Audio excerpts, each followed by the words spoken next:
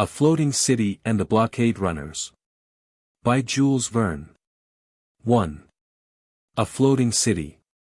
Chapter 1. On the 18th of March, 1867, I arrived at Liverpool, intending to take a berth simply as an amateur traveller on board the Great Eastern, which in a few days was to sail for New York. I had sometimes thought of paying a visit to North America, and was now tempted to cross the Atlantic on board this gigantic boat.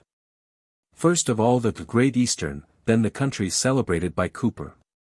This steamship is indeed a masterpiece of naval construction. More than a vessel, it is a floating city, part of the country, detached from English soil, which after having crossed the sea, unites itself to the American continent. I pictured to myself this enormous bulk borne on the waves, her defiant struggle with the wind, her boldness before the powerless sea, her indifference to the billows. Her stability in the midst of that element which tosses warriors and solferinos like ship's boats. But my imagination carried me no farther. All these things I did indeed see during the passage, and many others which do not exclusively belong to the maritime domain. If the Great Eastern is not merely a nautical engine, but rather a microcosm, and carries a small world with it, an observer will not be astonished to meet here, as on a larger theatre, all the instincts, follies, and passions of human nature. On leaving the station, I went to the Adelphi Hotel. The Great Eastern was announced to sail on the 20th of March, and as I wished to witness the last preparations, I asked permission of Captain Anderson, the commander, to take my place on board immediately. Which permission he very obligingly granted. The next day I went down towards the basins which form a double line of docks on the banks of the Mersey. The gatekeepers allowed me to go on to Prince's Landing Stage, a kind of movable raft which rises and falls with the tide, and is a landing place for the numerous boats which run between Liverpool and the opposite town of Birkenhead on the left bank of the Mersey. The Mersey, like the Thames, is only an insignificant stream, unworthy the name of river, although it falls into the sea. It is an immense depression of the land filled with water, in fact nothing more than a hole, the depth of 3 which allows it to receive ships of the heaviest tonnage, such as the Great Eastern, to which almost every other port in the world is closed. Thanks to this natural condition, the streams of the Thames and the Mersey have seen 2 immense commercial cities, London and Liverpool, built almost at their mouths, and from a similar cause has Glasgow arisen on the Clyde. At Prince's Landing Stage, a small tug in the service of the Great Eastern was getting up steam. I went on board and found it already crowded with workmen and mechanics. As the clock in Victoria Tower struck 7, the tender left her moorings and quickly ascended the Mersey with the rising tide. Scarcely had we started, when I saw on the quay a tall young man, with that aristocratic look which so distinguishes the English officer. I thought I recognized in him a friend whom I had not seen for several years, a captain in the Indian Army. But I must have been mistaken, for Captain Mac Elwyn could not have left Bombay, as I ought to have known. Besides, Mac Elwyn was a gay, careless fellow, and a jovial companion, but this person, if he resembled him in feature, seemed melancholy, and as though burdened with a secret grief. Be it as it may, I had not time to observe him more closely, for the tender was moving rapidly away, and the impression founded on this resemblance soon vanished from my mind. For the Great Eastern was anchored about 3 miles up the river, at a depth equal to the height of the tallest houses in Liverpool. She was not to be seen from Prince's Stage, but I caught a glimpse of her imposing bulk from the first bend in the river. One would have taken her for a small island, hardly discernible in the mist. She appeared with her bows towards us, having swung round with the tide, but soon the tender altered her course, and the whole length of the steamship was presented to our view. She seemed what in fact she was, enormous. 3 or 4 colliers alongside were pouring their cargoes of coal into her portholes. Beside the Great Eastern, these 3-mast ships looked like barges. Their chimneys did not even reach the first line of light ports in her hull. The yards of their gallant sails did not come up to her bulwarks. The giant could have hoisted these ships on its davits like shoreboats. Meanwhile the tender approached the Great Eastern, whose chains were violently strained by the pressure of the tide, and ranged up to the foot of an immense winding staircase, on the larboard side. In this position the deck of the tender was only on a level with the load waterline of the steamship, to which line she would be depressed when in full cargo, and which still emerged 2 yards. The workmen were now hurriedly disembarking and clambering up the numerous steps which terminated at the forepart of the ship. I, with head upturned, and my body thrown back, surveyed the wheels of the Great Eastern, like a tourist looking up at a high edifice. Seen from the side, these wheels looked narrow and contracted, although their paddles were 4 yards broad, but in front they had a monumental aspect. Their elegant fittings, the arrangements of the whole plan, the stays crossing each other to support the division of the triple center rim, the radius of red spokes, the machinery half lost in the shadow of the wide paddleboards. All this impressed the mind, and awakened an idea of some gigantic and mysterious power. With what force must these wooden paddles strike the waves which are now gently breaking over them? What a boiling of water when this powerful engine strikes it blow after blow! What a thundering noise engulfed in this paddlebox cavern! When the Great Eastern goes at full speed, under the pressure of wheels measuring 53 feet in diameter and 166 in circumference, weighing 90 tons, and making 11 revolutions a minute. The tender had disembarked her crew. I stepped onto the fluted iron steps, and in a few minutes had crossed the forepart of the Great Eastern. 6. Chapter 2. The deck was still nothing but an immense timber yard given up to an army of workmen. I could not believe I was on board a ship. Several thousand men, workmen, crew, engineers, officers, mechanics, lookers-on, mingled and jostled together without the least concern, some on deck, others in the engine room. Here pacing the upper decks, there scattered in the rigging, all in an indescribable pell-mell. Here flywheel cranes were raising enormous pieces of cast iron, their heavy joists were hoisted by steam windlasses. Above the engine rooms an iron cylinder, a metal shaft in fact, was balanced. At the bows, the yards creaked as the sails were hoisted, at the stern rose a scaffolding which, doubtless, concealed some building in construction. Building, fixing, carpentering, rigging, and painting, were going on in the midst of the greatest disorder.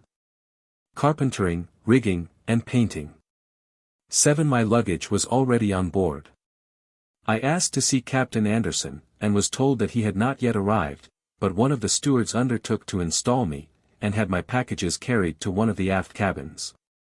My good fellow, said I to him, that the Great Eastern was announced to sail on the 20th of March, but is it possible that we can be ready in 24 hours? Can you tell me when we may expect to leave Liverpool? But in this respect the steward knew no more than I did, and he left me to myself. I then made up my mind to visit all the ins and outs of this immense anthill, and began my walk like a tourist in a foreign town.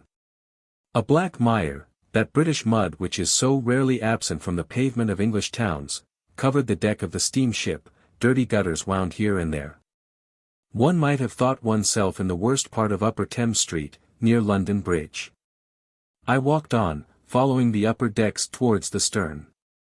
Stretching on either side were 2 wide streets, or rather boulevards, filled with a compact crowd. Thus walking, I came to the center of the steamship between the paddles, united by a double set of bridges. Here opened the pit containing the machinery of the paddle wheels, and I had an opportunity of looking at this admirable locomotive engine. About 50 workmen were scattered on the metallic skylights, some clinging to the long suction pumps fixing the eccentric wheels, others hanging on the cranks riveting iron wedges with enormous wrenches. After having cast a rapid glance over these fitting works, I continued my walk till I reached the bows, where the carpenters were finishing the decoration of a large saloon called the smoking room, a magnificent apartment with 14 windows.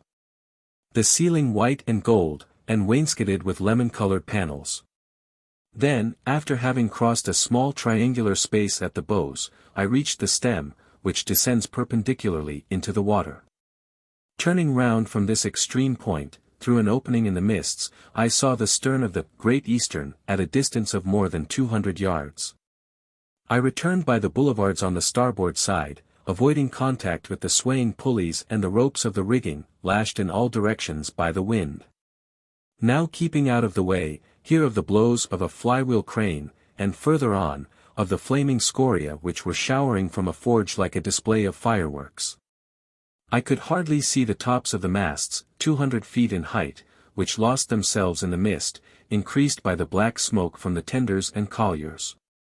After having passed the great hatchway of the engine rooms, I observed a small hotel on my left, and then the spacious side walls of a palace surmounted by a terrace, the railings of which were being varnished. At last I reached the stern of the steamship, and the place I had already noticed where the scaffolding was erected. Here between the last small deck cabin and the enormous gratings of the hatchways, above which rose the four wheels of the rudder, some engineers had just finished placing a steam engine. The engine was composed of two horizontal cylinders, and presented a system of pinions, levers, and blocks which seemed to me very complicated. I did not understand at first for what it was intended, but it appeared that here, as everywhere else, the preparations were far from complete. And now, why all these delays? Why so many new arrangements on board the Great Eastern, a comparatively new ship? The reason may be explained in a few words. After 20 passages from England to America, one of which was marked by very serious disasters, the use of the Great Eastern was temporarily abandoned, and this immense ship, arranged to accommodate passengers, seemed no longer good for anything. When the first attempt to lay the Atlantic cable had failed, partly because the number of ships which carried it was insufficient, engineers thought of the Great Eastern. She alone could store on board the 2,100 miles of metallic wire, 10 weighing 4,500 tons. She alone, thanks to her perfect indifference to the sea, could unroll and immerse this immense cable. But special arrangements were necessary for storing away the cable in the ship's hold. 2 out of 6 boilers were removed, and 1 chimney out of 3 belonging to the screw engine.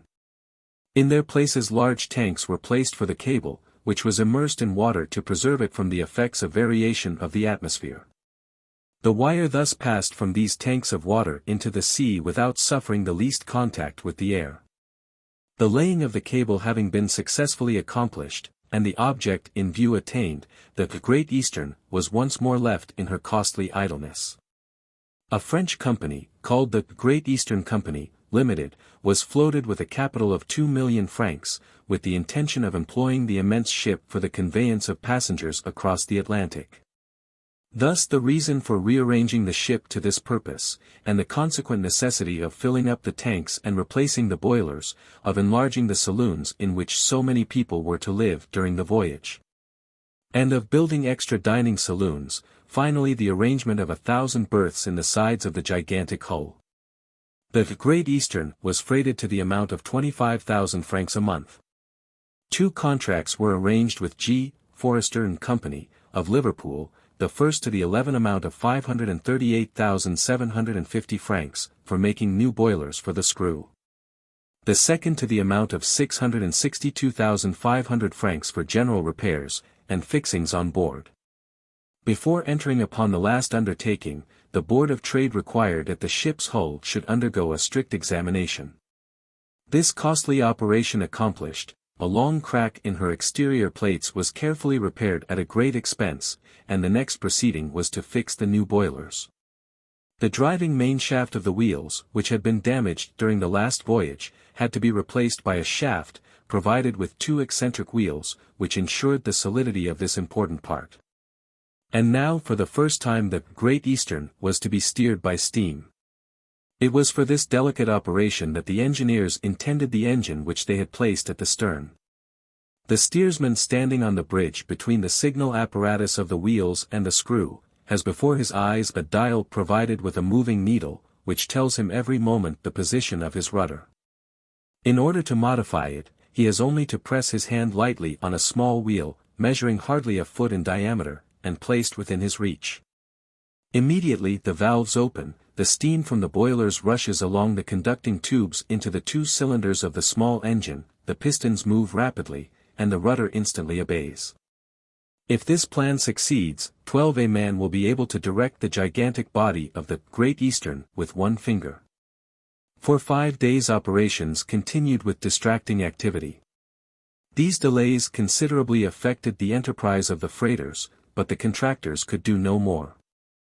The day for setting sail was irrevocably settled for the 26th of March. The 25th still saw the deck strewn with all kinds of tools. During this last day, however, little by little the gangways were cleared, the scaffoldings were taken down, the flywheel cranes disappeared, the fixing of the engines was accomplished, the last screws and nails were driven in. The reservoirs filled with oil, and the last slab rested on its metal mortise. This day the chief engineer tried the boilers. The engine rooms were full of steam. Leaning over the hatchway, enveloped in a hot mist, I could see nothing, but I heard the long pistons groaning, and the huge cylinders noisily swaying to and fro on their solid swing blocks. The muddy waters of the Mersey were lashed into foam by the slowly revolving paddle wheels. At the stern, the screw beat the waves with its 4 blades. The 2 engines, entirely independent of each other, were in complete working order. Towards 5 o'clock a small steamer, intended as a shore boat for the Great Eastern, came alongside. Her movable engine was first hoisted on board by means of 13 windlasses, but as for the steamer herself, she could not be embarked. Her steel hull was so heavy that the davits to which it was attached bent under the weight. Undoubtedly this would not have occurred had they supported them with lifts. Therefore they were obliged to abandon the steamer, but there still remained on the Great Eastern a string of 16 boats hanging to the davits. Everything was finished by evening. Not a trace of mud was visible on the well-swept boulevards, for an army of sweepers had been at work. There was a full cargo, provisions, goods, and coal filled the steward's room, the store, and the coal houses. However, the steamer had not yet sunk to the load water line, and did not draw the necessary 33 feet. It was an inconvenient position for the wheels, for the paddles not being sufficiently immersed, caused a great diminution in the speed. Nevertheless it was possible to set sail, and I went to bed with the hope of starting next day. I was not disappointed, for at break of dawn I saw the English, French, and American flags floating from the masts. 14. Chapter 3. The Great Eastern was indeed preparing to sail. Already volumes of black smoke were issuing from the 5 chimneys, and hot steam filled the engine rooms. Some sailors were brightening up the 4 great fog cannons which were to salute Liverpool as we sailed by. The top men climbed the yards, disentangled the rigging, and tightened the shrouds on the thick ropes fastened to the barricades. About 11 o'clock the carpenters and painters put the finishing touches to their work, and then embarked on board the tender which awaited them. As soon as there was a sufficient pressure, the steam rushed into the cylinders of the rudder engine, and the engineers had the pleasure of seeing that this ingenious contrivance was an entire success. The weather was fine, with bright gleams of sunshine darting through the rapidly moving clouds. There must have been a strong breeze at sea, but we did not feel it. 15 officers were all dispersed about the deck, making preparations for getting under sail. The ship's officers were composed of the captain, the first officer, 2 assistant officers, 5 lieutenants, of whom one was a Frenchman, M.H., and a volunteer who was also French. Captain Anderson holds a high place in the commercial marine of England. It is to him we are indebted for the laying of the transatlantic cable, though it is true that if he succeeded where his predecessors had failed, it was because he worked under more favorable circumstances. Having the Great Eastern at his command. Be it as it may, his success gained for him the title of Sir. I found him to be a very agreeable commander. He was a man of about 50 years of age, with that tawny complexion which remains unchanged by weather or age. A thorough Englishman, with a tall figure, a broad smiling face, and merry eyes. Walking with a quiet dignified step, his hands never in his pockets, always irreproachably gloved and elegantly dressed, and invariably with a little piece of his white handkerchief peeping out of the pocket of his blue and gold-laced overcoat. The first officer presented a singular contrast to Captain Anderson, and his appearance is easily described, an active little man, with a very sunburnt skin, a black beard almost covering his face, and legs which defied every lurch 16 of the vessel. A skillful, energetic seaman, he gave his orders in a clear, decided tone, the boatswain repeating them with a voice like the roaring of a hoarse lion. The second officer's name was W. I think he was a naval officer, on board the Great Eastern, by special permission. He had all the appearance of a regular Jacktar. Besides the ship officers, the engines were under the command of a chief engineer, assisted by 8 or 10 engineering officers, and a battalion of 250 men, some stokers, others oilers, who hardly ever left the engine rooms. This army of men was well occupied night and day, having 10 boilers with 10 furnaces and about 100 fires to attend to. As for the crew of the steamship proper, what with quartermasters, top men, steersmen, and cabin boys, it comprised about 100 men, and besides these, there were 200 stewards employed for serving the passengers. Every man was at his post. The pilot who was to conduct the vessel out of the Mersey had been on board since the evening before. I saw also a French pilot, who was to make the passage with us, and on her return to take the steamship into anchorage at Brest. "I begin to think we shall sail today," said I to Lieutenant H. 17-inch. "We are only waiting for our passengers," replied my countryman. "Are there many?" 12 or 1300. At 11:30 the tender was hailed, laden with passengers, who, as I afterwards learnt, were Californians, Canadians, Americans, Peruvians, English, Germans, and 2 or 3 Frenchmen. Among the most distinguished were the celebrated Cyrus Field of New York, the Honorable John Rose of Canada, the Honorable J.M.A.C. Alpine of New York, Mr. and Mrs. Alfred Cohen of San Francisco, Mr. and Mrs. Whitney of Montreal, Captain Mac Ph., and his wife. Among the French was the founder of the Great Eastern Freight Company, M. Jules D., representative of the Telegraph Construction and Maintenance Company, who had made a contribution of £20,000 to the fund. The tender ranged herself at the foot of a flight of steps, and then began the slow, interminable ascent of passengers and luggage. The first care of each passenger, when he had once set foot on the steamer, was to go and secure his place in the dining room. His card, or his name written on a scrap of paper, was enough to ensure his possession. Then began the slow interminable ascent. I remained on deck in order to notice all the details of XVIII embarkation. At 12:30 the luggage was all on board, and I saw thousands of packages of every description, from chests large enough to contain a suite of furniture, to elegant little traveling cases and fanciful American and English trunks, heaped together pell-mell. All these were soon cleared from the deck, and stowed away in the storerooms. Workmen and porters returned to the tender, which steered off, after having blackened the side of the Great Eastern with her smoke. I was going back towards the bows, when suddenly I found myself face to face with the young man I had seen on Prince's Landing Stage. He stopped on seeing me, and held out his hand, which I warmly shook. "You, Fabian!" I cried. "You here?" "Even so, my dear friend. I was not mistaken, then, it was really you I saw on the quay a day or 2 since." "It is most likely," replied Fabian, "but I did not see you." "And you are going to America?" "Certainly. Do you think I could spend a month's leave better than in traveling?" "How fortunate that you thought of making your tour in the Great Eastern." "It was not chance at all, my dear fellow. I read in the newspaper that you were one of the passengers, and as 19 we have not met for some years now, I came on board, in order to make the passage with you." "Have you come from India?" "Yes, by the God Avery, which arrived at Liverpool the day before yesterday." "And you are travelling, Fabian?" I asked, noticing his pale, sad face. "To divert my mind, if I can," interrupted Captain Mac Elwyn, warmly pressing my hand. 20. Chapter 4. Fabian left me, to look for his cabin, which, according to the ticket he held in his hand, was number 73 of the Grand Saloon series. At this moment large volumes of smoke curled from the chimneys. The steam hissed with a deafening noise through the escape pipes, and fell in a fine rain over the deck. A noisy eddying of water announced that the engines were at work. We were at last going to start. First of all the anchor had to be raised.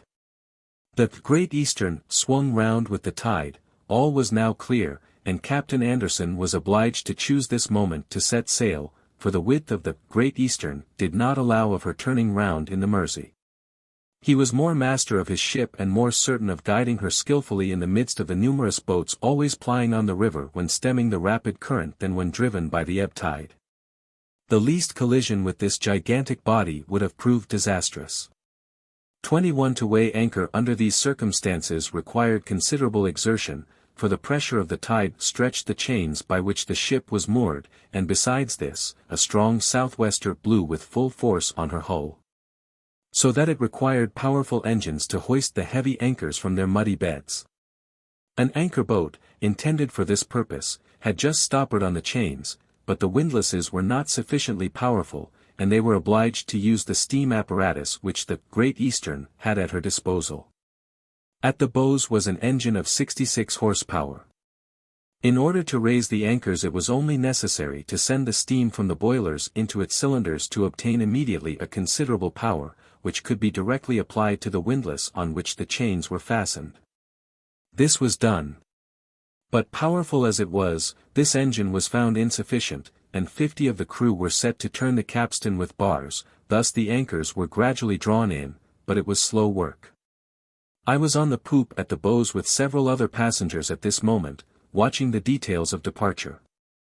Near me stood a traveler, who frequently shrugged his shoulders impatiently, and did not spare disparaging jokes on the tardiness of the work. He was a thin, nervous little man, with quick, restless eyes. A physiognomist could 22 easily see that the things of this life always appeared on their funny side to this philosopher of Democritus' school. For his risible muscles were never still for a moment. But without describing him further, I need only say I found him a very pleasant fellow traveler. I thought until now, sir, said he to me, that engines were made to help men, not men to help engines. I was going to reply to this wise observation, when there was a loud cry, and immediately my companion and I were hurled towards the bows. Every man at the capstan bars was knocked down, some got up again, others lay scattered on the deck. A catch had broken, and the capstan being forced round by the frightful pressure of the chains, the men, caught by the rebound, were struck violently on the head and chest. Freed from their broken rope bands, the capstan bars flew in all directions like grape shot, killing 4 sailors, and wounding 12 others. Among the latter was the boatswain, a Scotchman from Dundee. The spectators hurried towards the unfortunate men, the wounded were taken to the hospital at the stern. As for the 4 already dead, preparations were immediately made to send them on shore. So lightly do Anglo-Saxons regard death, that this event made very little impression on board. These unhappy men, killed and wounded, were only tools, which could be replaced at very little expense. The 23 tender, already some distance off, was hailed, and in a few minutes she was alongside. Every man at the capstan bars was knocked down. I went towards the forepart of the vessel. The staircase had not yet been raised. The 4 corpses, enveloped in coverings, were let down, and placed on the deck of the tender.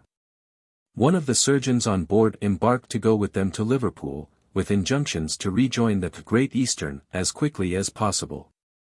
The tender immediately sheered off, and the sailors went to the bows, to wash the stains of blood from the deck. I ought to add that one of the passengers, slightly wounded by the breaking of the pinion, took advantage of this circumstance to leave by the tender. He had already had enough of the Great Eastern. I watched the little boat going off full steam, and, turning round, I heard my ironical fellow traveler mutter, "A good beginning for a voyage." "A very bad one, sir," said I. "To whom have I the honor of speaking?" "To Dr. Dean Pitferge." 24. Chapter 5. The work of weighing anchors was resumed. With the help of the anchor boat the chains were eased, and the anchors at last left their tenacious depths. 1:15 sounded from the Birkenhead clock towers. The moment of departure could not be deferred, if it was intended to make use of the tide. The captain and pilot went on the footbridge. One lieutenant placed himself near the screw signal apparatus, another near that of the paddle wheel, in case of the failure of the steam engine. 4 other steersmen watched at the stern, ready to put in action the great wheels placed on the gratings of the hatchings. The Great Eastern, making head against the current, was now only waiting to descend the river with the ebb tide. The order for departure was given, the paddles slowly struck the water, the screw bubbled at the stern, and the enormous vessel began to move. The greater part of the passengers on the poop were 25, gazing at the double landscape of Liverpool and Birkenhead, studded with manufactory chimneys. The Mersey, covered with ships, some lying at anchor, others ascending and descending the river, offered only a winding passage for our steamship. But under the hand of a pilot, sensible to the least inclinations of her rudder, she glided through the narrow passages, like a whaleboat beneath the oar of a vigorous steersman.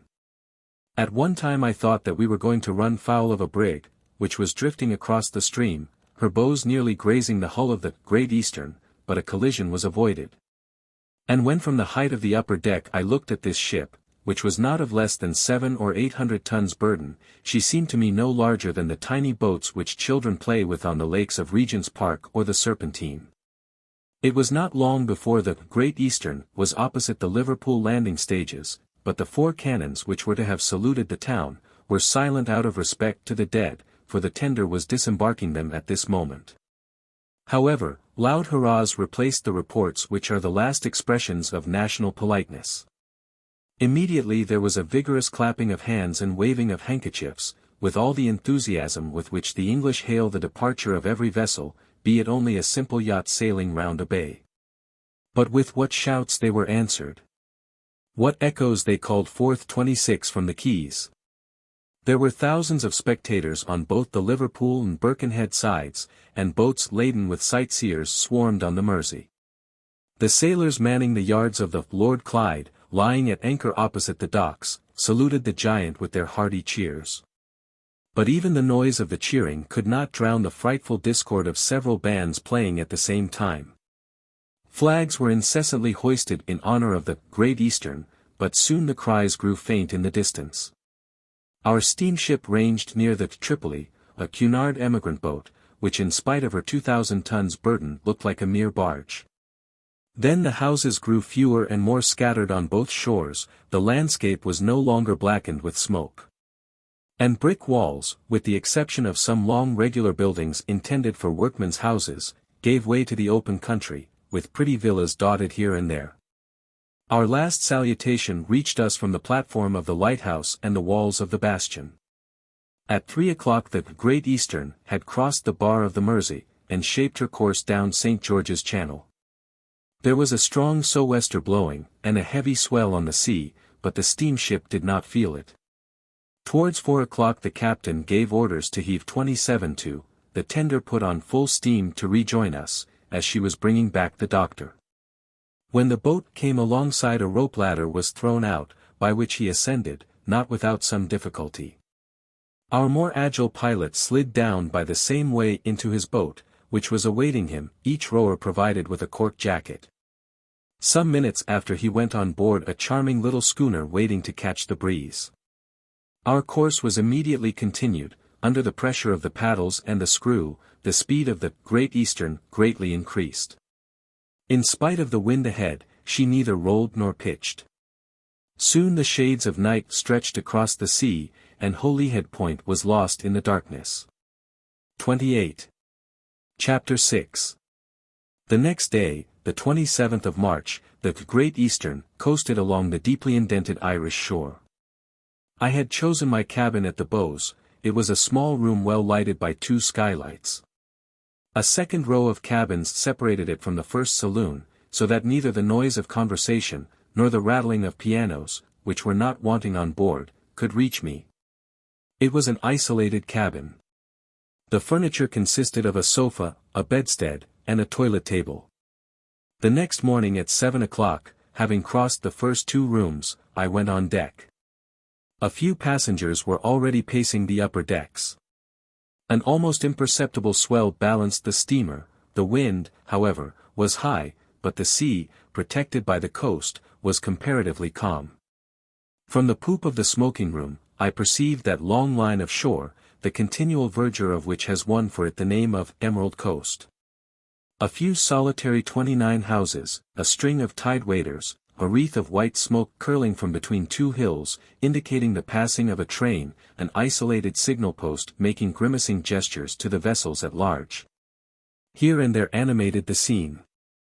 The sea between us and the coast was of a dull green shade, there was a fresh breeze blowing, mists floated above the water like spray.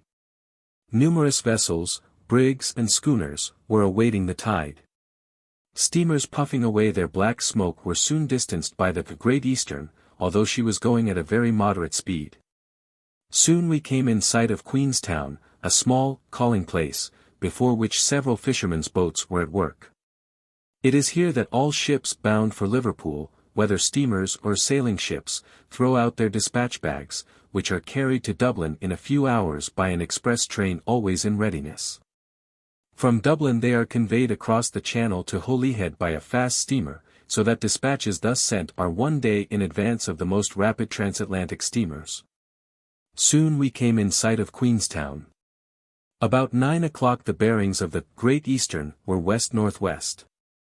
I was just going on deck, when I met Captain McElwain, accompanied by a friend, a tall, robust man, with a light beard and long mustache which mingled 30 with the whiskers and left the chin bare, after the fashion of the day.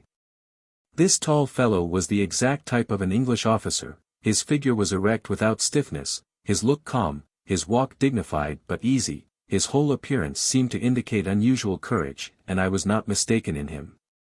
"My friend, Archibald Corsican," said Fabian to me, a captain in the 22nd Regiment of the Indian Army, like myself. Thus introduced, Captain Corsican and I bowed. Captain Corsican and I bowed. "We hardly saw each other yesterday, Fabian," said I, shaking Captain McElwain's hand. "We were in the bustle of departure, so that all I know about you is that it was not chance which brought you on board the Great Eastern. I must confess that if I have anything to do with your decision—" "Undoubtedly, my dear fellow," interrupted Fabian. "Captain Corsican and I came to Liverpool with the intention of taking our berths on board the China, a Cunard steamer, when we heard that the Great Eastern was going to attempt another passage from England to America.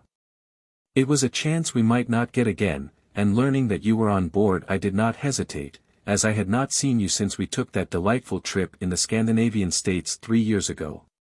So now you know how it was that the tender brought us here yesterday." 31-inch my dear Fabian," I replied, "I believe that neither Captain Corsican nor yourself will regret your decision, as a passage across the Atlantic in this huge boat cannot fail to be interesting even to you who are so little used to the sea. But now let us talk about yourself. Your last letter, and it is not more than 6 weeks since I received it, bore the Bombay postmark, so that I was justified in believing you were still with your regiment." "We were so 3 weeks ago," said Fabian, leading the half-military, half-country life of Indian officers, employing most of our time in hunting. My friend here is a famed tiger killer. However, as we are both single and without family ties, we thought we would let the poor wild beasts of the peninsula rest for a time, while we came to Europe to breathe a little of our native air. We obtained a year's leave, and traveling by way of the Red Sea, Suez, and France, we reached Old England with the utmost possible speed. "Old England," said Captain Corsican, smiling, "we are there no longer, Fabian. We are on board an English ship, but it is freighted by a French company, and it is taking us to America. 3 different flags float over our heads, signifying that we are treading on Franco-Anglo-American boards." "What does it matter?" replied Fabian, and a painful expression passed over his face. "What does it matter, so 32 long as it whiles away the time? Movement is life. And it is well to be able to forget the past, and kill the present by continual change. In a few days I shall be at New York, where I hope to meet again my sister and her children, whom I have not seen for several years.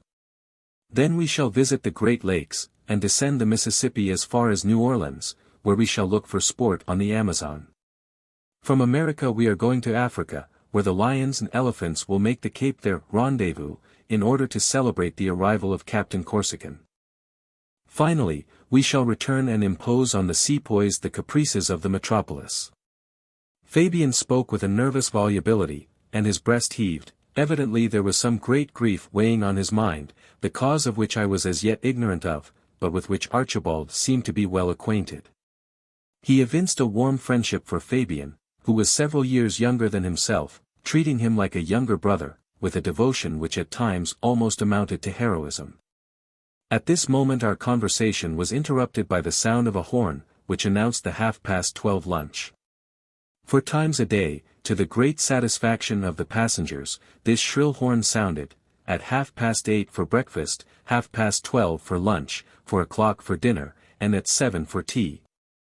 In a few minutes the long 33 streets were deserted, and soon the tables in the immense saloons were filled with guests. I succeeded in getting a place near Fabian and Captain Corsican. The dining rooms were provided with 4 long rows of tables. The glasses and bottles placed in swing racks kept perfectly steady, the roll of the steamer was almost imperceptible, so that the guests, men, women, and children, could eat their lunch without any fear. Numerous waiters were busy carrying round the tastily arranged dishes, and supplying the demands for wine and beer. The Californians certainly distinguished themselves by their proclivities for champagne. Near her husband sat an old laundress, who had found gold in the San Francisco washing tubs, emptying a bottle of champagne in no time. 2 or 3 pale, delicate-looking young ladies were eagerly devouring slices of red beef, and others discussing with evident satisfaction the merits of rhubarb tart, and every one worked away in the highest spirits. One could have fancied oneself at a restaurant in the middle of Paris instead of the open sea. Lunch over, the decks were again filled, people bowed and spoke to each other in passing as formally as if they were walking in Hyde Park. Children played and ran about, throwing their balls and bowling hoops as they might have done on the gravel walks of the Tuileries. The greater part of the men walked up and down smoking. The ladies, seated on folding chairs, worked, read, or talked together, whilst the 34 governesses and nurses looked after the children. A few corpulent Americans swung themselves backwards and forwards in their rocking chairs. The ship's officers were continually passing to and fro, some going to their watch on the bridge, others answering the absurd questions put to them by some of the passengers. Whilst the tones of an organ and 2 or 3 pianos making a distracting discord, reached us through the lulls in the wind. About 3 o'clock a loud shouting was heard, the passengers crowded on to the poop. The Great Eastern had ranged within 2 cable lengths of a vessel which she had overhauled. It was the Propontis, on her way to New York, which was saluting the giant of the seas on her passage, which compliment the giant returned. Land was still in sight at 4 o'clock, but hardly discernible through the mist which had suddenly surrounded us. Soon we saw the light of VI.SULLIVAN beacon, situated on an isolated rock. Night set in, during which we must have doubled Cape Clear, the most southerly point of Ireland. 35. Chapter 7. I said that the length of the Great Eastern exceeded 2 hectometers. For the benefit of those partial to comparisons, I will add that it is a third longer than the Pont d'Arts. In reality this steamship measures 673 feet at the load waterline, between the perpendiculars. The upper deck is 680 feet from stem to stern, that is to say, its length is double that of the largest transatlantic steamers, its width amidships is about 71 feet, and behind the paddles about 107 feet. The hull of the Great Eastern is proof against the most formidable seas. It is double, and is composed of a number of cells placed between the deck and hold. Besides these, 13 compartments, separated by watertight partitions, increase the security against fire or the inlet of water. 10,000 tons of iron were used in the construction of this hull, and 3 million rivets secured the iron plates on her sides. 36 The Great Eastern draws 30 feet of water with a cargo of 28,500 tons, and with a light cargo, from 20 to 30 feet. She is capable of receiving 10,000 passengers, so that out of the 373 principal districts in France, 274 are less populated than this floating sub-prefecture with its average number of passengers. The lines of the Great Eastern are very elongated. Her straight stem is pierced with hawse holes, through which the anchor chains pass. No signs of dents or protuberances are to be seen on her finely cut bows, but the slight sweep of her rounded stern somewhat mars the general effect. From the deck rise 6 masts and 5 chimneys. The 3 masts in front are the foregigger and the foremast, both of them mizzenmasts, and the mainmast. The last 3 astern are the aftermainmast, mizzenmast, and aftergigger. The foremasts and the mainmasts carry the schooner sails, the topsails, and the gallant sails, the 4 other masts are only rigged with ordinary sails, the whole forming 5,400 square yards of good canvas. On the spacious mastheads of the second and third masts a band of soldiers could easily maneuver. Of these 6 masts, supported by shrouds and metallic backstays, the second, third, and fourth are made of sheet iron, and are really masterpieces of ironwork. At the base they measure 43 inches in diameter, and the largest, the 37 main mast, rises to the height of 207 French feet, which is higher than the towers of Notre Dame. As to the chimneys, the 2 belonging to the paddle engine and the 3 belonging to the screw, they are enormous cylinders, 90 feet high, supported by chains fastened to the upper deck. The arrangements with regard to the interior are admirable. The laundries and the crew's berths are shut off at the forepart, then come the ladies' saloon and a grand saloon ornamented with lustres, swinging lamps, and pictures. These magnificent rooms are lighted by side skylights, supported on elegant gilded pillars, and communicate with the upper deck by wide staircases with metallic steps and mahogany balusters. On deck are arranged 4 rows of cabins separated by a passage, some are reached by a landing, others on a lower story by private staircases. At the stern the 3 immense dining rooms run in the same direction as the cabins, a passage leads from the saloons at the stern to those at the bows round the paddle engine, between its sheet iron partitions and the ship's offices. The engines of the Great Eastern are justly considered as masterpieces, I was going to say of clockwork, for there is nothing more astonishing than to see this enormous machine working with the precision and ease of a clock. A singular contrast to the screw, 38, which works rapidly and furiously, as though getting itself into a rage. Independently of these 2 engines, the Great Eastern possesses 6 auxiliary ones to work the capstans, so that it is evident steam plays an important part on board. Such is this steamship, without equal and known everywhere. Which, however, did not hinder a French captain from making this naive remark in his logbook, passed a ship with 6 masts and 5 chimneys, supposed to be the Great Eastern. 39. Chapter 8. On Wednesday night the weather was very bad, my balance was strangely variable, and I was obliged to lean with my knees and elbows against the sideboard, to prevent myself from falling. Portmanteaus and bags came in and out of my cabin. An unusual hubbub reigned in the adjoining saloon, in which 200 or 300 packages were making expeditions from one end to the other, knocking the tables and chairs with loud crashes. Doors slammed, the boards creaked, the partitions made that groaning noise peculiar to pine wood, bottles and glasses jingled together in their racks, and a cataract of plates and dishes rolled about on the pantry floors. I heard the irregular roaring of the screw, and the wheels beating the water, sometimes entirely immersed, and at others striking the empty air. By all these signs I concluded that the wind had freshened, and the steamship was no longer indifferent to the billows. At 6 o'clock next morning, after passing a sleepless fortnight, I got up and dressed myself, as well as I could with one hand, while with the other I clutched at the sides of my cabin, for without support it was impossible to keep one's feet. And I had quite a serious struggle to get on my overcoat. I left my cabin, and helping myself with hands and feet through the billows of luggage, I crossed the saloon, scrambling up the stairs on my knees, like a Roman peasant devoutly climbing the steps of the Scala Santa of Pontius Pilate.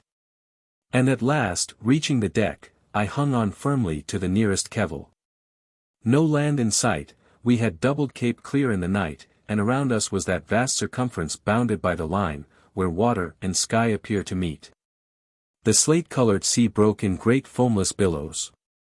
The Great Eastern struck amidships, and, supported by no sail, rolled frightfully, her bare masts describing immense circles in the air. There was no heaving to speak of, but the rolling was dreadful, it was impossible to stand upright. The officer on watch, clinging to the bridge, looked as if he was in a swing. From kevil to kevil, I managed to reach the paddles on the starboard side. The deck was damp and slippery from the spray and mist. I was just going to fasten myself to a stanchion of the bridge when a body rolled at my feet. It was Dr. Pitferge, my quaint friend. He scrambled on to his knees, and looking at me, said, 41 inch, that's all right, the amplitude of the arc, described by the sides of the Great Eastern, is 40 degrees. That is, 20 degrees below the horizontal, and 20 above it. Indeed, cried I, laughing, not at the observation, but at the circumstances under which it was made. Yes, replied the doctor.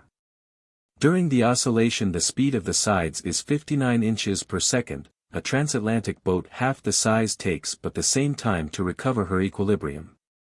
Then, replied I, since that is the case, there is an excess of stability in the Great Eastern.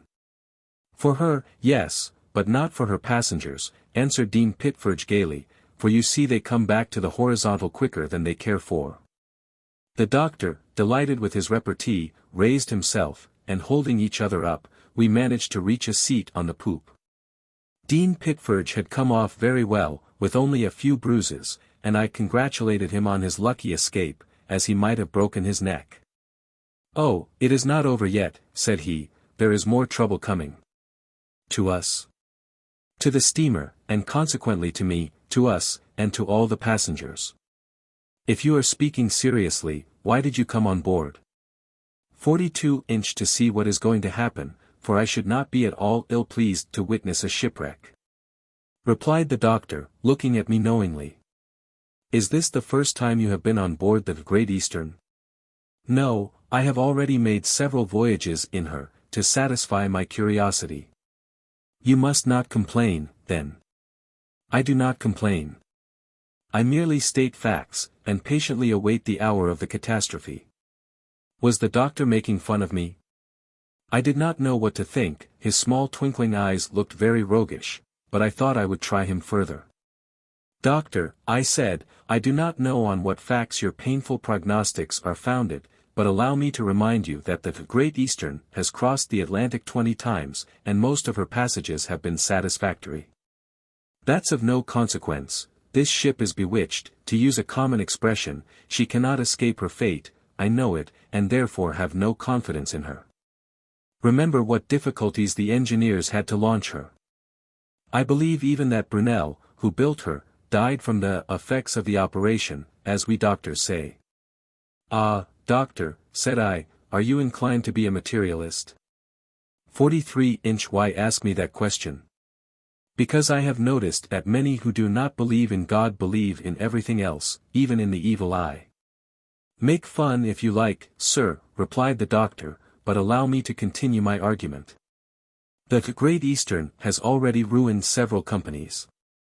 Built for the purpose of carrying emigrants to Australia, she has never once been there, intended to surpass the ocean steamers in speed, she even remains inferior to them. From this, said I, it is to be concluded that. Listen a minute, interrupted the doctor. Already one of her captains has been drowned, and he one of the most skillful, for he knew how to prevent this rolling by keeping the ship a little ahead of the waves. Ah, well, said I, the death of that able man is to be regretted. Then, continued Dean Pitferge, without noticing my incredulity, strange stories are told about this ship. They say that a passenger who lost his way in the hold of the ship, like a pioneer in the forests of America, has never yet been found. Ah, exclaimed I ironically, there's a fact. They say, also, that during the construction of the boilers an engineer was melted by mistake in the steambox. Bravo, cried I, the melted engineer. Ben trovato. Do you believe it, doctor? 44" I believe, replied Pitferge, I believe quite seriously that our voyage began badly, and that it will end in the same manner. But the Great Eastern is a solid structure, I said, and built so firmly that she is able to resist the most furious seas like a solid block. Solid she is, undoubtedly, resumed the doctor. But let her fall into the hollow of the waves, and see if she will rise again. Maybe she is a giant, but a giant whose strength is not in proportion to her size, her engines are too feeble for her. Have you ever heard speak of her 19th passage from Liverpool to New York? No, doctor. Well, I was on board. We left Liverpool on a Tuesday, the 10th of December, there were numerous passengers, and all full of confidence. Everything went well so long as we were protected by the Irish coast from the billows of the open sea, no rolling, no seasickness, the next day, even, the same stability, the passengers were delighted. On the 12th, however, the wind freshened towards morning, the Great Eastern, heading the waves, rolled considerably, the passengers, men and women, disappeared into the cabins. At 4 o'clock the wind blew a hurricane.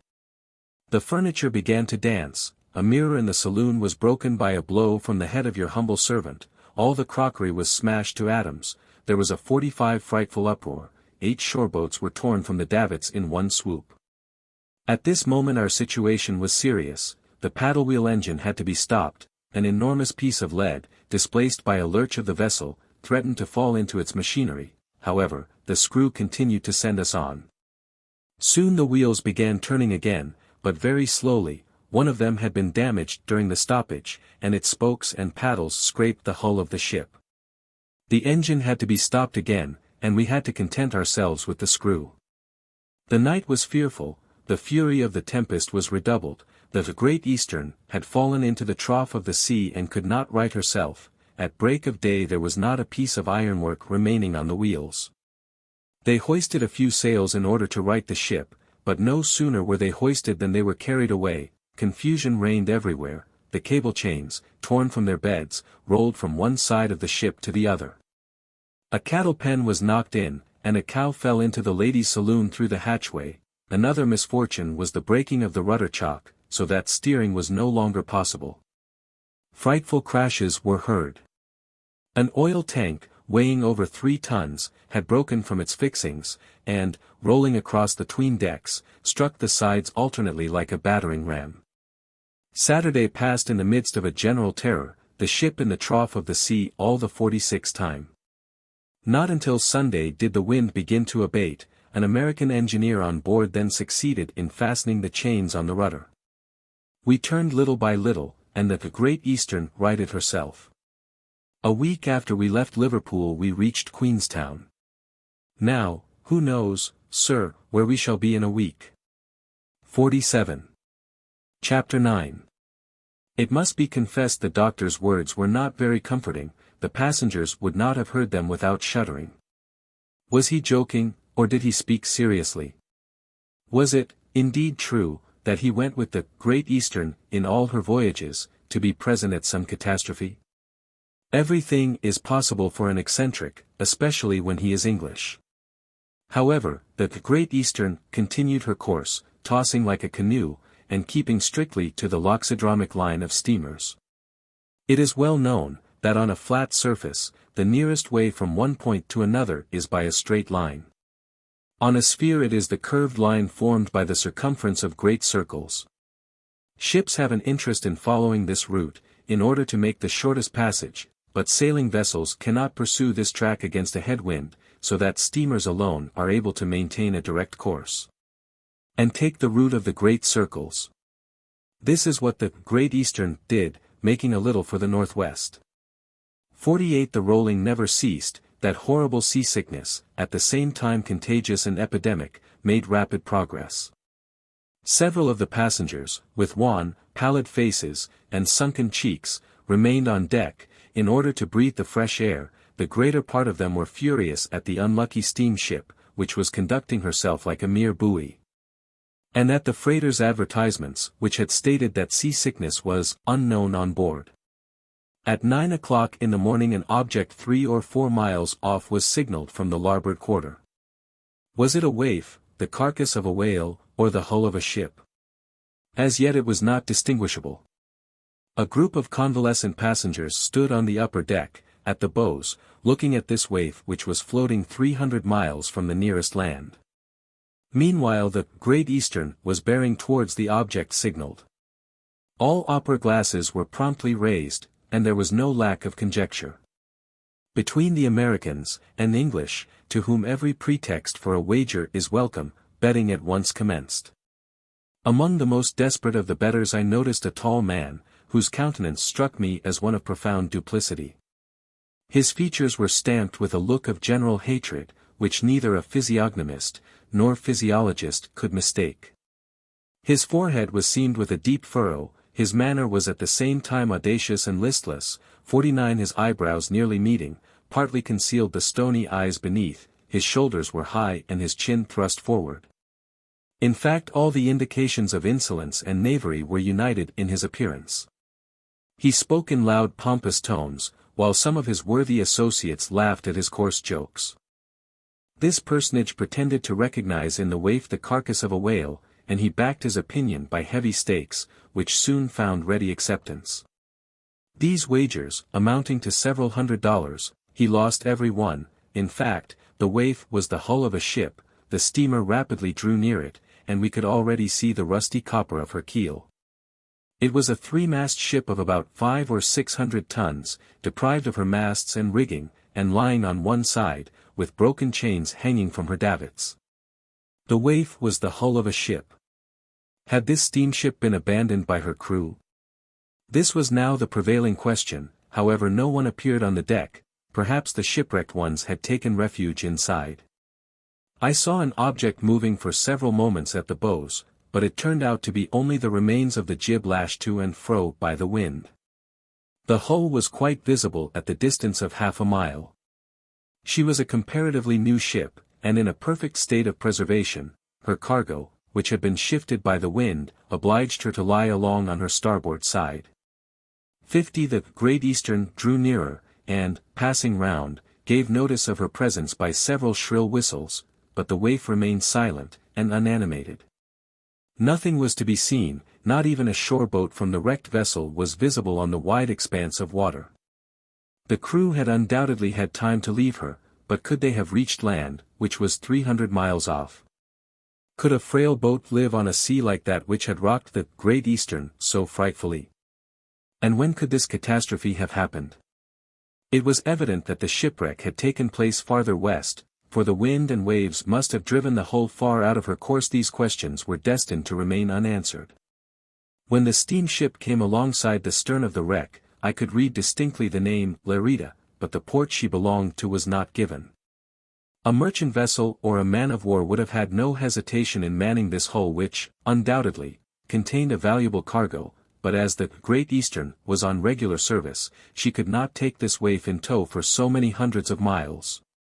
It was equally impossible to return and take it to the nearest port. Therefore, to the great regret of the sailors, it had to be abandoned, and it was soon a mere speck in the distance. The group of passengers dispersed, some to the saloons, others to their 51 cabins, and even the lunch bell failed to awaken the slumberers, worn out by seasickness. About noon Captain Anderson ordered sail to be hoisted, so that the ship, better supported, did not roll so much. 52. Chapter 10. In spite of the ship's disorderly conduct, life on board was becoming organized, for with the Anglo-Saxon nothing is more simple. The steamboat is his street and his house for the time being. The Frenchman, on the contrary, always looks like a traveler. When the weather was favorable, the boulevards were thronged with promenaders, who managed to maintain the perpendicular, in spite of the ship's motion, but with the peculiar gyrations of tipsy men. When the passengers did not go on deck, they remained either in their private sitting rooms or in the grand saloon, and then began the noisy discords of pianos, all played at the same time, which, however, seemed not to affect Saxon ears in the least. Among these amateurs, I noticed a tall, bony woman, who must have been a good musician, for, in order to facilitate reading her piece of music, she had marked all the notes with a number, and the piano keys with a number corresponding. So that if it was note 27, 53 she struck key 27, if 53, key 53, and so on, perfectly indifferent to the noise around her, or the sound of other pianos in the adjoining saloons. And her equanimity was not even disturbed when some disagreeable little children thumped with their fists on the unoccupied keys. Whilst this concert was going on, a bystander would carelessly take up one of the books scattered here and there on the tables, and, having found an interesting passage, would read it aloud, whilst his audience listened good-humoredly, and complimented him with a flattering murmur of applause. Newspapers were scattered on the sofas, generally American and English, which always look old, although the pages have never been cut. It is a very tiresome operation reading these great sheets, which take up so much room, but the fashion being to leave them uncut, so they remain. One day I had the patience to read the New York Herald from beginning to end under these circumstances, and judge if I was rewarded for my trouble when I turned to the column headed, Private M.X. begs the pretty Miss Z, whom he met yesterday in 25th Street omnibus, to come to him tomorrow, at his rooms, number 17, St. Nicholas Hotel. He wishes to speak of marriage with her. What did the pretty Miss Z do? I don't even care to know. I passed the whole of the afternoon in the Grand Saloon 54 talking, and observing what was going on about me. Conversation could not fail to be interesting, for my friend Dean Pitferge was sitting near me. Have you quite recovered from the effects of your tumble? I asked him. Perfectly, replied he, but it's no go. What is no go? You. No, our steamship, the screw boilers are not working well. We cannot get enough pressure. You are anxious, then, to get to New York?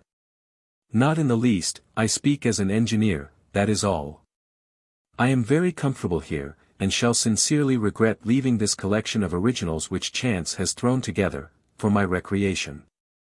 Originals, cried I, looking at the passengers who crowded the saloon, but all those people are very much alike. Nonsense! Exclaimed the doctor, one can see you have hardly looked at them. The species is the same, I allow, but in that species what a variety there is.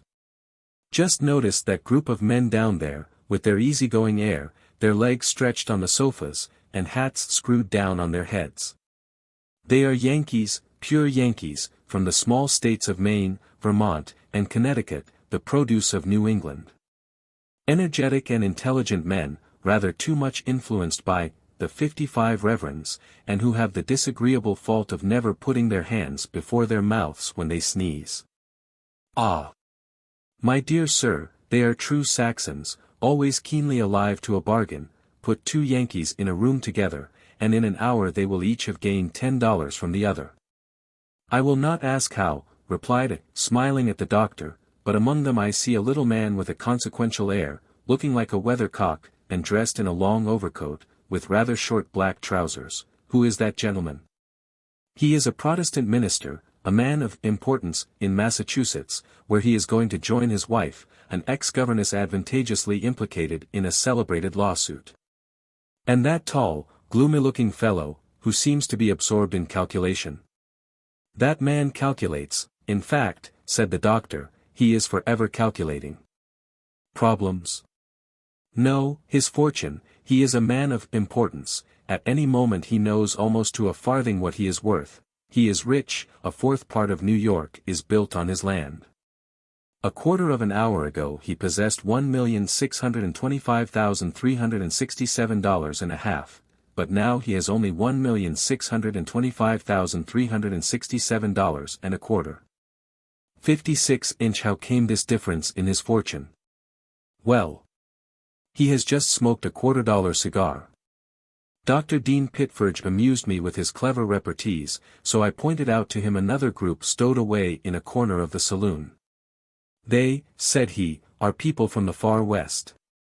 They, said he, are people from the far west. The tallest, who looks like a head clerk, is a man of importance, the head of a Chicago bank. He always carries an album under his arm, with the principal views of his beloved city.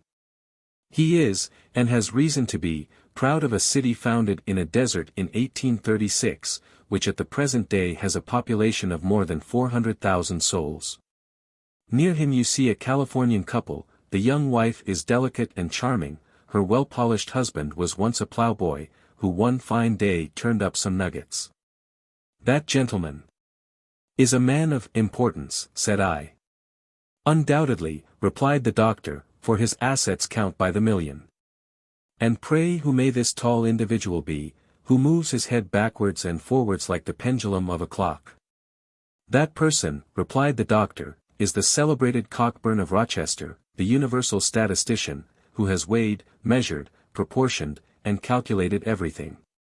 Question this harmless maniac, he will tell you 57 how much bread a man of 50 has eaten in his life, and how many cubic feet of air he has breathed.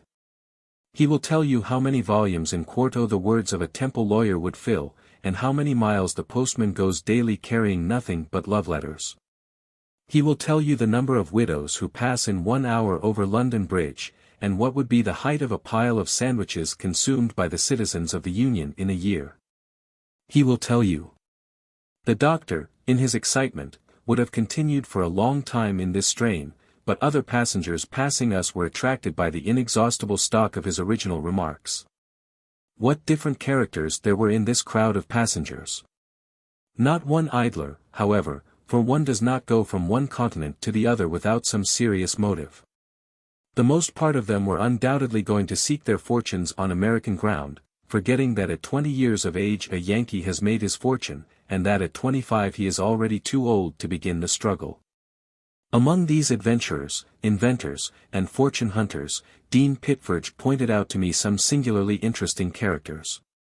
Here was a chemist, a rival of Dr. Liebig, who pretended to have discovered the art of condensing all the nutritious parts of a cow into a meat tablet, no larger than a 5-shilling piece. He was going to coin money 58 out of the cattle of the Pampas. Another, the inventor of a portable motive power, a steam horse in a watch case, was going to exhibit his patent in New England. Another, a Frenchman from the Rue Chapon, was carrying to America 30,000 cardboard dolls, which said "Papa," with a very successful Yankee accent, and he had no doubt but that his fortune was made. But besides these originals, there were still others whose secrets we could not guess. Perhaps among them was some cashier flying from his empty cash box, and a detective making friends with him, only waiting for the end of the passage to take him by the collar. Perhaps also we might have found in this crowd clever genii, who always find people ready to believe in them, even when they advocate the affairs of the Oceanic Company for lighting Polynesia with gas. Or the Royal Society for making incombustible coal. But at this moment my attention was attracted by the entrance of a young couple who seemed to be under the influence of a precocious weariness. "They are Peruvians, my dear sir," said the doctor, "a couple married a year ago, who have been to all parts of the world for their honeymoon. They adored each other in Japan, loved in Australia, bore with one another in India, bored each other in France, quarreled in England, and will undoubtedly separate in America." 59-inch and, said I, "Who is that tall, haughty-looking man just coming in? From his appearance I should take him for an officer." "He is a Mormon," replied the doctor, "an elder, Mr. Hatch, one of the great preachers in the City of Saints. What a fine type of manhood he is! Look at his proud eye, his noble countenance, and dignified bearing, so different from the Yankee. Mr. Hatch is returning from Germany and England, where he has preached Mormonism with great success, for there are numbers of this sect in Europe, who are allowed to conform to the laws of their country." "Indeed," said I. "I quite thought that polygamy was forbidden them in Europe." "Undoubtedly, my dear sir, but do not think that polygamy is obligatory on Mormons. Brigham Young has his harem, because it suits him, but all his followers do not imitate him, not even those dwelling on the banks of the Salt Lake." "Indeed. And Mr. Hatch?" "Mr. Hatch has only one wife, and he finds that quite enough. Besides, he proposes to explain his system in a meeting that he will hold one of these evenings. The saloon will be filled." "Yes," said Pitferge, "if the gambling does not attract too many of the audience.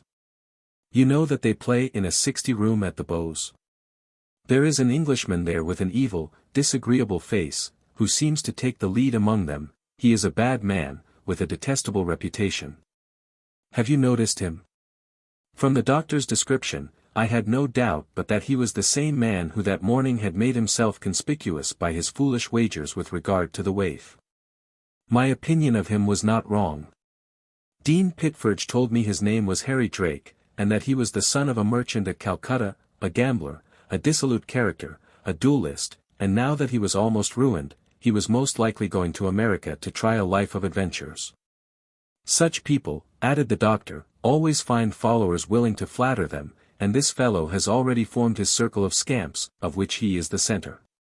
Among them I have noticed a little short man, with a round face, a turned-up nose, wearing gold spectacles, and having the appearance of a German Jew. he calls himself a doctor, on the way to Quebec. But I take him for a low actor and one of Drake's admirers. At this moment Dean Pitferge, who easily skipped from one subject to another, nudged my elbow. I turned my head towards the saloon door. A young man about 28, and a girl of 17, were coming in arm. "A newly married pair?" asked I. "No," replied the doctor, in a softened tone, "an engaged 61 couple, who are only waiting for their arrival in New York to get married. They have just made the tour of Europe, of course with their family's consent. And they know now that they are made for one another. Nice young people, it is a pleasure to look at them. I often see them leaning over the railings of the engine rooms, counting the turns of the wheels, which do not go half fast enough for their liking. Ah! Sir, if our boilers were heated like those two youthful hearts, see how our speed would increase. I often see them leaning over the railings of the engine room." 62. Chapter 11. This day, at 12:30, a steersman posted up on the Grand Saloon door the following observation. Lat. 51 degrees 15 N. Long. 18 degrees 13 W. X.T. VI.SULLIVAN, 323 miles. This signified that at noon we were 323 miles from the VI.SULLIVAN lighthouse, the last which we had passed on the Irish coast, and at 51 degrees 15 north latitude, and 18 degrees 13 west longitude, from the meridian of Greenwich. It was the ship's bearing, which the captain thus made known to the passengers every day. By consulting this bearing, and referring it to a chart, the course of the Great Eastern might be followed. Up to this time she had only made 320 miles in 36 hours, it was not satisfactory, for a steamer at its ordinary speed does not go less than 300 miles in 24 hours. 63 After having left the doctor, I spent the rest of the day with Fabian. We had gone to the stern, which Pitferge called, walking in the country. There alone, and leaning over the taffrail, we surveyed the great expanse of water, while around us rose the briny vapors distilled from the spray. Small rainbows, formed by the refraction of the sun's rays, spanned the foaming waves. Below us, at a distance of 40 feet, the screw was beating the water with a tremendous force, making its copper gleam in the midst of what appeared to be a vast conglomeration of liquefied emeralds. The fleecy track extending as far as the eye could reach, mingled in a milky path the foam from the screw, and the paddle engines, whilst the white and black fringed plumage of the seagulls flying above, cast rapid shadows over the sea. Fabian was looking at the magic of the waves without speaking. What did he see in this liquid mirror, which gave scope to the most capricious flights of imagination? Was some vanished face passing before his eyes, and bidding him a last farewell? Did he see a drowning shadow in these eddying waters? He seemed to me sadder than usual, and I dared not ask him the cause of his grief. After the long separation which had estranged us from each other, it was for him to confide in me, and for me to await his confidences. He had told me as much of his past life as he wished me to know. His life in the Indian garrison, his hunting, and adventures, but not a word had he said of 64 the emotions which swelled in his heart, or the cause of the sighs which heaved his breast. Undoubtedly Fabian was not one who tried to lessen his grief by speaking of it, and therefore he suffered the more. Thus we remained leaning over the sea, and as I turned my head I saw the great paddles emerging under the regular action of the engine. Once Fabian said to me, "This track is indeed magnificent. One would think that the waves were amusing themselves with tracing letters. Look at the L's and E's. Am I deceived? No, they are indeed always the same letters." Fabian's excited imagination saw in these eddyings that which it wished to see. But what could these letters signify? What remembrance did they call forth in Fabian's mind? The latter had resumed his silent contemplation, when suddenly he said to me, "Come to me, come, that gulf will draw me in." "What is the matter with you, Fabian?" said I, taking him by both hands. "What is the matter, my friend?" "I have here," said he, pressing his hand on his heart, "I have here a disease which will kill me." "A disease?" said I to him, "a disease with no hope of cure." "No hope. And without another word Fabian went to the saloon, and then on to his cabin. 65. Chapter 12. The next day, Saturday, 30th of March, the weather was fine, and the sea calm. Our progress was more rapid, and the Great Eastern was now going at the rate of 12 knots an hour. The wind had set south, and the first officer ordered the mizzen and the topmast sails to be hoisted, so that the ship was perfectly steady. Under this fine sunny sky the upper decks again became crowded. Ladies appeared in fresh costumes, some walking about, others sitting down, I was going to say on the grassplats beneath the shady trees, and the children resumed their interrupted games. With a few soldiers in uniform, strutting about with their hands in their pockets, one might have fancied oneself on a French promenade. At noon, the weather being favorable, Captain Anderson and 2 officers went on to the bridge, in order to take the sun's altitude. Each held a sextant in his hand, and from 66 time to time scanned the southern horizon, towards which their horizon glasses were inclined. "Noon," exclaimed the captain, after a short time. Immediately a steersman rang a bell on the bridge, and all the watches on board were regulated by the statement which had just been made. Half an hour later, the following observation was posted up. Lat. 51 degrees 10 N. Long. 24 degrees 13 W. Course. 227 miles. Distance 550. We had thus made 227 miles since noon the day before. I did not see Fabian once during the day. Several times, uneasy about his absence, I passed his cabin, and was convinced that he had not left it. He must have wished to avoid the crowd on deck, and evidently sought to isolate himself from this tumult. I met Captain Corsican, and for an hour we walked on the poop. He often spoke of Fabian, and I could not help telling him what had passed between Fabian and myself the evening before. "Yes," said Captain Corsican, with an emotion he did not try to disguise. 2 years ago Fabian had the right to think himself the happiest of men, and now he is the most unhappy. Archibald Corsican told me, in a few words, that 67 at Bombay Fabian had known a charming young girl, a Miss Hodges. He loved her, and was beloved by her. Nothing seemed to hinder a marriage between Miss Hodges and Captain MacElwyn. When, by her father's consent, the young girl's hand was sought by the son of a merchant at Calcutta. It was an old business affair, and Hodges, a harsh, obstinate, and unfeeling man, who happened at this time to be in a delicate position with his Calcutta correspondent, thinking that the marriage would settle everything well, sacrificed his daughter to the interests of his fortune. The poor child could not resist. They put her hand into that of the man she did not and could not love, and who, from all appearance, had no love for her. It was a mere business transaction, and a barbarous deed. The husband carried off his wife the day after they were married, and since then Fabian has never seen her whom he has always loved. This story showed me clearly that the grief which seemed to oppress Fabian was indeed serious.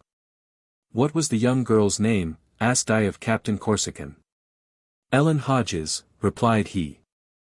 "Ellen, that name explains the letters which Fabian thought he saw yesterday in the ship's track." "And what is the name of this poor young woman's husband?" said I to the captain. "Harry Drake." 68-inch Drake, cried I, but that man is on board. "He here," exclaimed Corsican, seizing my hand, and looking straight at me. "Yes," I replied, "he is on board." "Heaven grant that they may not meet," said the captain gravely. "Happily they do not know each other, at least Fabian does not know Harry Drake, but that name uttered in his hearing would be enough to cause an outburst." I then related to Captain Corsican what I knew of Harry Drake, that is to say, what Dr. Dean Pitferge had told me of him. I described him such as he was, an insolent, noisy adventurer, already ruined by gambling, and other vices, and ready to do anything to get money. At this moment Harry Drake passed close to us. I pointed him out to the captain, whose eyes suddenly grew animated, and he made an angry gesture, which I arrested. "Yes," said he, "there is the face of a villain. But where is he going?" "To America," they say, to try and get by chance what he does not care to work for.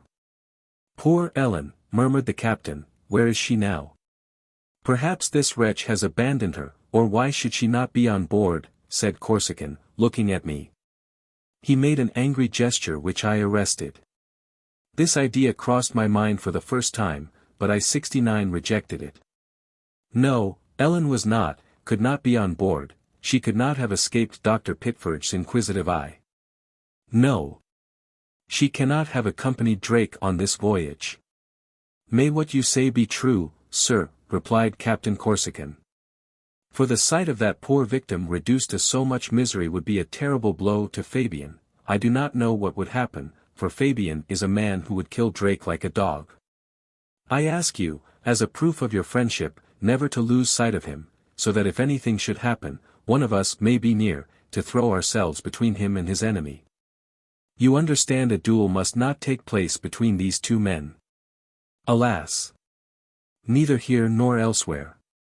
A woman cannot marry her husband's murderer, however unworthy that husband may have been.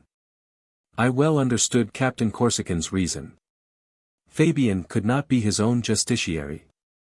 It was foreseeing, from a distance, coming events, but how is it that the uncertainty of human things is so little taken into account? A presentiment was boding in my mind. Could it be possible, that in this common life on board, in this everyday mingling together, that Drake's noisy personality could remain unnoticed by Fabian? An accident, a trifle, a mere name uttered, would it not bring them face to face? Ah! How I longed to hasten the speed of the steamer which carried them both. Before leaving Captain Corsican I promised to keep a watch on our friend, and to observe Drake, whom on his part he engaged not to lose sight of. Then he shook my hand, and we parted. Towards evening a dense mist swept over the ocean, and the darkness was intense. The brilliantly lighted saloons contrasted singularly with the blackness of the night. Waltzes and ballad songs followed each other, all received with frantic applause, and even hurrahs were not wanting, when the actor from T, sitting at the piano, bawled his songs with the self-possession of a strolling player. 71. Chapter 13. The next day, the 31st of March, was Sunday. How would this day be kept on board? Would it be the English or American Sunday, which closes the bars and the taps during service hours, which withholds the butcher's hand from his victim? Which keeps the baker's shovel from the oven, which causes a suspension of business, extinguishes the fires of the manufactories? Which closes the shops, opens the churches, and moderates the speed of the railway trains, contrary to the customs in France? Yes, it must be kept thus, or almost thus. First of all, during the service, although the weather was fine, and we might have gained some knots, the captain did not order the sails to be hoisted, as it would have been improper. I thought myself very fortunate that the screw was allowed to continue its work, and when I inquired of a fierce Puritan the reason for this tolerance, "Sir," said he to me, "that which comes directly from God 72 must be respected. The wind is in his hand, the steam is in the power of man." I was willing to content myself with this reason, and in the meantime observed what was going on board. All the crew were in full uniform, and dressed with extreme propriety. I should not have been surprised to see the stokers working in black clothes. The officers and engineers wore their finest uniforms, with gilt buttons. Their shoes shone with a British luster, and rivaled their glazed hats with an intense irradiation. All these good people seemed to have hats and boots of a dazzling brightness. The captain and the first officer set the example, and with new gloves and military attire, glittering and perfumed, they paced up and down the bridges awaiting the hour for service. The sea was magnificent and resplendent beneath the first rays of a spring sun, not a sail in sight. The Great Eastern occupied alone the center of the immense expanse. At 10 o'clock the bell on deck tolled slowly and at regular intervals. The ringer, who was a steersman, dressed in his best, managed to obtain from this bell a kind of solemn, religious tone, instead of the metallic peals with which it accompanied the whistling of the boilers, when the ship was surrounded by fog. Involuntarily one looked for the village steeple which was calling to prayer. At this moment numerous groups appeared at the doors 73 of the cabins, at the bows and stern. The boulevards were soon filled with men, women, and children carefully dressed for the occasion. Friends exchanged quiet greetings. Every one held a prayer book in his hand, and all were waiting for the last bell which would announce the beginning of service. I saw also piles of Bibles, which were to be distributed in the church, heaped upon trays generally used for sandwiches. The church was the great saloon, formed by the upper deck at the stern, the exterior of which, from its width and regularity of structure, reminded one very much of the hotel of the Ministère des Finances, in the Rue de Rivoli. I entered. Numbers of the faithful were already in their places. A profound silence reigned among the congregation. The officers occupied the apsis of the church, and, in the midst of them, stood Captain Anderson, as pastor. My friend Dean Pitferge was near him, his quick little eyes running over the whole assembly. I will venture to say he was there more out of curiosity than anything else. At 10:30 the captain rose, and the service began.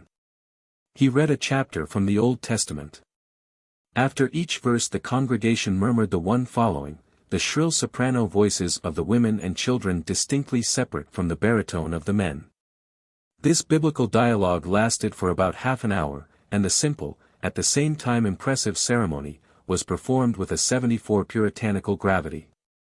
Captain Anderson assuming the office of pastor on board, in the midst of the vast ocean, and speaking to a crowd of listeners, hanging, as it were, over the verge of an abyss, claimed the respect and attention of the most indifferent. It would have been well if the service had concluded with the reading, but when the captain had finished a speaker arose, who could not fail to arouse feelings of violence and rebellion where tolerance and meditation should reign. It was the reverend gentleman of whom I have before spoken, a little, fidgety man, an intriguing Yankee, one of those ministers who exercise such a powerful influence over the states of New England. His sermon was already prepared, the occasion was good, and he intended to make use of it. Would not the good Yorick have done the same? I looked at Dean Pitferge. The doctor did not frown, but seemed inclined to try the preacher's zeal. The latter gravely buttoned his black overcoat, placed his silk cap on the table, drew out his handkerchief, with which he touched his lips lightly, and taking in the assembly at a glance. "In the beginning," said he, "God created America. And rested on the seventh day. Thereupon I reached the door." 75. Chapter 14. At lunch Dean Pitferge told me that the reverend gentleman had admirably enlarged on his text. Battering rams, armed forts, and submarine torpedoes had figured in his discourse. As for himself, he was made great by the greatness of America. If it pleases America to be thus extolled, I have nothing to say. Entering the grand saloon, I read the following note. Lat. 50 degrees 8 N. Long. 30 degrees 44 W. Course. 255 miles. Always the same result. We had only made 1100 miles, including the 310 between VI.SULLIVAN and Liverpool, about a third part of our voyage. During the remainder of the day officers, sailors, and passengers continued to rest in accordance with established custom. Not a piano sounded in the silent saloons, the chessmen did not leave their box, or the cards their case. The billiard room was deserted. I had an 76 opportunity this day to introduce Dean Pitferge to Captain Corsican. My original very much amused the captain by telling him the stories whispered about the Great Eastern. He attempted to prove to him that it was a bewitched ship, to which fatal misfortune must happen. The yarn of the melted engineer greatly pleased the captain, who, being a Scotchman, was a lover of the marvellous, but he could not repress an incredulous smile. "I see," said Dr. Pitferge. "I see," said Dr. Pitferge, "the captain has not much faith in my stories." "Much. That is saying a great deal," replied Corsican. "Will you believe me, captain, if I affirm that this ship is haunted at night?" asked the doctor, in a serious tone. "Haunted!" cried the captain. "What next?" "Ghosts." "And you believe in them?" "I believe, replied Pitferge, I believe what people who can be depended on have told me. Now, I know some of the officers on watch, and the sailors also, are quite unanimous on this point, that during the darkness of the night a shadow, a vague form, walks the ship. How it comes there they do not know, neither do they know how it disappears.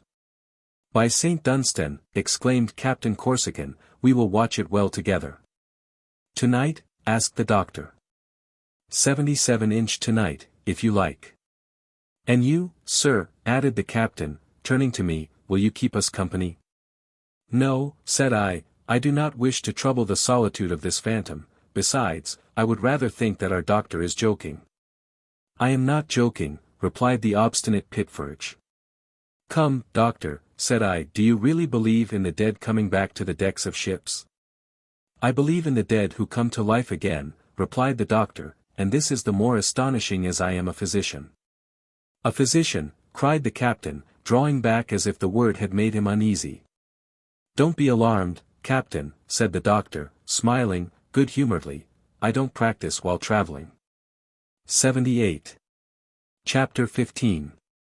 The next day, the 1st of April, the aspect of the sea was truly spring-like. It was as green as the meadows beneath the sun's rays.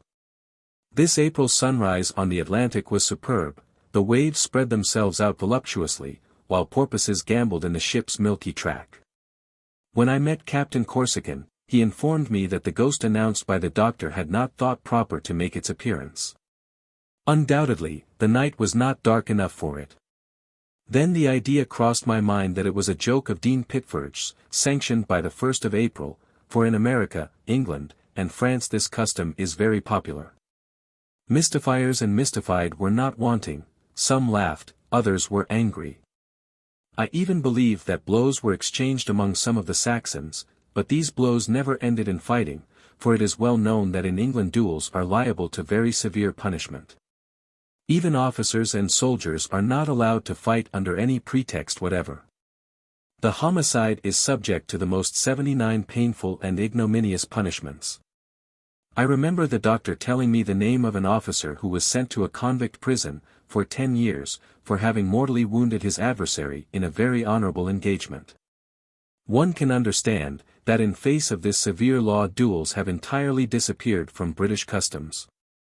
The weather being so fine, a good observation could be made, which resulted in the following statement, lat. 48 degrees 47, and 36 degrees 48 W.L., XT. 250 miles only. The slowest of the transatlantic steamers would have had the right to offer to take us in tow. This state of things very much annoyed Captain Anderson. The engineers attributed the failure of pressure to the insufficient ventilation of the new furnaces, but for my part, I thought that the diminution of speed was owing to the diameter of the wheels having been imprudently made smaller. However, today, about 2 o'clock, there was an improvement in the ship's speed. It was the attitude of the two young lovers which revealed this change to me. Leaning against the bulwarks, they murmured joyful words, clapped their hands, and looked smilingly at the escape pipes, which were placed near the chimneys, the apertures of which were crowned with a white wreath of vapor. The pressure had risen in the screw boilers, as yet it was only a feeble breath of air, a wavering blast, but our young friends drank it in eagerly with their eyes. No, not 80 even Dennis Papin could have been more delighted, when he saw the steam half raise the lid of his celebrated saucepan. They smoke! They smoke! Cried the young lady, whilst a light breath also escaped from her parted lips. Let us go and look at the engine, said the young man, placing her arm in his. Dean Pitferge had joined me, and we followed the loving couple onto the upper deck. How beautiful is youth, remarked the doctor. Yes, said I, youth affianced. Soon we also were leaning over the railing of the engine rooms. There, in the deep abyss, at a distance of 60 feet below us, we saw the 4 long horizontal pistons swaying one towards the other, and with each movement moistened by drops of lubricating oil. In the meanwhile the young man had taken out his watch, and the girl, leaning over his shoulder, followed the movement of the minute hand, whilst her lover counted the revolutions of the screw. 1 minute, said she. 37 turns, exclaimed the young man. 37 and a half, observed the doctor, who had entered into the work. And a half, cried the young lady. You hear, Edward? Thank you, sir, said she, favoring the worthy Pitford with one of her most pleasing smiles. 81. Chapter 16. Going back to the Grand Saloon, I saw the following program posted on the door. This night. Part First. Ocean Time. Mr. Mac Alpine. Song, Beautiful Isle of the Sea. Mr. Ewing. Reading. Mr. Athlete. Piano solo, Chant du Burger. Mrs. Alloway. Scotch song. Dr. T. 10 minutes interval. Part Second. Piano solo. Mr. Paul V. Burlesque, Lady of Lions. Dr. T. 82 Entertainment. Sir James Anderson. Song, Happy Moment. Mr. Norville. Song, You Remember. Mr. Ewing. Finale. God Save the Queen. As may be seen, it was a complete concert, with a first part, entr'acte, second part, and finale, but it seems there was something wanting in the program, for I heard someone mutter behind me, What? No Mendelssohn. I turned, and saw that it was a steward, who thus protested against the omission of his favorite music. I went on deck, and began to look for Mac Elwyn. Corsican had just told me that Fabian had left his cabin, and I wanted, without intruding myself on him, to draw him out of his isolation. I found him at the Bows. We talked for some time, but he made no allusion to his past life. At times he was silent and pensive, absorbed in his thoughts, no longer listening to me, and pressing his breast, as if to restrain a painful spasm. Whilst we were walking together, Harry Drake passed us several times, always the same noisy, gesticulating man, obstructive as would be a windmill in a ballroom. Was I mistaken? I could not say, for I had already anticipated it in my mind.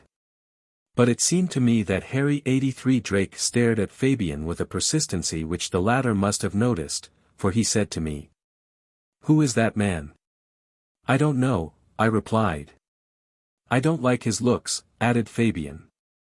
Put two ships in the open sea, without wind or tide, and, at last, they will come together. Throw two planets into space, and they will fall one on the other. Place two enemies in the midst of a crowd, and they will inevitably meet. It is a fatality, a question of time, that is all. In the evening the concert took place according to the program. The Grand Saloon, filled with the audience, was brilliantly lighted. Through the half-open hatchways might be seen the broad, sunburnt faces, and the great black hands of the sailors. The doorways were crowded with stewards. The greater part of the audience, men and women, were seated on side sofas, and in the center of the saloon, in armchairs and lounges, all facing the piano, firmly fastened between the two doors, which opened into the ladies' saloon.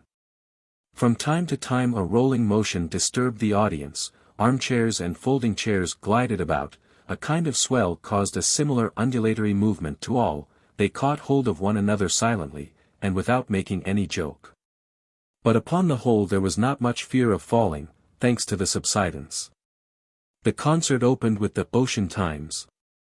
The 84-inch Ocean Times was a daily newspaper, political, commercial, and literary, which certain passengers had started for the requirements on board. Americans and English took to this sort of pastime. They wrote out their sheet during the day. And let me say, that if the editors were not particular, as to the quality of their articles, their readers were not more so.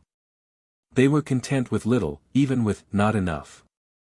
This number for the 1st of April contained a Great Eastern leader, tame enough, on general politics, also various facts quite uninteresting to a Frenchman, articles on the money markets, not particularly comic. Curious telegrams, and some rather insipid home news. After all, this kind of fun is only amusing to those who make it. The Honorable Mac Alpine, a dogmatical American, read, with earnest gravity, some rather dull lucubrations, which were received by his audience with great applause.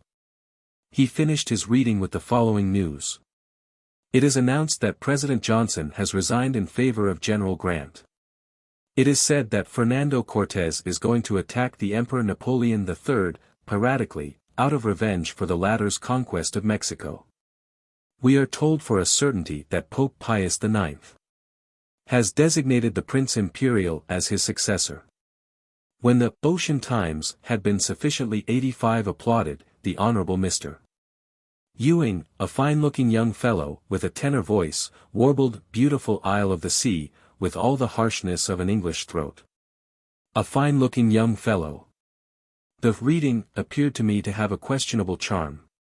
It was simply 2 or 3 pages of a book, read by a worthy Texian, who began in a low voice, and gradually got higher and higher. He also was very much applauded. The Shepherd's Song, a piano solo, by Mrs. Alloway, and a Scotch song, sung by Dr. T., concluded the first part of the program. After the 10 minutes interval, during which some of the audience left their seats, the second part of the concert began. The Frenchman, Paul V, played some charming waltzes, which were noisily encored. One of the ship's doctors on board, a very conceited young man, recited a burlesque scene, a kind of parody on the Lady of Lyons, a drama very much in vogue in England. The burlesque was succeeded by the entertainment. What had Sir James Anderson prepared under this name? Was it a conference or a sermon? Neither the one nor the other. Sir James Anderson rose smilingly, drew a pack of cards from his pocket, turned back his white cuffs, and performed some tricks, the simplicity of which was redeemed by the graceful manner in which they were done. Hurrahs and applause. 86 after the happy moment, and, you remember, sung by Mr. Norville and Mr. Ewing, the program announced, "God Save the Queen," but some Americans begged Paul V, as he was a Frenchman, to play the national French anthem. Immediately my agreeable countrymen began the inevitable, partant pour la Syrie. Energetic demands from a party of Northmen, who wished to hear the Marseillaise, and without being pressed further, the obedient pianist, with a compliance which betokened rather a musical facility than political convictions, vigorously attacked the song of Rouget de L'Isle. This was the grand success of the evening, and the assembly, standing, slowly sang the national anthem, which praised God to bless the Queen. Upon the whole this soirée was as good as amateur soirées generally are. That is to say, it was chiefly a success for the performers and their friends. Fabian did not show himself there at all. 87. Chapter 17. During Monday night the sea was very stormy. Once more the partitions began creaking, and again the luggage made its way through the saloons. When I went on deck, about 7 o'clock in the morning, the wind had freshened, and it was raining. The officer on watch had ordered the sails to be taken in, so that the steamship, left without any support, rolled dreadfully. All this day, the 2nd of April, the deck was deserted, even the saloons were empty, for the passengers had taken refuge in their cabins, and 2/3 of the guests were missing at lunch and dinner. Whist was impossible, for the tables glided from under the players' hands. The chessmen were unmanageable. A few of the more fearless stretched themselves on the sofas, reading or sleeping, as many preferred to brave the rain on deck, where the sailors, in their oilskin jackets and glazed hats, were sedately pacing to and fro. The first officer, well wrapped in his mackintosh, and perched on the bridge, was on watch, and in the midst of the hurricane his 88 small eyes sparkled with delight. This was what the little man loved, and the steamer rolled to his liking. The water from the skies and sea mingled in a dense fog. The atmosphere was grey, and birds flew screeching through the damp mists. At 10 o'clock a 3-mast ship was hailed, sailing astern of us, but her nationality could not be recognized. At about 11 o'clock the wind abated, and veered to the northwest. The rain ceased, almost suddenly. Blue sky appeared through the opening in the clouds, the sun shone out again, and permitted a more or less perfect observation to be made, which was posted up as follows. Lat. 46 degrees 29 N. Long. 42 degrees 25 W. X.T. 356 miles. So that, Although the pressure of the boilers had risen, the ship's speed had not increased, but this might be attributed to the westerly wind, which caught the ship ahead, and considerably impeded her progress. At 2 o'clock the fog grew dense again, the wind fell and rose at the same time. The thickness of the fog was so intense that the officers on the bridge could not see the men at the bows. These accumulated vapors rising from the sea constitute the greatest danger of navigation. They cause accidents which it is impossible to avoid, and a collision at sea is more to be dreaded than a fire. 89 Thus, in the midst of the fog, officers and sailors were obliged to keep a strict watch, which soon proved to be necessary, for about 3 o'clock a three-master appeared at less than 200 yards from the Great Eastern. Her sails disabled by a gust of wind, and no longer answering to her helm. The Great Eastern turned in time to avoid her, thanks to the promptitude with which the men on watch warned the steersman. These well-regulated signals are given by means of a bell, fastened to the poop at the bows. 1 ring signifies ship ahead. 2, ship starboard. 3, ship a larboard, and immediately the man at the helm steers in order to avoid a collision. The wind did not abate until evening. However, the rolling was nothing to speak of, as the sea was protected by the Newfoundland Heights. Another entertainment, by Sir James Anderson, was announced for this day. At the appointed hour the saloon was filled. But this time it had nothing to do with cards. Sir James Anderson told us the history of the transatlantic cable, which he had himself laid. He showed us photographs representing the different engines used for the immersion. He sent round a model of the splice which was used to fasten together the pieces of cable. Finally, very justly merited, the 3 cheers with which his lecture was received, a great part of which was meant for the Honourable Cyrus Field, promoter of the enterprise, who was present on this occasion. 90. Chapter 18. The next day, the 3rd of April, from early dawn the horizon wore that peculiar aspect which the English call blink. It was of that misty white color which signifies that icebergs are not far distant. In fact, the Great Eastern was ploughing those seas on which float the first blocks of ice detached from the icebergs in Davis's Straits. A special watch was kept, in order to avoid the rude collision with these enormous blocks. There was a strong westerly wind blowing, strips of clouds, or rather shreds of vapor, hung over the sea, through which glimpses of blue sky appeared. A dull thudding noise came from the waves tossed by the wind, and drops of water, seemingly pulverized, evaporated in foam. Neither Fabian, Captain Corsican, nor Dr. Pitferge had yet come on deck, so I went towards the bows, where the junction of the bulwarks formed a comfortable angle, a kind of retreat, in which like a hermit, one could retire 91 from the world. I took my place in this corner, sitting on a skylight, and my feet resting on an enormous pulley, the wind being dead ahead passed over without touching me. This was a good place for reflection. From here I had a view of the whole immensity of the ship. I could see the long slanting ropes of the rigging at the stern. On the first level a topman, hanging in the mizzen shrouds, held himself up with one hand, whilst with the other he worked with a remarkable dexterity. On the deck below him paced the officer on watch, peering through the mists. On the bridge, at the stern, I caught a glimpse of an officer, his back rounded, and his head muffled in a hood, struggling against the gusts of wind. I could distinguish nothing of the sea, except a bluish horizontal line discernible behind the paddles. Urged on by her powerful engines, the narrow stem of the steamship cut the waves, with a hissing sound, like that when the sides of a boiler are heated by a roaring fire.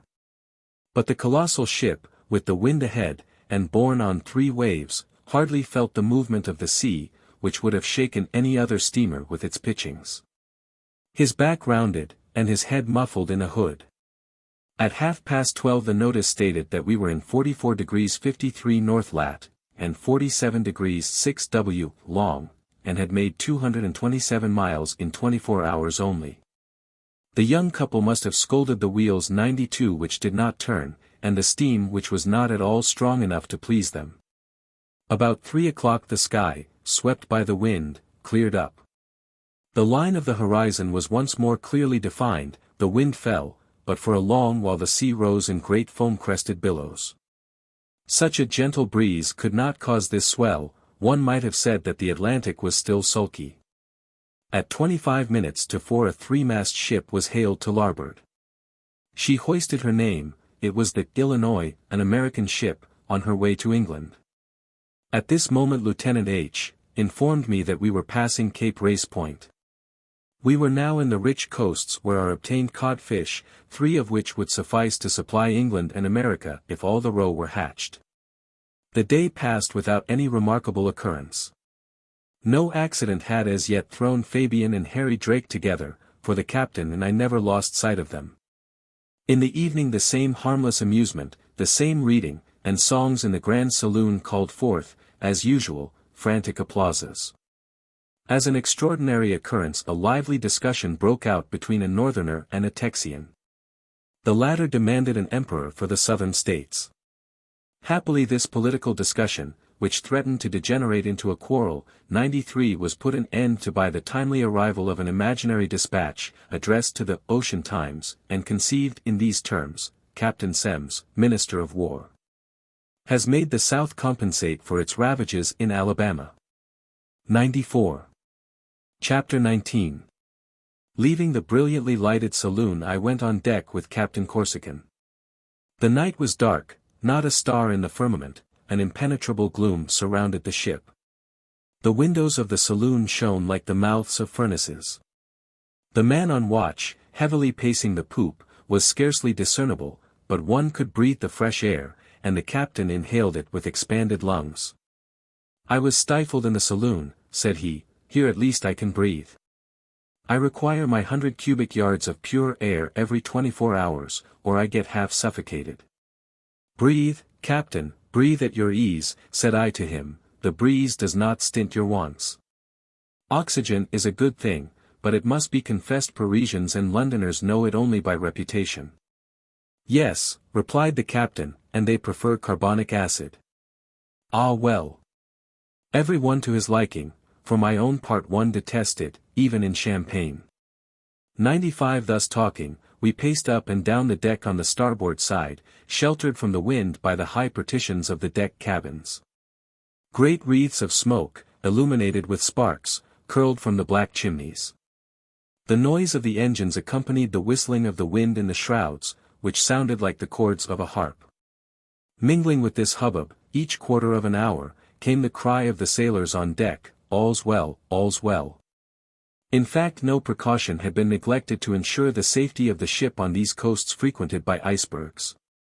The captain had a bucket of water drawn every half hour, in order to ascertain the temperature, and if it had fallen 1 degree he immediately changed his course. For he knew that the Peruvian had been seen but a fortnight since blocked up by icebergs in this latitude. It was therefore a danger to be avoided. His orders for night were to keep a strict lookout. He himself remained on the bridge with an officer each side of him, one at the wheel signal, the other at the screw. Besides these a lieutenant and 2 men kept watch on the poop, whilst a quartermaster with a sailor stood at the stern. The passengers might therefore rest quietly. After noticing these arrangements we went back again to the stern, as we had made up our minds to stay some time 96 longer, walking on deck like peaceful citizens taking an evening stroll in their town squares. The place seemed deserted. Soon, however, our eyes grew accustomed to the darkness, and we perceived a man leaning perfectly motionless, with his elbow on the railing. Corsican, after looking at him attentively for some time, said to me, "It is Fabian." It was indeed Fabian.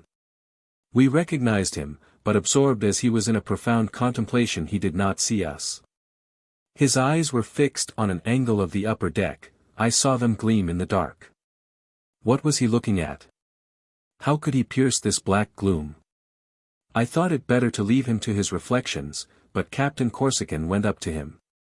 "Fabian," said he. Fabian did not answer, he had not heard. Again Corsican called him. He shuddered, and turned his head for a moment, saying, "Hush." Then with his hand he pointed to a shadow which was slowly moving at the further end of the upper deck. It was this almost invisible figure that Fabian was looking at, and smiling sadly he murmured, "The Black Lady." I shuddered. Captain Corsican took hold of my arm, 97, and I felt that he also was trembling. The same thought had struck us both. This shadow was the apparition about which Dean Pitferge had spoken. The Black Lady. Fabian had relapsed into his dreamy contemplation.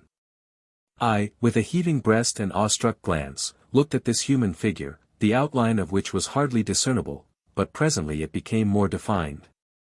It came forward, stopped, turned back, and then again advanced, seeming to glide rather than walk. At 10 steps from us it stood perfectly still. I was then able to distinguish the figure of a slender female, closely wrapped in a kind of brown burnous, and her face covered with a thick veil. A mad woman, is it not?" murmured Fabian. It was, indeed, a mad woman. But Fabian was not asking us, he was speaking to himself. In the meantime the poor creature came still nearer to us. I thought I could see her eyes sparkle through her veil, when they were fixed on Fabian. She went up to him. Fabian started to his feet, electrified. The veiled woman put her hand on her heart as though counting its pulsation, then, gliding swiftly away, she disappeared behind the angle of the upper deck. Fabian staggered, and fell on his knees, his hands stretched out before him. "It is she," he murmured. Then shaking his head. 98" what an hallucination, he added. Captain Corsican then took him by the hand. "Come, Fabian, come," said he, and he led away his unhappy friend. 99. Chapter 20. Corsican and I could no longer doubt but that it was Ellen, Fabian's betrothed, and Harry Drake's wife. Chance had brought all three together on the same ship. Fabian had not recognized her, although he had cried, "It is she, and how was it possible that he could have done so?" But he was not mistaken in saying, a mad woman. Ellen was mad, undoubtedly. Grief, despair, love frozen in her heart, contact with the worthless man who had snatched her from Fabian, ruin, misery, and shame had broken her spirit. It was on this subject that Corsican and I spoke the following morning. We had no doubt as to the identity of the young woman. It was Ellen, whom Harry Drake was dragging with him to the American continent. The captain's eyes glowed with a dark fire at the thought of this wretch, and I felt my heart stir within me. What were we against the husband, the master? Nothing. But now, what was most important, was to prevent another meeting between Fabian and Ellen, for Fabian 100 could not fail at last to recognize his betrothed, and thus the catastrophe we wished to avoid would be brought about. At the same time we had reason to hope that these two poor creatures would not see each other again, as the unhappy Ellen never appeared in the daytime, either in the saloons or on the deck. Only at night, perhaps eluding her jailer, she came out to bathe herself in the damp air, and demand of the wind a smooth passage. In 4 days, at the latest, the Great Eastern must reach New York Harbor. Therefore we might hope that accident would not dally with our watchfulness, and that Fabian would not discover Ellen during this time, but we made our calculations without thinking of events. The steamer's course had been slightly altered in the night, 3 times the ship, being in water 27 degrees Fahrenheit, that is to say, 5 degrees below zero, had been turned towards the south. There was no longer any doubt of icebergs being very near, for the sky that morning had a peculiarly brilliant aspect. The atmosphere was misty, and the northern sky glittered with an intense reverberation, evidently produced by the powerful reflection from the icebergs. There was a piercing wind, and about 10 o'clock the deck was powdered by a slight snowfall. Then dense fog surrounded us, in which we gave 101 warning of our approach, by deafening whistles, which scared away the flocks of seagulls in the ship's yards. At 10:30, the fog having cleared off, a screw steamer appeared on the horizon, a starboard, the white tops of her chimneys indicating that she was an emigrant ship, belonging to the Inman Company. Before lunch several of the passengers organized a pool, which could not fail to please those fond of betting and gambling. The result of this pool was not to be known for 4 days, it was what is called the pilot's pool. When a ship arrives at the landfalls every one knows that a pilot comes on board, so they divide the 24 hours of the day and night into 48 half-hours, or 96 quarters, according to the number of the passengers. Each player stakes $1, and draws one of the half or quarter hours. The winner of the 48 or $96 is the one during whose quarter of an hour the pilot comes on board. From this it may be seen that the game is very simple. It is not a racecourse, but a quarter-of-an-hour race. It was a Canadian, the Honourable McAlpine, who undertook the management of the affair. He easily collected 96 players, including several professed gamblers, not the least among those ready for gain. I, following the general example, staked my $1, and fate allotted me the 94th quarter. It was a bad 102 number, and one which left me no chance of profit. The fact is, these divisions are reckoned from noon to noon, so that there are night as well as day quarters. And as it is very seldom that ships venture close in the dark, the chance of a pilot coming on board then is very small. However, I easily consoled myself. Going down into the saloon, I saw a lecture announced. The Utah missionary was going to hold a meeting on Mormonism, a good opportunity for those wishing to initiate themselves in the mysteries of the City of Saints. Besides, this elder, Mr. Hatch, was an orator of no mean power. The execution could not fail to be worthy of the work. The announcement of the conference was received very favorably by the passengers. The observation posted up was as follows. Lat. 42 degrees 32 N. Long. 51 degrees 59 W. Course. 254 miles. About 3 o'clock in the afternoon the steersman signaled a large foremast steamer, which slightly changed its course, in order to give the Great Eastern its number. It was the Atlanta, one of the largest boats running between London and New York, calling at Brest on the way. After having saluted us, which we returned, in a short time she was out of sight. At this moment Dean Pitferge, in a vexed tone, 103 informed me that Mr. Hatch's lecture was forbidden, as the wives of the Puritans on board did not approve of their husbands becoming acquainted with the mysteries of Mormonism. 104. Chapter 21. At 4 o'clock, the sky, which had been overcast, cleared up, the sea grew calm, and the ship was so steady, one might almost have thought oneself on terra firma. This gave the passengers the idea of getting up races. Epsom turf could not have afforded a better coursing ground, and as for horses, they were well replaced by pure Scotch men, as good as any gladiator, or Blockade. The news soon spread, sportsmen immediately hurried to the field. An Englishman, the Honourable J. McCarthy, was appointed commissioner, and the competitors presented themselves without delay.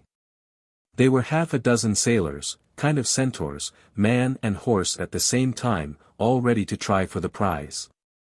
The 2 boulevards formed the racecourse. The runners were to go 3 times round the ship, thus making a course of about 1,300 yards, which was quite enough.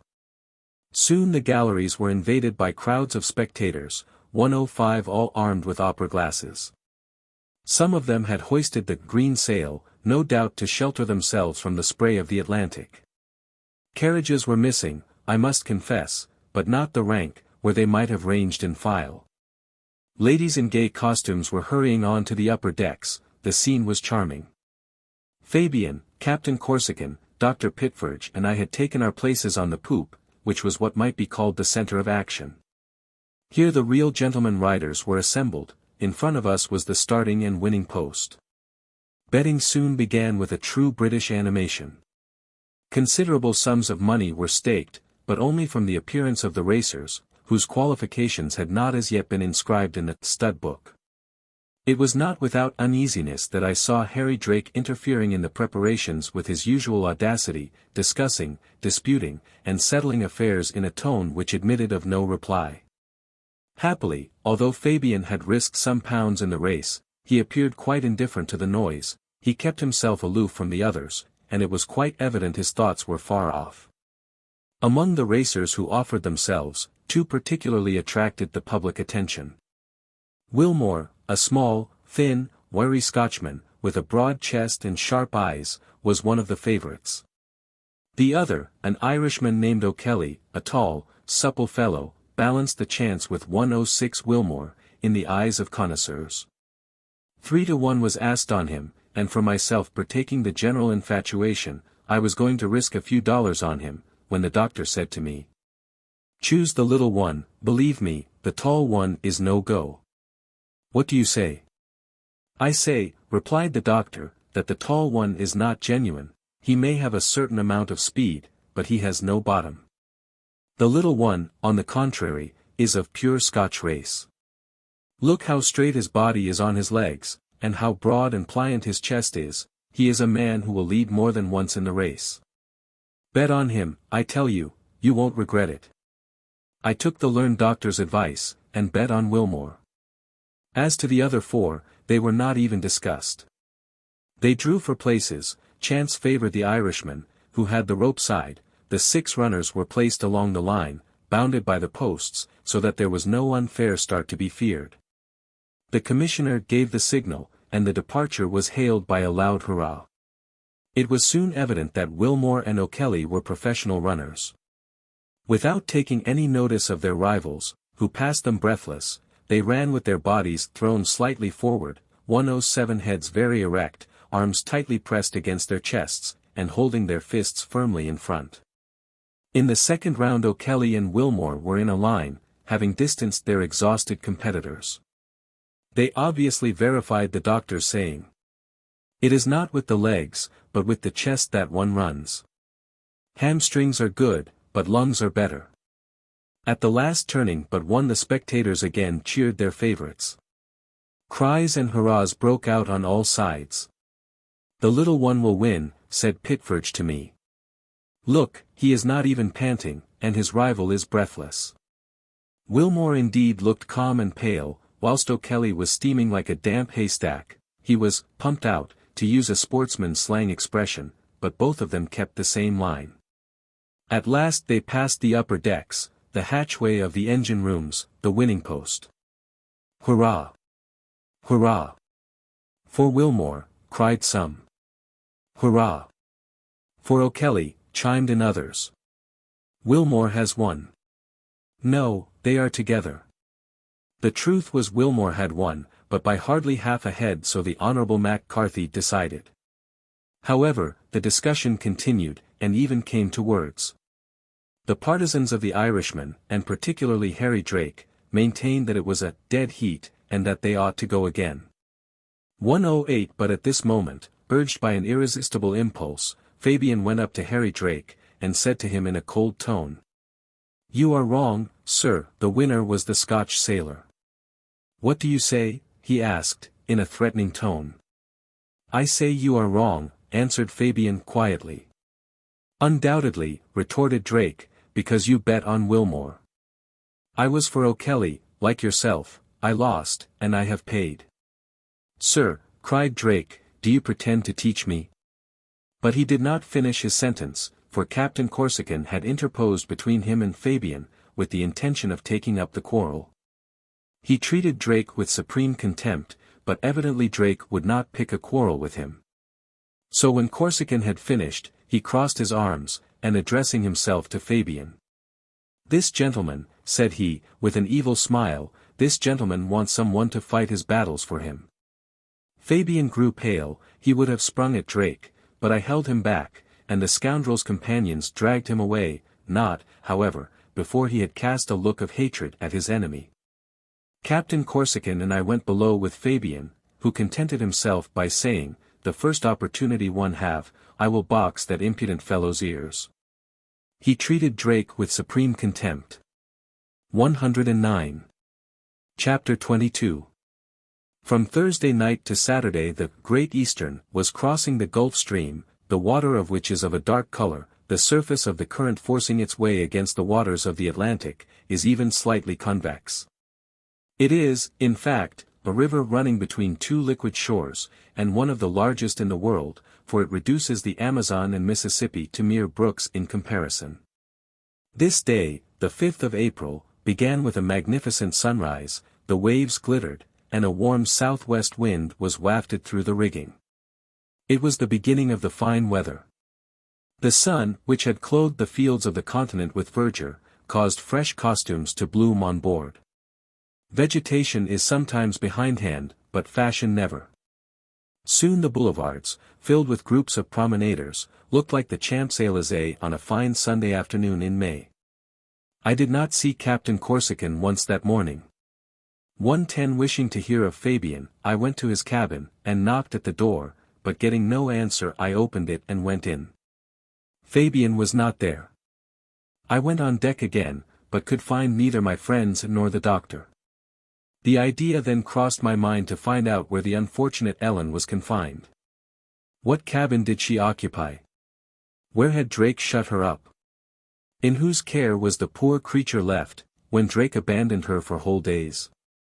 Most likely with some disinterested stewardess, or an indifferent nurse. I wished to know how it was, not from any vain motive of curiosity, but simply in Ellen and Fabian's interest, if it was only to prevent a meeting, always to be dreaded. I began my search with the cabin near the ladies' saloon, and went along the passages of both stories. This inspection was easy enough, as the names of the occupants were written on each door, in order to facilitate the steward's work. I did not see Harry Drake's name, but this did not surprise me much, as I had no doubt he had preferred the more isolated cabins at the stern. In matter of comfort, however, no difference existed between the cabins at the bows and those at the stern, for the freighters had only admitted one class of passengers. I next went towards the dining saloons, keeping carefully to the side passages which wound between the double row of cabins. All these rooms were occupied, and all had the 111 name of the passengers outside, but Harry Drake's name was not to be seen. This time the absence of his name astonished me, for I thought I had been all over our floating city, and I was not aware of any part more secluded than this. I inquired of a steward, who told me there were yet 100 cabins behind the dining saloons. How do you get to them? I asked. By a staircase at the end of the upper deck. Thank you, and can you tell me which cabin Mr. Harry Drake occupies? I do not know, sir, replied the steward. Again I went on deck, and following the steward's direction at last came to the door at the top of the stairs. This staircase did not lead to any large saloons, but simply to a dimly lighted landing, round which was arranged a double row of cabins. Harry Drake could hardly have found a more favorable place in which to hide Ellen. The greater part of the cabins were unoccupied. I went along the landing, a few names were written on the doors, but only 2 or 3 at the most. Harry Drake's name was not among them, and as I had made a very minute inspection of this compartment, I was very much disappointed at my ill success. I was going away when suddenly a vague, almost inaudible murmur caught my ear. It proceeded from the left side of the passage.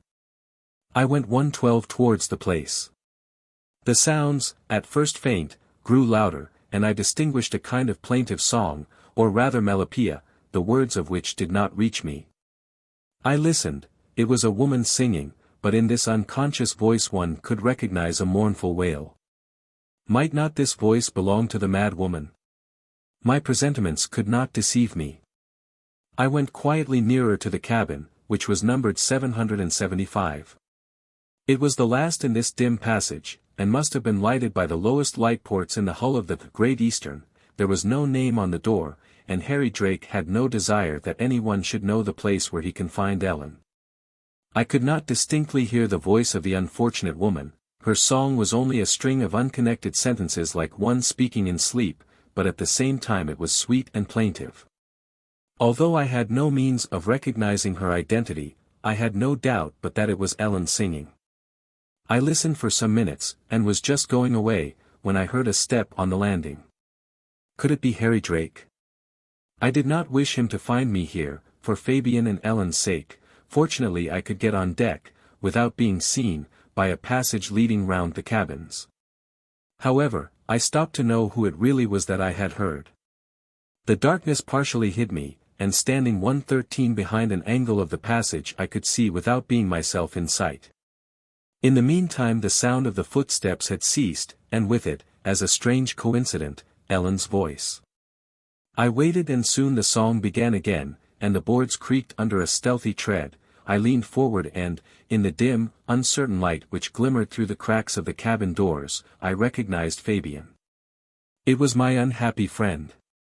What instinct could have led him to this place? Had he then discovered the young woman's retreat before me? I did not know what to think. Fabian slowly advanced along the passage, listening, following the voice, as if it was a thread drawing him unconsciously on, and in spite of himself. It seemed to me that the song grew fainter as he approached, and that the thread thus held was about to break. Fabian went quite near to the cabin doors and then stopped. How those sad accents must have rent his heart! And how his whole being must have thrilled as he caught some tone in the voice, which reminded him of the past. But how was it, ignorant as he was of Harry Drake being on board, that he had any suspicion of Ellen's presence? No, it was impossible. He had only been attracted by the plaintive accents which insensibly responded to the great grief weighing down his spirit. Fabian went near to the cabin doors. Fabian was still listening. What was he going to do? 1:14 would he call to the mad woman? And what if Ellen suddenly appeared? Everything was dangerous in this situation. However, Fabian came nearer still to the door of her cabin.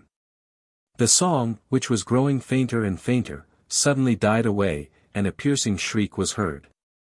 Had Ellen, by a magnetic communication, felt him whom she loved so near her? Fabian's attitude was desperate. He had gathered himself up. Was he going to break the door open? I thought he would, so I rushed up to him. He recognized me, I dragged him away, and he made no resistance, but asked me in a hollow voice, "Do you know who that unhappy woman is?" "No, Fabian, no." "It is the mad woman," said he, in an unnatural voice, "but this madness is not without remedy. I feel that a little devotion, a little love, would cure the poor woman." "Come, Fabian," said I, "come away." We went on deck, but Fabian did not utter another word. I did not leave him, however, until he had reached his cabin. 115. Chapter 23. Some moments later I met Captain Corsican, and told him of the scene I had just witnessed. He understood, as well as I did, that the situation of affairs was growing more and more serious. Ah! Could I have foreseen all that would happen, how I should have longed to hasten the speed of the Great Eastern, and put the broad ocean between Fabian and Harry Drake. On leaving each other, Captain Corsican and I agreed to watch the actors in this drama more narrowly than ever. The Australasian, a Cunard steamer, running between Liverpool and New York, was expected this day. She was to leave America on Wednesday morning, and therefore would not be long before passing us. A watch was kept, however, she did not come in sight. About 11 o'clock the English passengers organized a subscription on behalf of the wounded on board, some of 116 whom had not been able to leave the hospital. Among them was the boatswain, threatened with an incurable lameness. There was soon a long list of signatures, not however, without some objections having been raised. At noon a very exact observation was able to be made. Long. 58 degrees, 37°. Lat. 41 degrees 41'11" N. Course. 257 miles. We had the latitude to a second. When the young engaged couple read the notice they did not look remarkably pleased, and they had good reason to be discontented with the steam. Before lunch, Captain Anderson, wishing to divert the passengers from the tedium of their long voyage, arranged some gymnastic exercises, which he directed in person. About 50 unemployed men, each armed, like himself, with a stick, imitated all his movements with a strict exactitude. These improvised gymnasts, with their firm set mouths, worked as methodically as a band of riflemen on parade. Another entertainment was announced for this evening. I was not present, for the same amusement, night after night, only wearied me. A new paper, a rival of the Ocean Times, was to be the great attraction. I passed the first hours of the night on deck. The sea heaved, and gave warning of stormy weather, and although the sky was perfectly serene, the rolling grew more emphasized. 117 lying on a seat of the upper deck, I could admire the host of constellations with which the firmament was bespangled, and although there are only 5,000 stars, in the whole extent of the celestial sphere, which are visible to the naked eye. This evening I thought I could see millions. There, along the horizon, trailed the tail of Pegasus, in all its zodiacal magnificence, like the starry robe of the Queen of Fairies. The Pleiades ascended the celestial heights with Gemini, who, in spite of their name, do not rise one after the other, like the heroes of the fable. Taurus looked down on me with his great fiery eye, whilst Vega, our future polar star, shone brilliantly, high up in the azure vault, and not far from her was the circle of diamonds, which formed the constellation of Corona Borealis. All these stationary constellations seemed to move with the pitching of the vessel, and in one lurch I saw the mainmast describe a distinct arc of a circle from Beta, in the Great Bear, to Altair in the Eagle, whilst the moon, already low in the heavens, dipped her crescent in the horizon. 118. Chapter 24. The night was stormy, the steamship, beaten by the waves, rolled frightfully, without being disabled, the furniture was knocked about with loud crashes, and the crockery began its clatter again. The wind had evidently freshened, and besides this the Great Eastern was now in those coasts where the sea is always rough. At 6 o'clock in the morning I dragged myself to the staircase, leading on to the upper decks. By clutching at the balusters, and taking advantage of a lurch or two, I succeeded in climbing the steps, and with some difficulty managed to reach the poop. The place was deserted, if one may so qualify a place where was Dr. Pitferge. The worthy man, with his back rounded as a protection against the wind, was leaning against the railing, with his right leg wound tightly round one of the rails. He beckoned for me to go to him, with his head, of course, for he could not spare his hands, which held him up against 119 the violence of the tempest. After several queer movements, twisting myself like an annelide, I reached the upper deck, where I buttressed myself, after the doctor's fashion. "We are in for it," cried he to me, "this will last. Hey ho! This Great Eastern. Just at the moment of arrival, a cyclone, a veritable cyclone is commanded on purpose for her." The doctor spoke in broken sentences, for the wind cut short his words, but I understood him. The word cyclone carried its explanation with it. It is well known that these whirlwinds, called hurricanes in the Indian and Atlantic Oceans, tornadoes on the coast of Africa, simoons in the desert, and typhoons in the Chinese Sea, are tempests of such formidable power that they imperil the largest ships. Now the Great Eastern was caught in a cyclone. How would this giant make head against it? "Harm will come to her," repeated Dean Pitferge. "Look, how she dives into the billows."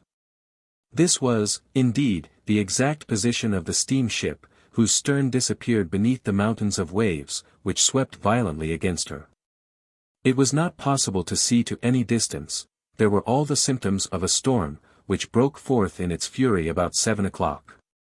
The ocean heaved terrifically, the small undulations between the large waves entirely disappeared under an overwhelming 120 wind, the foam-crested billows clashed together, in the wildest uproar, every moment. The waves grew higher, and the Great Eastern, cutting through them, pitched frightfully. "There are but two courses now to choose from," said the doctor, with the self-possession of a seaman, "either to put the ship's head on to the waves, working with a minimum speed, or take flight and give up the struggle with this baffling sea. But Captain Anderson will do neither one thing nor the other." "And why not?" I asked. "Because," replied the doctor, "because something must happen." Turning round, I saw the captain, the first officer, and the chief engineer, muffled in their mackintoshes, and clutching at the railings of the bridge. They were enveloped in spray from head to foot. The captain was smiling as usual, the first officer laughed, and showed his white teeth, at the sight of the ship pitching enough to make one think the masts and chimneys were coming down. Nevertheless I was really astonished at the captain's obstinacy. At 7:30, the aspect of the Atlantic was terrible, the sea swept right across the deck at the bows. I watched this grand sight. This struggle between the giant and the billows, and to a certain extent I could sympathize with the captain's willfulness, but I was 121 forgetting that the power of the sea is infinite, and that nothing made by the hand of man can resist it. And, indeed, powerful as she was, our ship was at last obliged to fly before the tempest. Suddenly, at about 8 o'clock, a violent shock was felt, caused by a formidable swoop of the sea, which struck the ship on her fore larboard quarter. "That was not a box on the ear, it was a blow in the face," said the doctor to me. And the blow had evidently bruised us, for spars appeared on the crests of the waves. Was it part of our ship that was making off in this manner, or the debris of a wreck? On a sign from the captain, the Great Eastern shifted her course, in order to avoid the spars, which threatened to get entangled in the paddles. Looking more attentively, I saw that the sea had carried off the bulwarks on the larboard side, which were 50 feet above the surface of the water. The jambs were broken, the taggers torn away, and the shattered remnants of glass still trembled in their casements. The Great Eastern had staggered beneath the shock, but she continued her way with an indomitable audacity. It was necessary, as quickly as possible, to remove the spars which encumbered the ship at the bows, and in order to do this it was indispensable to avoid the sea, but the steamship obstinately continued to make 122 head against the waves. The spirit of her captain seemed to animate her, he did not want to yield, and yield he would not. An officer and some men were sent to the bows to clear the deck. "Mind," said the doctor to me, "the moment of the catastrophe is not far off." The sailors went towards the bows, whilst we fastened ourselves to the second mast, and looked through the spray, which fell in showers over us with each wave.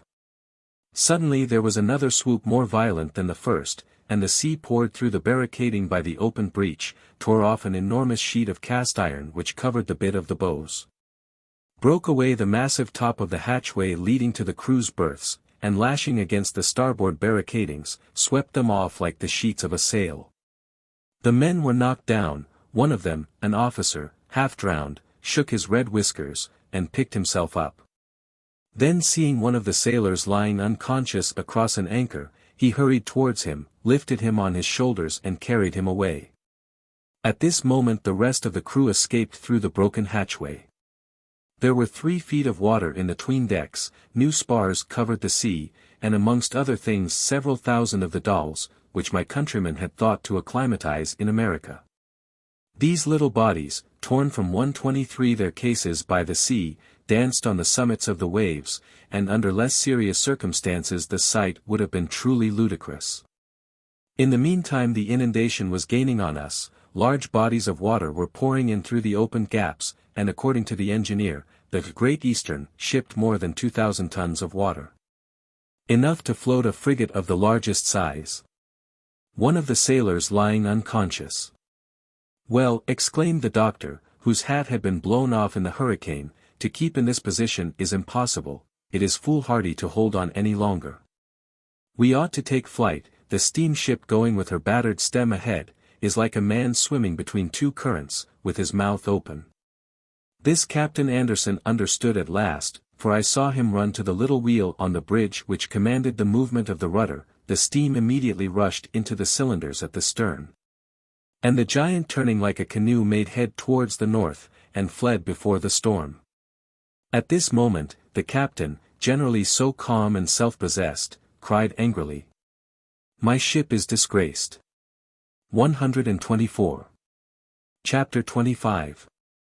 Scarcely had the Great Eastern tacked and presented her stern to the waves, than the pitching gave way to perfect steadiness. Breakfast was served, and the greater part of the passengers, reassured by the ship's stillness, came into the dining rooms, and took their repast without fear of another shock. Not a plate fell off the table, and not a glass emptied its contents onto the cloth, although the racks had not even been put up. But 3/4 of an hour later the furniture was set in motion again, and the crockery clattered together on the pantry shelves, for the Great Eastern had resumed her westerly course, which for the time had been interrupted. I went on deck again with Dr. Pitferge, who seeing the man belonging to the dolls said to him, "Your little people have been put to a severe test, sir, those poor babies will never prattle in the United States." 125-inch Shaw. Replied the enterprising Parisian, "The stock was insured, and my secret has not perished with it.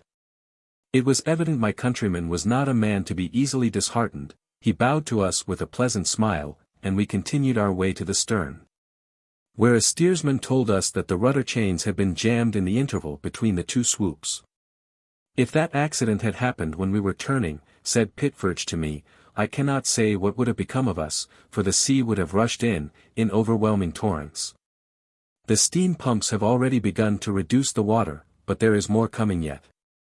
And what of the unfortunate sailor? Asked I of the doctor. He is severely wounded on his head, poor fellow. He is a young married fisherman, the father of 2 children, and this is his first voyage.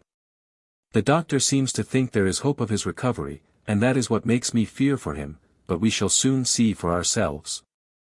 A report was spread that several men had been washed overboard, but happily there was no foundation for it.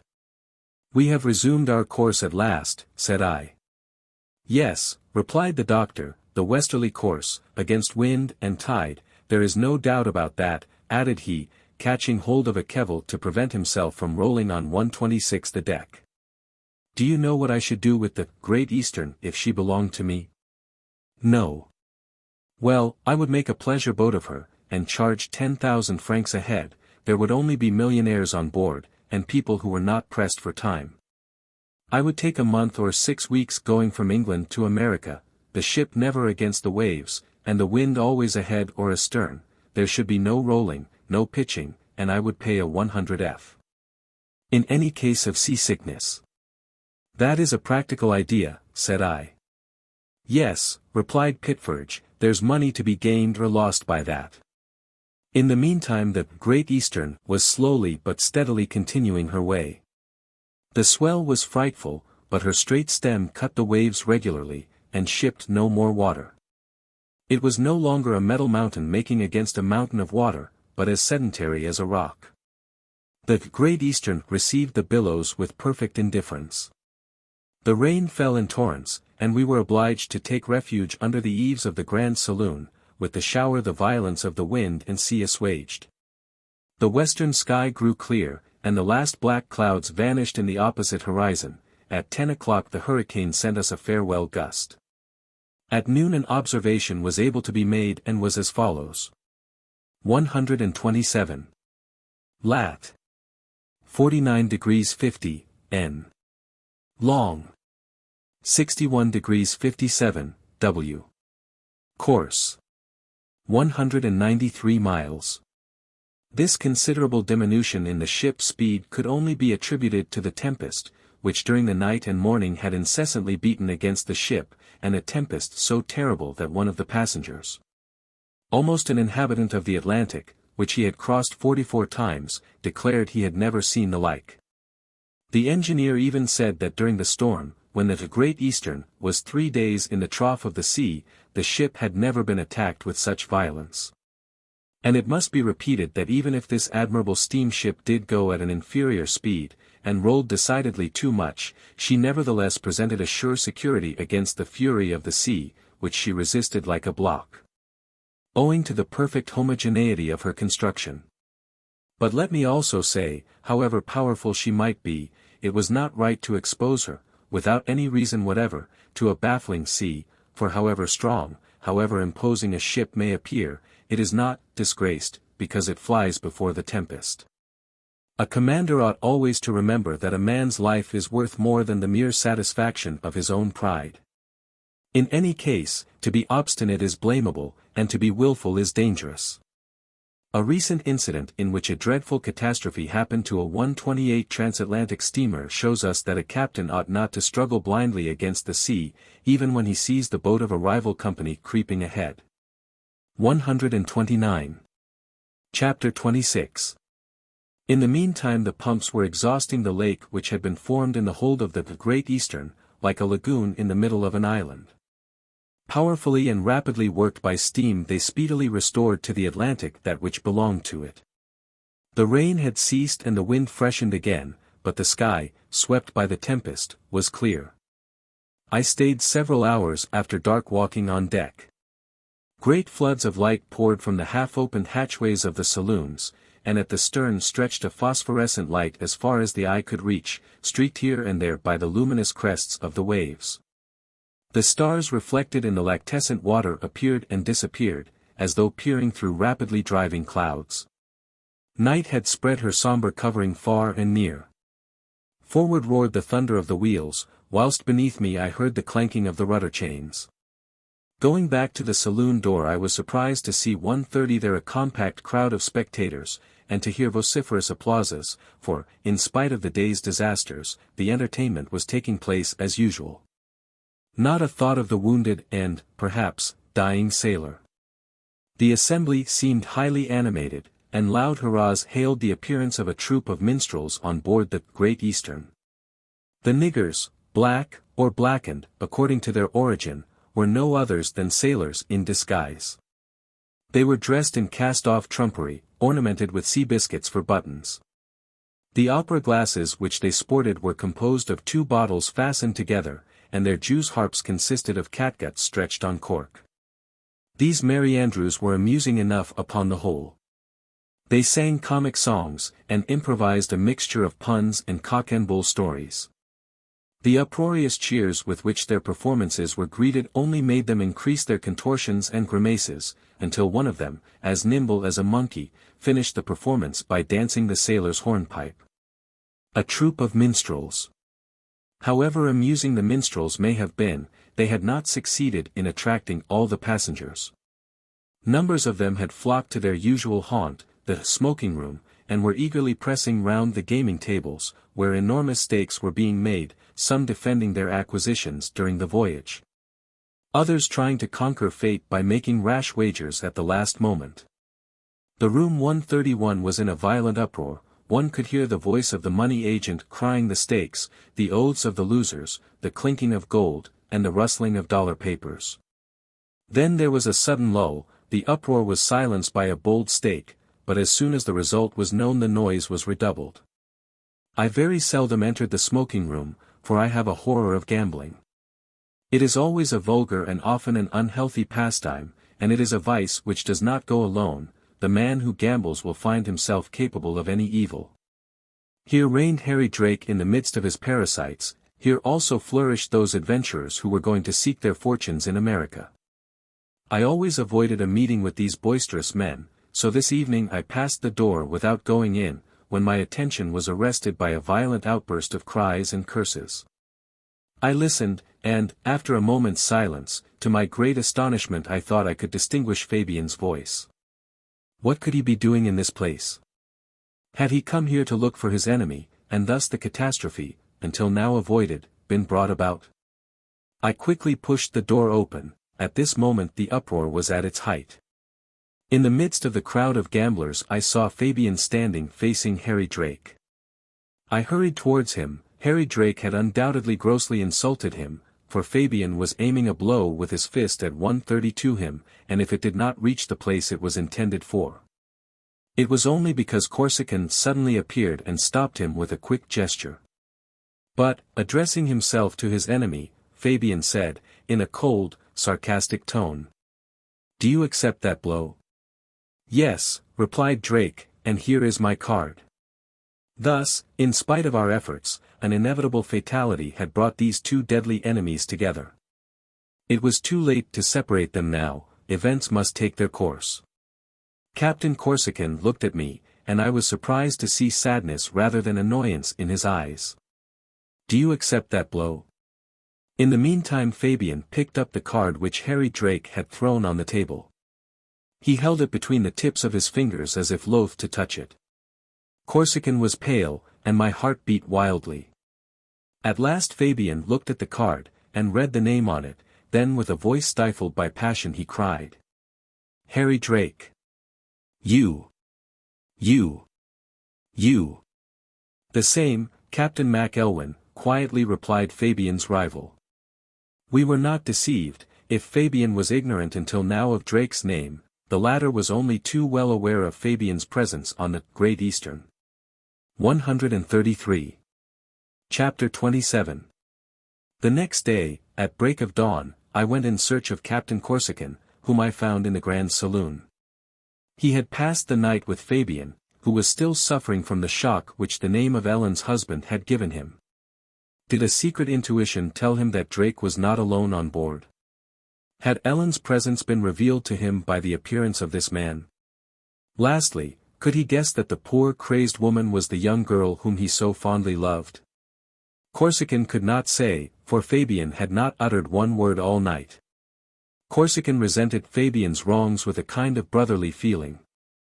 The intrepid nature of the latter had from childhood irresistibly attracted him, and he was now in the greatest despair. "I came in too late," said he to me. "Before Fabian could have raised his hand, I ought to have struck that wretch." "Useless violence," replied I. "Harry Drake would not 134 have risked a quarrel with you, he has a grudge against Fabian, and a meeting between the two had become inevitable." "You are right," said the captain, "that rascal has got what he wanted. He knew Fabian, his past life, and his love. Perhaps Ellen, deprived of reason, betrayed her secret thoughts, or, rather, did not Drake before his marriage learn from the loyal young woman all he was ignorant of regarding her past life? Urged by a base impulse, and finding himself in contact with Fabian, he has waited for an opportunity in which he could assume the part of the offended. This scoundrel ought to be a clever duelist." "Yes," replied I. "He has already had 3 or 4 encounters of the kind." "My dear sir," said the captain, "it is not the duel in itself which I fear for Fabian.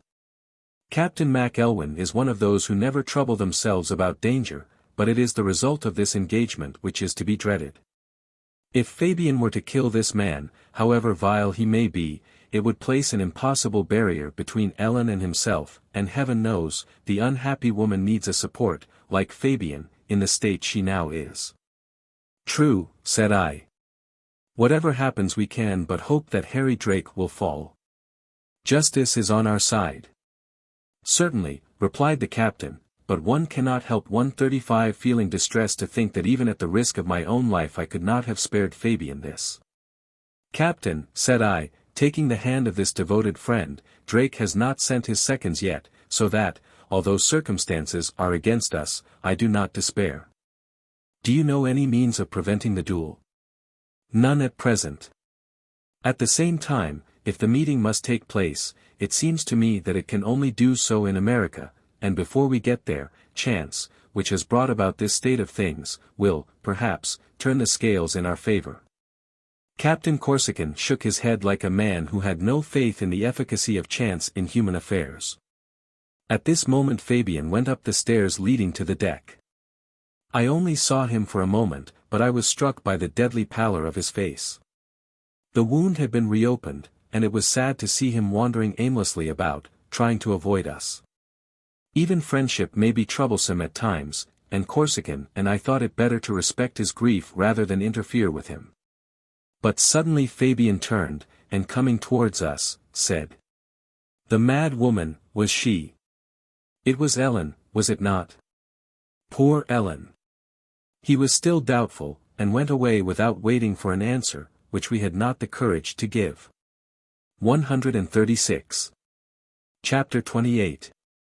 At noon, Drake had not sent Fabian his seconds to my knowledge, and these were preliminaries which could not be dispensed with, if Drake determined to demand immediate satisfaction. Might we not take hope from this delay? I knew that the Saxon race do not regard a debt of honor as we do, and that duels had almost disappeared from English customs, for, as I have already said, not only is there a severe law against duelists, but, moreover, the public opinion is strongly averse to them. At the same time, in this, which was an uncommon case, the engagement had evidently been voluntarily sought for. The offended had, so to speak, provoked the offender, and my reasonings always tended to the same conclusion, that a meeting between Fabian and Harry Drake was inevitable. The deck was at this moment crowded with passengers and crew returning from service. 1:37 at 12:30 the observation resulted in the following note. Lat. 40 degrees 33 N. Long. 66 degrees 24 W. Course. 214 miles. Thus the Great Eastern was only 348 miles from Sandy Hook Point, a narrow tongue of land which forms the entrance to the New York harbor. It would not be long before we were in American seas. I did not see Fabian in his usual place at lunch, but Drake was there, and although talkative, he did not appear to be quite at his ease. Was he trying to drown his fears in wine? I cannot say, but he indulged in bountiful libations with his friends. Several times I saw him leering at me, but insolent as he was, he dared not look me in the face. Was he looking for Fabian among the crowd of guests? I noticed he left the table abruptly before the meal was finished, and I got up immediately, in order to observe him, but he went to his cabin and shut himself up there. I went up on deck. Not a wave disturbed the calm surface of the sea, and the sky was unsullied by a cloud. The two mirrors mutually reflected their azure hue. I met Dr. Pitferge, who gave me bad news of the wounded sailor. The invalid was getting worse, and, in spite of the 1:38 doctor's assurance, it was difficult to think that he could recover. At 4 o'clock, a few minutes before dinner, a ship was hailed to larboard. The first officer told me he thought it must be the City of Paris, one of the finest steamers of the Inman Company, but he was mistaken, for the steamer coming nearer, sent us her name, which was the Saxonia, belonging to the National Steamship Company. For a few minutes the two boats came alongside, within 2 or 3 cables' length of each other. The deck of the Saxonia was covered with passengers, who saluted us with loud cheers. At 5 o'clock another ship on the horizon, but too far off for her nationality to be recognized. This time it was undoubtedly the City of Paris. This meeting with ships, and the salutation between the Atlantic's visitors, caused great excitement on board. One can understand that as there is little difference between one ship and another, the common danger of facing the uncertain element unites even strangers by a friendly bond. At 6 o'clock a third ship appeared, the Philadelphia, one of the Inman line, used for the transportation of emigrants from Liverpool to New York. We were evidently in frequented seas, and land could not be far off. How I longed to reach it! The Europe, a steamer belonging to the Transatlantic 139 Company, carrying passengers from Havre to New York, was expected, but she did not come in sight, and had most likely taken a more northerly course. Night closed in about 7:30. As the sun sank below the horizon, the moon grew brighter and for some time hung shining in the heavens. A prayer meeting, held by Captain Anderson, interspersed with hymns, lasted until 9 o'clock. The day passed without either Captain Corsican or myself receiving a visit from Drake seconds. 140. Chapter 29. The next day, Monday, the 8th of April, the weather was very fine. I found the doctor on deck basking in the sun. He came up to me. "Ah well," said he, "our poor sufferer died in the night. The doctor never gave him up. Oh, those doctors. They never will give in. This is the 4th man we have lost since we left Liverpool, the 4th gone towards paying the Great Eastern's debt, and we are not at the end of our voyage yet." "Poor fellow," said I, "just as we are nearing port, and the American coast almost in sight. What will become of his widow and little children? Would you have it otherwise, my dear sir?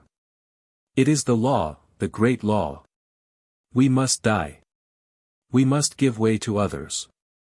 It is my opinion we die simply because we are occupying a place which by rights belongs to another. Now can you tell me how many people will have died during my existence if I live to be 60? 141 I have no idea, doctor." "The calculation is simple enough," resumed Dean Pitferge.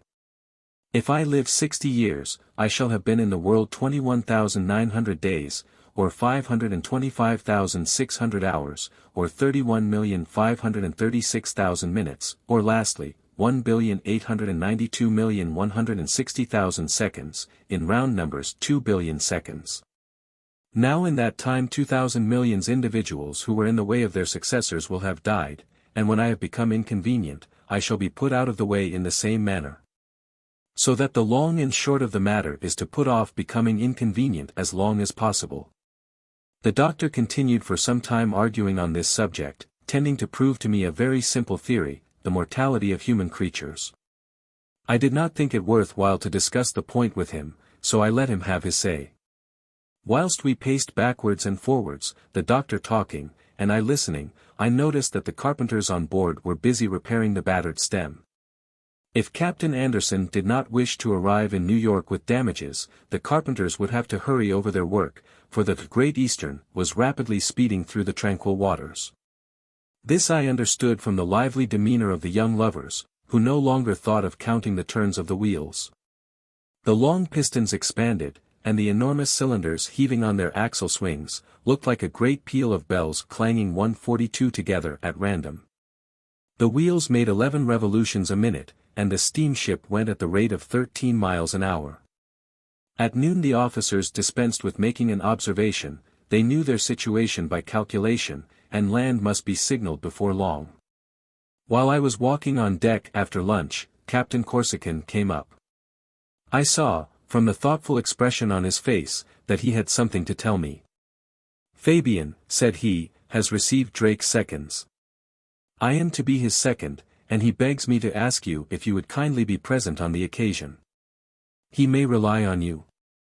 "Yes, Captain, so all hope of deferring or preventing this meeting has vanished?" "All hope. But tell me, how did the quarrel arise?" "A discussion about the play was a pretext for it, nothing else. The fact is, if Fabian was not aware who Harry Drake was, it is quite evident he knew Fabian, and the name of Fabian is so odious to him that he would gladly slay the man to whom it belongs." "Who are Drake's seconds?" I asked. "One of them is that actor." "Dr. T." "Just so, the other is a Yankee I do not know." 143-inch. When are you to expect them?" "I am waiting for them here." And just as he spoke I saw the seconds coming towards us.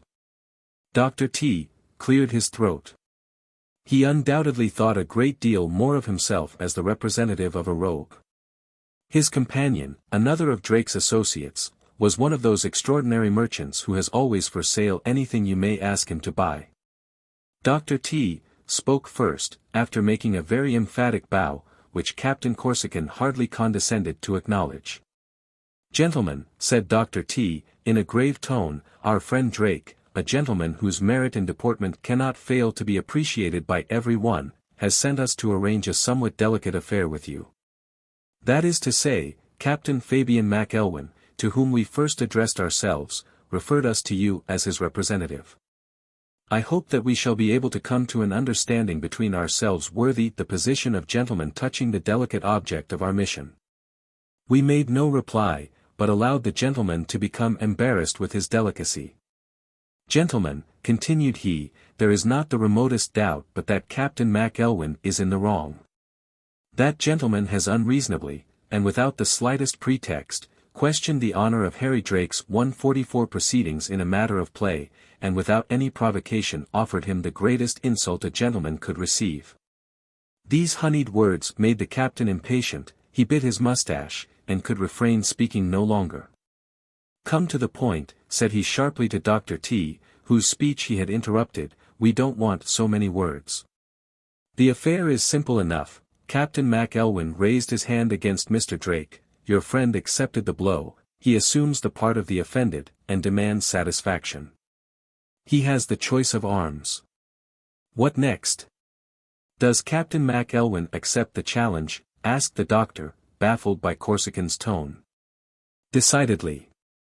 Our friend, Harry Drake, has chosen swords." "Very well, and where is the engagement to take place?"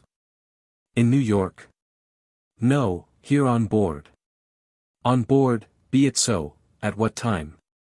"Tomorrow morning.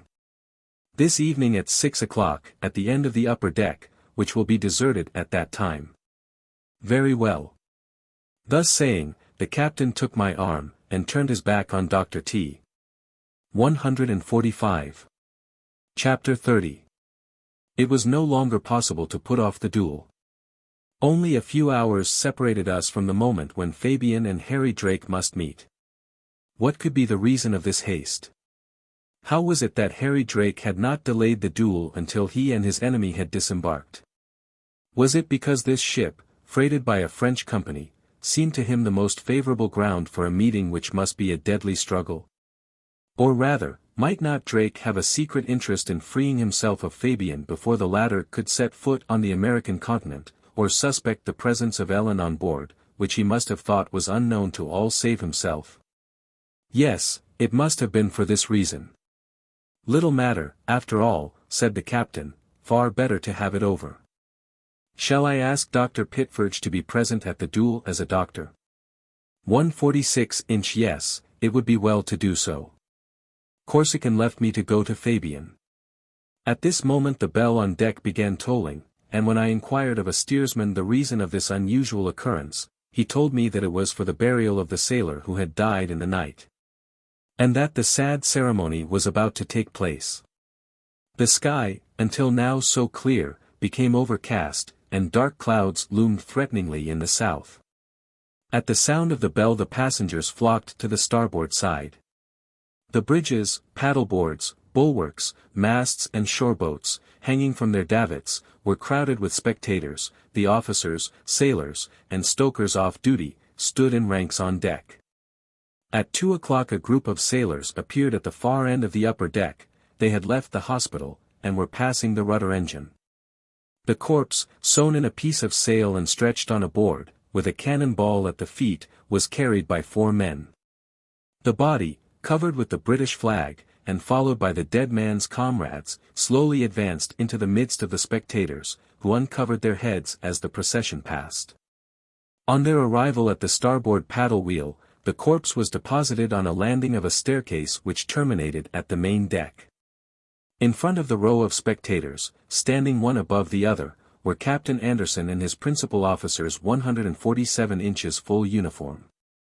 The captain, holding a prayer book in his hand, took his hat off, and for some minutes, during a profound silence, which not even the breeze interrupted, he solemnly read the prayer for the dead.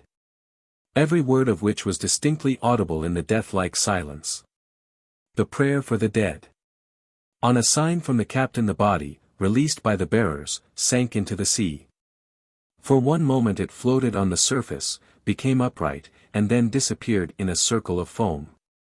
At this moment the voice of the sailor on watch was heard crying, "Land!" 148. Chapter 31. The land announced at the moment when the sea was closing over the corpse of the poor sailor was low-lying and of a yellow color. This line of slightly elevated downs was Long Island, a great sandy bank enlivened with vegetation, which stretches along the American coast from Montauk Point to Brooklyn, adjoining New York. Several yachts were coasting along this island, which is covered with villas and pleasure houses, the favorite resorts of the New Yorkists. Every passenger waved his hand to the land so longed for after the tedious voyage, which had not been exempt from painful accidents. Every telescope was directed towards this first specimen of the American continent, and each saw it under a different aspect. The Yankee beheld in it his motherland.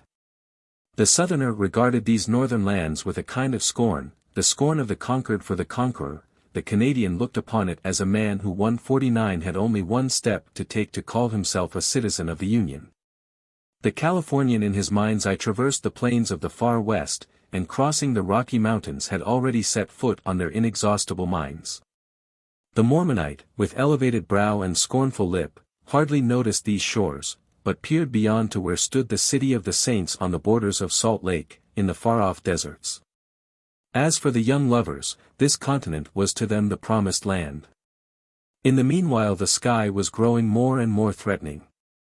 A dark line of clouds gathered in the zenith, and a suffocating heat penetrated the atmosphere as though a July sun was shining directly above us. "Would you like me to astonish you?" said the doctor, who had joined me on the gangway. "Astonish me, doctor."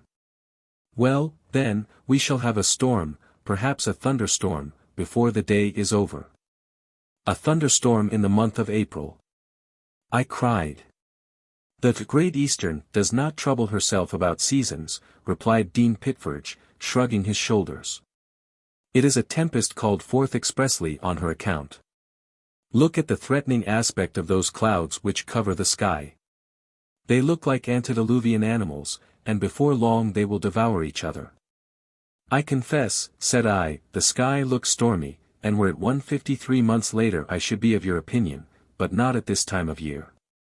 I tell you, replied the doctor, growing animated, the storm will burst out before many hours are past. I feel it like a barometer. Look at those vapors rising in a mass, observe that cirrus, those mares tails which are blending together, and those thick circles which surround the horizon. Soon there will be a rapid condensing of vapor, which will consequently produce electricity. Besides, the mercury has suddenly fallen, and the prevailing wind is southwest, the only one which can brew a storm in winter. Your observations may be very true, doctor, said I, not willing to yield, but who has ever witnessed a thunderstorm at this season, and in this latitude? We have proof, sir, we have proof on record. Mild winters are often marked by storms.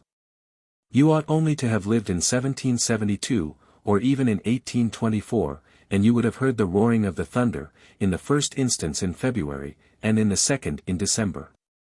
In the month of January, 1837, a thunderbolt fell near Drammen in Norway, and did considerable mischief.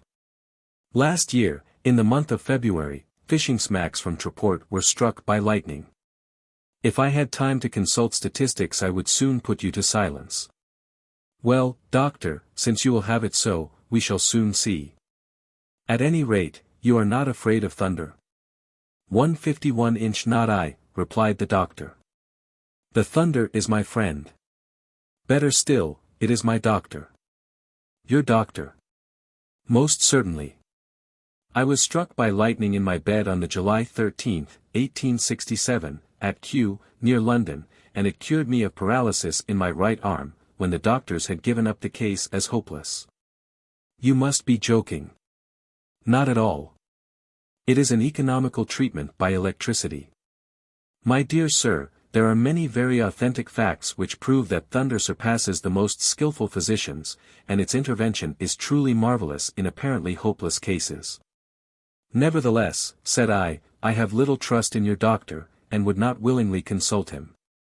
Because you have never seen him at work. Stay, here is an instance which I have heard of as occurring in 1817. A peasant in Connecticut, who was suffering from asthma, supposed to be incurable, was struck by lightning in a field, and radically cured. In fact, I believe the doctor would have been capable of making the thunder into pills. Laugh, ignoramus, said he to me. You know nothing either of the weather or medicine. 152. Chapter 32. Dean Pickford left me, but I remained on deck, watching the storm rise. Corsican was still closeted with Fabian, who was undoubtedly making some arrangements in case of misfortune. I then remembered that he had a sister in New York, and I shuddered at the thought that perhaps we should have to carry to her the news of her brother's death. I should like to have seen Fabian, but I thought it better not to disturb either him or Captain Corsican. I remained on deck watching the storm rise. At 4 o'clock we came in sight of land stretching before Long Island. It was Fire Island. In the center rose a lighthouse, which shone over the surrounding land. The passengers again invaded the upper decks and bridges. All eyes were strained towards the coast, distant about 6 miles. They were waiting for the moment when the arrival of the pilot should settle the great pool business. It may be thought that those who had night quarters, and 153 was of the number, had given up all pretensions, and that those with the day quarters, except those included between 4 and 6 o'clock, had no longer any chance.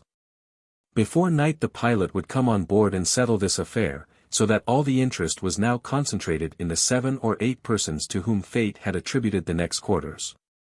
The latter were taking advantage of their good luck, selling, buying, and reselling their chances, bartering with such energy one might almost have fancied oneself in the Royal Exchange. At 16 minutes past 4 a small schooner, bearing towards the steamship, was signaled to starboard. There was no longer any possible doubt of its being the pilot's boat, and he would be on board in 14 or 15 minutes at the most.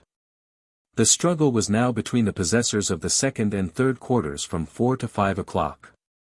Demands and offers were made with renewed vivacity. Then absurd wagers were laid even on the pilot's person, the tenor of which I have faithfully given. $10 that the pilot is married. $20 that he is a widower. $30 that he has a mustache. $60 that he has a wart on his nose.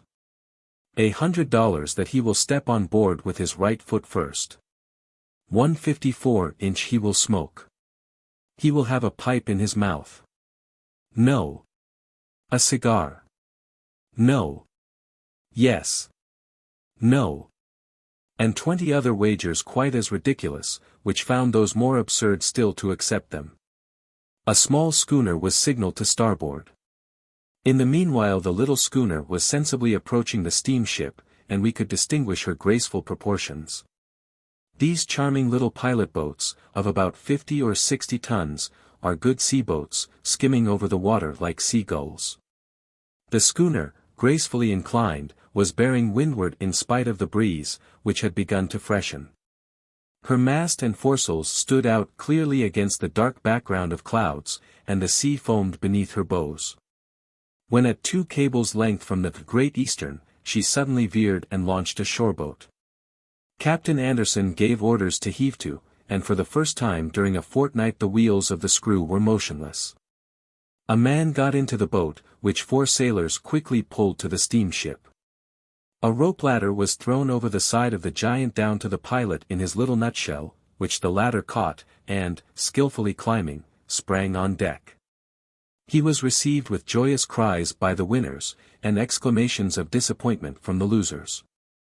The pool was regulated by the following statements. 155 the pilot was married. He had no wart on his nose. He had a light mustache. He had jumped on board with both feet. Lastly, it was 36 minutes past 4 o'clock when he set foot on the deck of the Great Eastern. The possessor of the 33rd quarter thus gained the $96, and it was Captain Corsican, who had hardly thought of the unexpected gain. It was not long before he appeared on deck, and when the pool was presented to him, he begged Captain Anderson to keep it for the widow of the young sailor whose death had been caused by the inroad of the sea. The captain shook his hand without saying a word, but a moment afterwards a sailor came up to Corsican, and, bowing awkwardly, "Sir," said he, "my mates have sent me to say that you are a very kind gentleman. And they all thank you in the name of poor Wilson, who cannot thank you for himself." The captain, moved by the rough sailor's speech, silently pressed his hand. As for the pilot, he was a man of short stature, with not much of the sailor look about him. He wore a glazed hat, black trousers, a brown overcoat lined with red, and carried an umbrella. He was master on board now. In springing on deck, before he went to the bridge, he 156 had thrown a bundle of papers among the passengers, who eagerly pounced on them. They were European and American journals, the political and civil bonds which again united the Great Eastern to the 2 continents. 157. Chapter 33. The storm was gathering, and a black arch of clouds had formed over our heads. The atmosphere was misty, nature was evidently about to justify Dr. Pickford's presentiments. The steamship had slackened her speed, and the wheels only made 3 or 4 revolutions a minute. Volumes of white steam escaped from the half-open valves, the anchor chains were cleared, and the British flag floated from the mainmast. These arrangements Captain Anderson had made preparatory to mooring. The pilot, standing on the top of the starboard paddle, guided the steamship through the narrow passages, but the tide was already turning, so that the Great Eastern could not yet cross the bar of the Hudson, and we must wait till next day. At 4:45 by the pilot's order the anchors were let go, the chains rattled through the hawse holes with a noise like thunder. I even thought for a moment that the storm had burst forth. When the anchors were firmly embedded in the sand, the Great Eastern swung round 158 by the ebb tide, remained motionless, and not a wave disturbed the surface of the water. At this moment the steward's trumpet sounded for the last time. It called the passengers to their farewell dinner. The Society of Freighters would be prodigal with the champagne, and no one wished to be absent. An hour later the saloons were crowded with guests, and the deck deserted. However, 7 persons left their places unoccupied, the 2 adversaries, who were going to stake their lives in a duel, the 4 seconds, and the doctor, who was to be present at the engagement. The time and the place for the meeting had been well chosen, there was not a creature on deck. The passengers were in the dining rooms, the sailors in their berths, the officers absorbed with their own particular bottles, and not a steersman on board, for the ship was motionless at anchor. At 5:10 the doctor and I were joined by Fabian and Captain Corsican. I had not seen Fabian since the scene in the smoking room. He seemed to me sad, but very calm. The thought of the duel troubled him little, apparently. His mind was elsewhere, and his eyes wandered restlessly in search of Ellen. He held out his hand to me without saying a word. "Has not Harry Drake arrived?" asked the captain of me. 159 Not yet, I replied. "Let us go to the stern. That is the place of rendezvous." Fabian, Captain Corsican, and I walked along the upper decks. The sky was growing dark, we heard the distant roar of thunder rumbling along the horizon. It was like a monotonous bass, enlivened by the hips and hurrahs issuing from the saloons. Flashes of lightning darted through the black clouds, and the atmosphere was powerfully charged with electricity. At 5:20 Harry Drake and his seconds made their appearance. The gentlemen bowed to us, which honor we strictly returned. Drake did not utter a word, but his face showed signs of ill-concealed excitement. He cast a look of malignant hatred on Fabian, but the latter, leaning against the hatchway, did not even see him, so absorbed was he in a profound meditation, he seemed not yet to have thought of the part he was to play in this drama. In the meanwhile Captain Corsican, addressing himself to the Yankee, one of Drake's seconds, asked him for the swords, which the latter presented to him. They were battle swords, the basket hilts of which entirely protected the hand which held them. Corsican took them, bent, and measured them, and then allowed the Yankee to choose. Whilst these preparations were being made, Harry Drake had taken off his hat and jacket, unbuttoned his shirt, and 160 turned up his sleeves. Then he seized his sword, and I saw that he was left-handed, which gave him, accustomed to right-handed antagonists, an unquestionable advantage. Fabian had not yet left the place where he was standing. One would have thought that these preparations had nothing to do with him. Captain Corsican went up to him, touched him, and showed him the sword. Fabian looked at the glittering steel, and it seemed as if his memory came back to him at that moment. He grasped his sword with a firm hand. "Right," he murmured, "I remember." Then he placed himself opposite Harry Drake, who immediately assumed the defensive. "Proceed, gentlemen," said the captain. They immediately crossed swords. From the first clashing of steel, several rapid passes on both sides, certain extrications, parries, and thrusts proved to me the equality in strength of the opponents. I augured well for Fabian. He was cool, self-possessed, and almost indifferent to the struggle, certainly less affected by it than were his own seconds. Harry Drake, on the contrary, scowled at him with flashing eyes and clenched teeth, his head bent forward, and his whole countenance indicative of a hatred which deprived him of all composure. He had come there to kill, and kill he would. 161 After the first engagement, which lasted some minutes, swords were lowered. With the exception of a slight scratch on Fabian's arm, neither of the combatants had been wounded. They rested, and Drake wiped off the perspiration with which his face was bathed. The storm now burst forth in all its fury. The thunder was continuous, and broke out in loud deafening reports. The atmosphere was charged with electricity to such an extent that the swords were gilded with luminous crests, like lightning conductors in the midst of thunder clouds. After a few moments' rest, Corsican again gave the signal to proceed, and Fabian and Harry Drake again fell to work. This time the fight was much more animated, Fabian defending himself with astounding calmness, Drake madly attacking him. Several times I expected a stroke from Fabian, which was not even attempted. Suddenly, after some quick passes, Drake made a rapid stroke. I thought that Fabian must have been struck in the chest, but, warding off the blow, he struck Harry Drake's sword smartly. The latter raised and covered himself by a swift semicircle, whilst the lightning rent the clouds overhead. Suddenly, and without anything to explain this strange surrender of himself, Fabian dropped his sword. Had he been mortally wounded without our noticing it? The 162 blood rushed wildly to my heart. Fabian's eyes had grown singularly animated. "Defend yourself," roared Drake, drawing himself up like a tiger ready to spring on to his prey. I thought that it was all over with Fabian, disarmed as he was. Corsican threw himself between him and his enemy, to prevent the latter from striking a defenseless man, but now Harry Drake in his turn stood motionless. I turned, and saw Ellen, pale as death, her hand stretched out, coming towards the duelists. Fabian, fascinated by this apparition, remained perfectly still.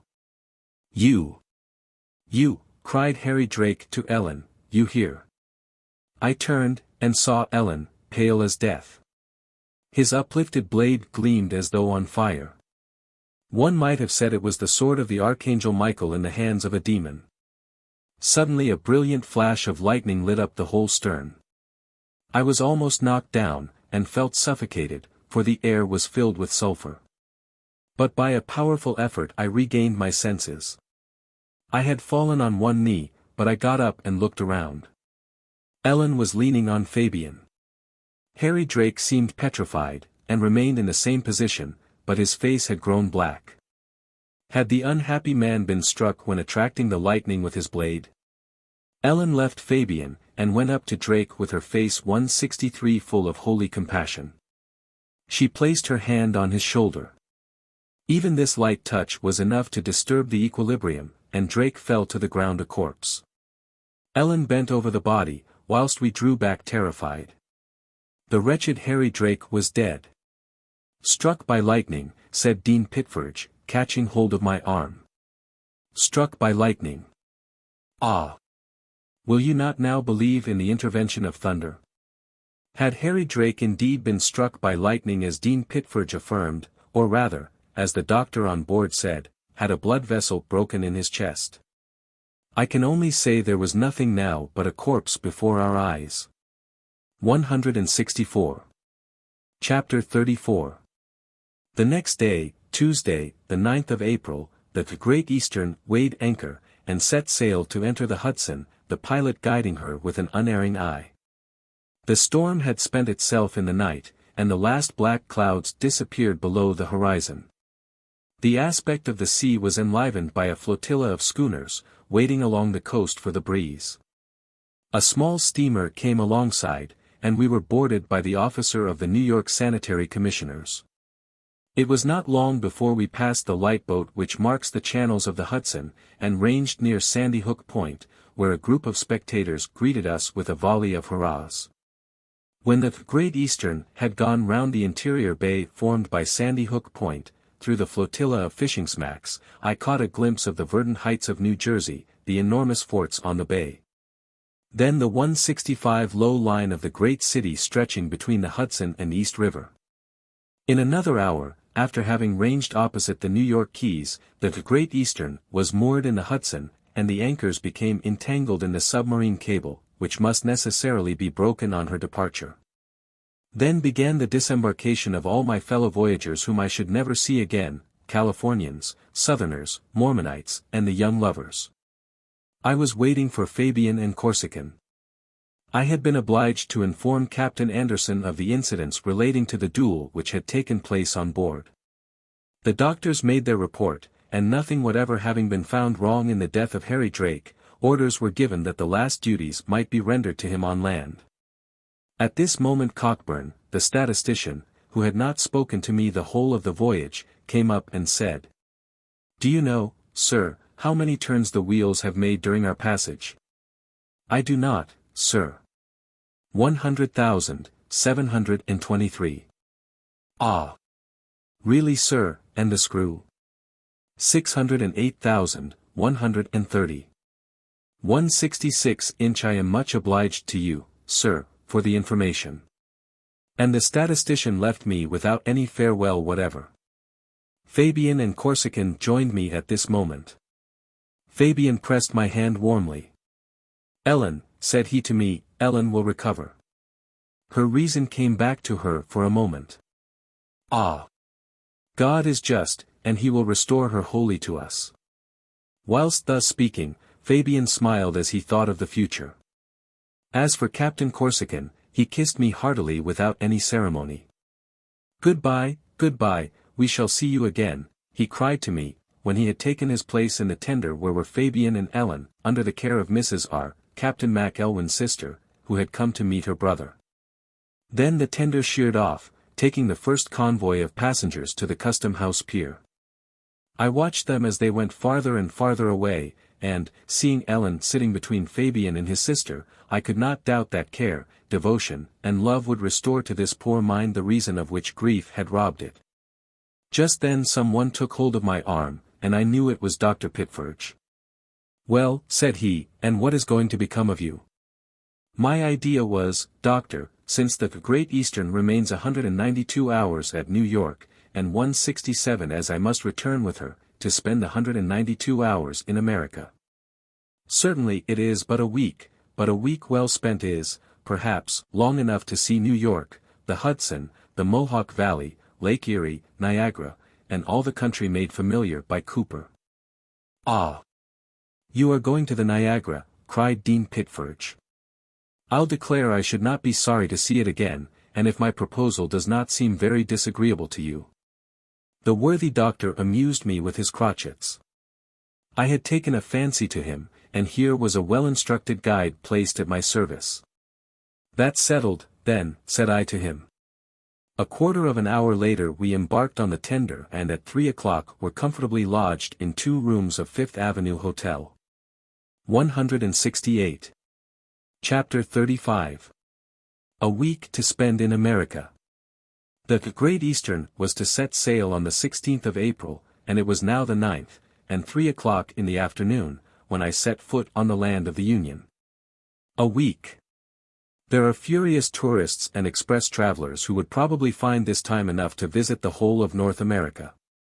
But I had no such pretension, not even to visit New York thoroughly, and to write, after this extra rapid inspection, a book on the manners and customs of the Americans. But the constitution and physical aspect of New York is soon seen. It is hardly more varied than a chessboard. The streets, cut at right angles, are called avenues when they are straight, and streets when irregular.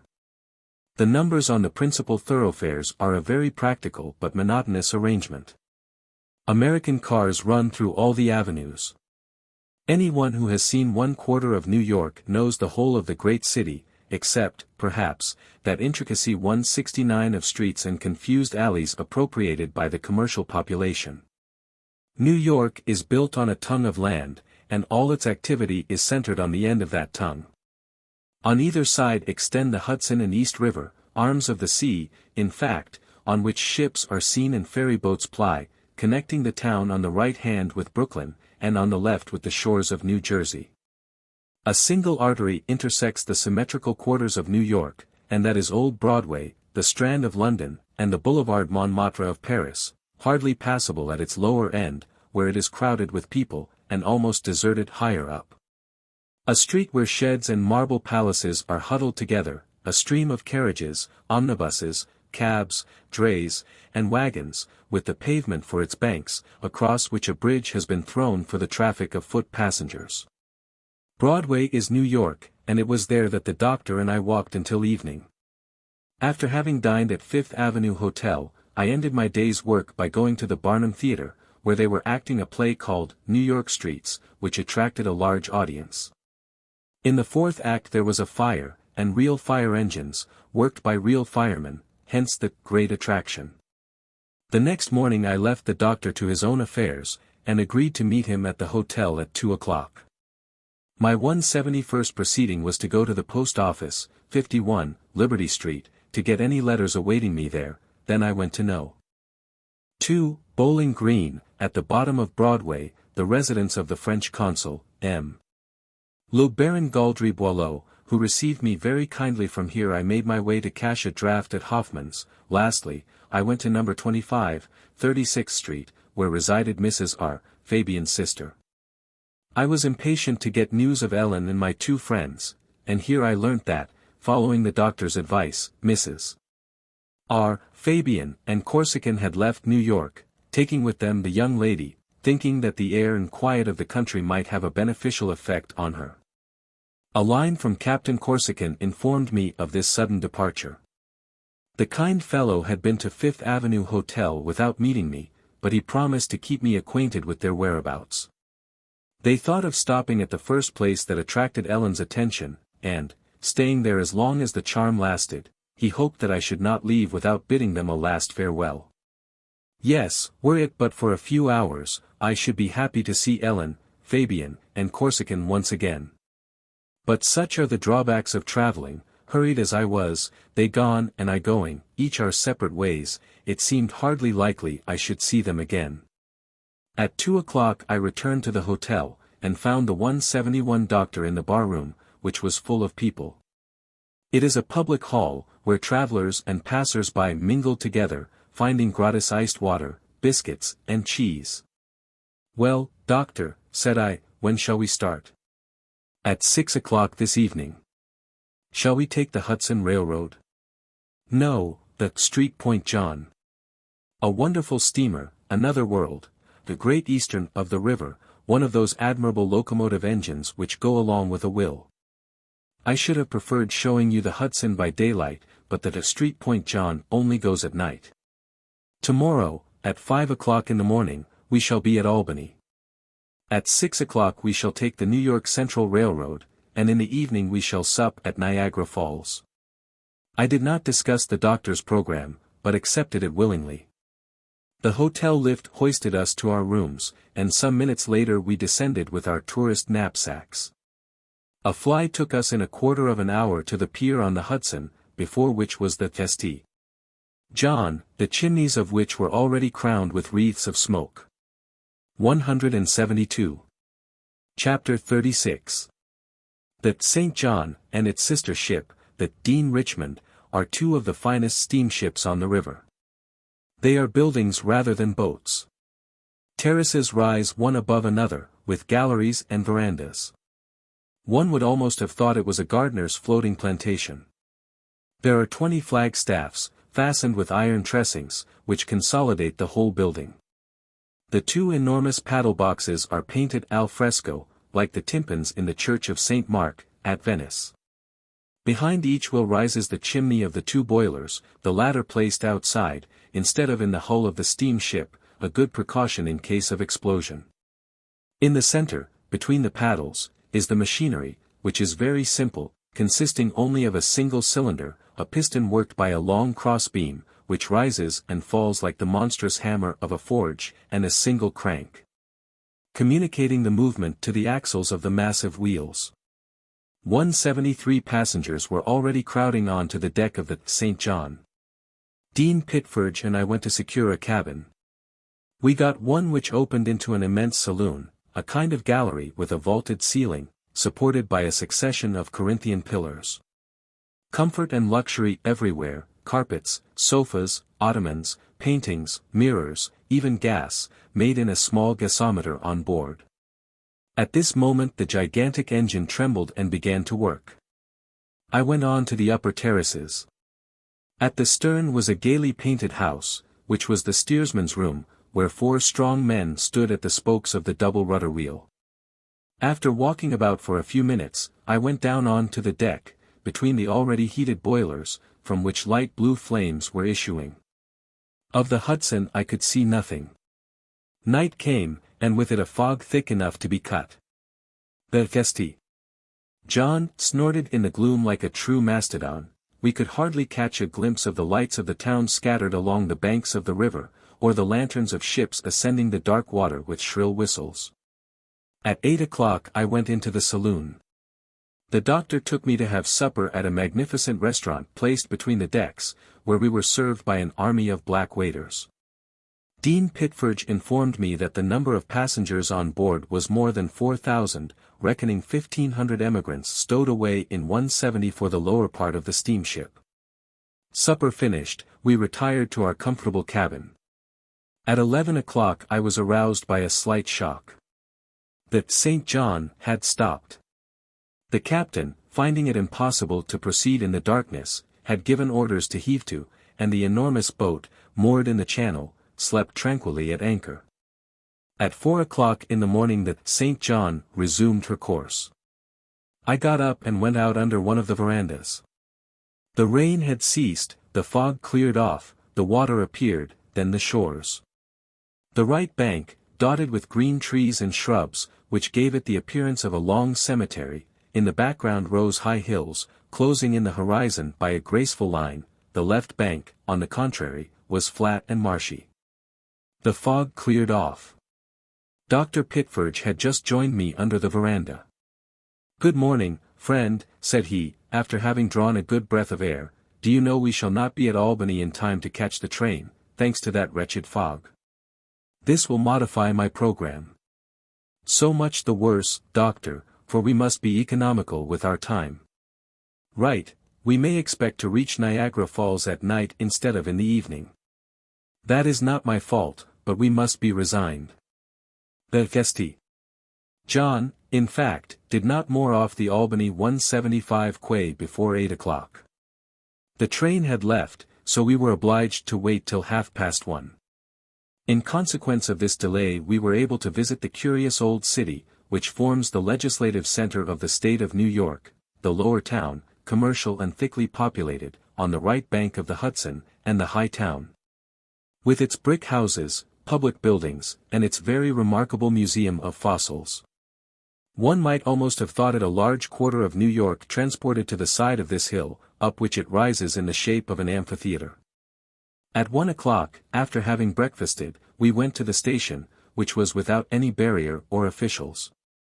The train simply stopped in the middle of the street, like an omnibus. One could get up and down at pleasure. The cars communicate with each other by bridges, which allow the traveler to go from one end of the train to the other. At the appointed time, without seeing either a guard or a porter, without a bell, without any warning, the brisk locomotive, a real gem of workmanship, started, and we were whirled away at the speed of 50 miles an hour. But instead of being boxed up, as one is in European trains, we were at liberty to walk about, buy newspapers and books, without waiting for stations. Refreshment buffets, bookstalls, everything was at hand for the traveler. We were now crossing fields without fences, and forests newly cleared, at the risk of a collision with the felled trees. 176 through new towns, seamed with rails, but still wanting in houses. Through cities adorned with the most poetic names of ancient literature, Rome, Syracuse, and Palmyra. It was thus the Mohawk Valley, the land of Fenimore, which belongs to the American novelist, as does the land of Rob Roy to Walter Scott, glided before our eyes. For a moment Lake Ontario, which Cooper has made the scene of action of his masterwork, sparkled on the horizon. All this theater of the grand epopee of leather stocking, formerly a savage country, is now a civilized land. The doctor did not appreciate the change, for he persisted in calling me Hawk's Eye, and would only answer to the name of Chingachgook. At 11 o'clock at night we changed trains at Rochester. The spray from the Tennessee Cascades fell over the cars in showers. At 2 o'clock in the morning, after having kept alongside the Niagara for several leagues without seeing it, we arrived at the village of Niagara Falls, and the doctor conducted me to a magnificent hotel, grandly named Cataract House. 177. Chapter 37. The Niagara is not a stream, not even a river, it is simply a weir sluice, a canal 36 miles long, which empties the waters of the Lake Superior, Michigan, Huron, and Erie into the Ontario. The difference in the level of these last two lakes is 340 feet, this difference uniformly proportioned the whole of the width would hardly have created a rapid. But the falls alone absorb half the difference in level, whence their formidable power. This Niagarine trench separates the United States from Canada. Its right bank is American and its left English. On one side policemen, on the other not the shadow of one. On the morning of the 12th of April, at break of day, the doctor and I walked down the wide street of Niagara Falls, which is the name of the village situated on the banks of the falls. It is a kind of small watering place, 300 miles from Albany, built in a healthy and charming situation, provided with sumptuous hotels and 178 comfortable villas, which the Yankees and Canadians frequent in the season. The weather was magnificent, the sun warmed the cold atmosphere, a dull, distant roar was heard, and I saw vapors on the horizon which could not be clouds. "Is that the fall?" I asked of the doctor. "Patience," replied Pitferge. In a few minutes we were on the banks of the Niagara. The river was flowing peacefully along, it was clear, and not deep, with numerous projections of grey rock emerging here and there. The roar of the cataract grew louder and louder, but as yet we could not see it. A wooden bridge, supported by iron arches, united the left bank to an island in the midst of the current. On to this bridge the doctor led me.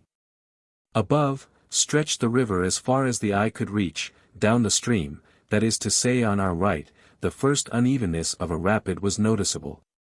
Then, at half a mile from the bridge, the earth suddenly gave way, and clouds of spray filled the air. This was the American Fall, which we could not see. Beyond, on the Canadian side, lay a peaceful country, with hills, villas, and bare trees. "Don't look! Don't look!" cried the doctor to me, "reserve yourself, shut your eyes, and do not open them until I tell you." I hardly listened to my original, but continued to look. The bridge crossed, we set foot on the island known as 179 Goat Island. It is a piece of land of about 70 acres, covered with trees, and intersected with lovely avenues with carriage drives. It is like a bouquet thrown between the American and Canadian falls, separated from the shore by a distance of 300 yards.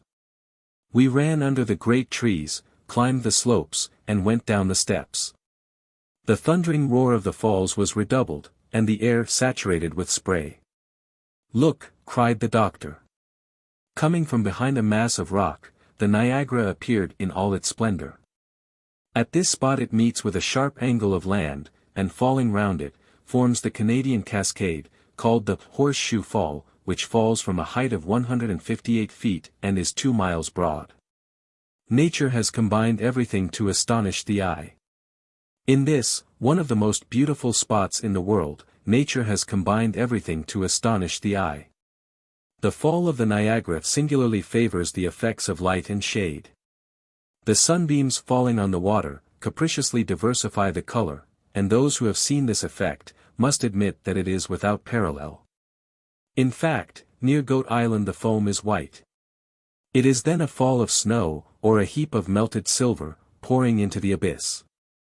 In the center of the cataract the color of the water is a most beautiful sea green, which indicates its depth, so that the Detroit, a ship drawing 20 feet and launched on the 180 current, was able to descend the falls without grazing. Towards the Canadian shore the whirlpool, on the contrary, looks like metal shining beneath the luminous rays, and it is melted gold which is now poured into the gulf. Below, the river is invisible from the vapors which rise over it.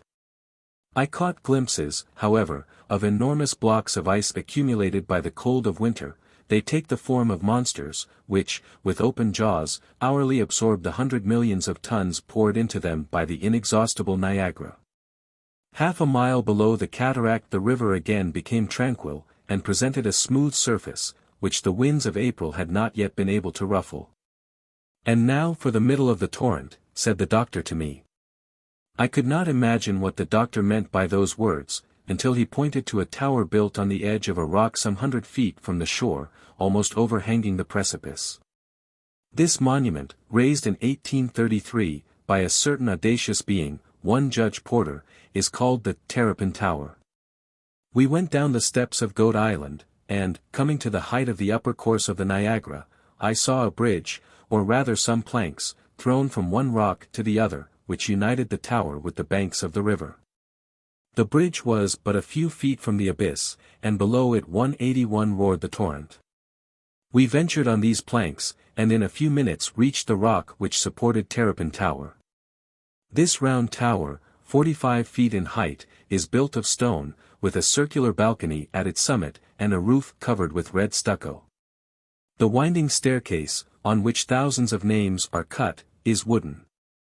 Once at the top of the tower, there is nothing to do but cling to the balcony and look. The tower is in the midst of the cataract.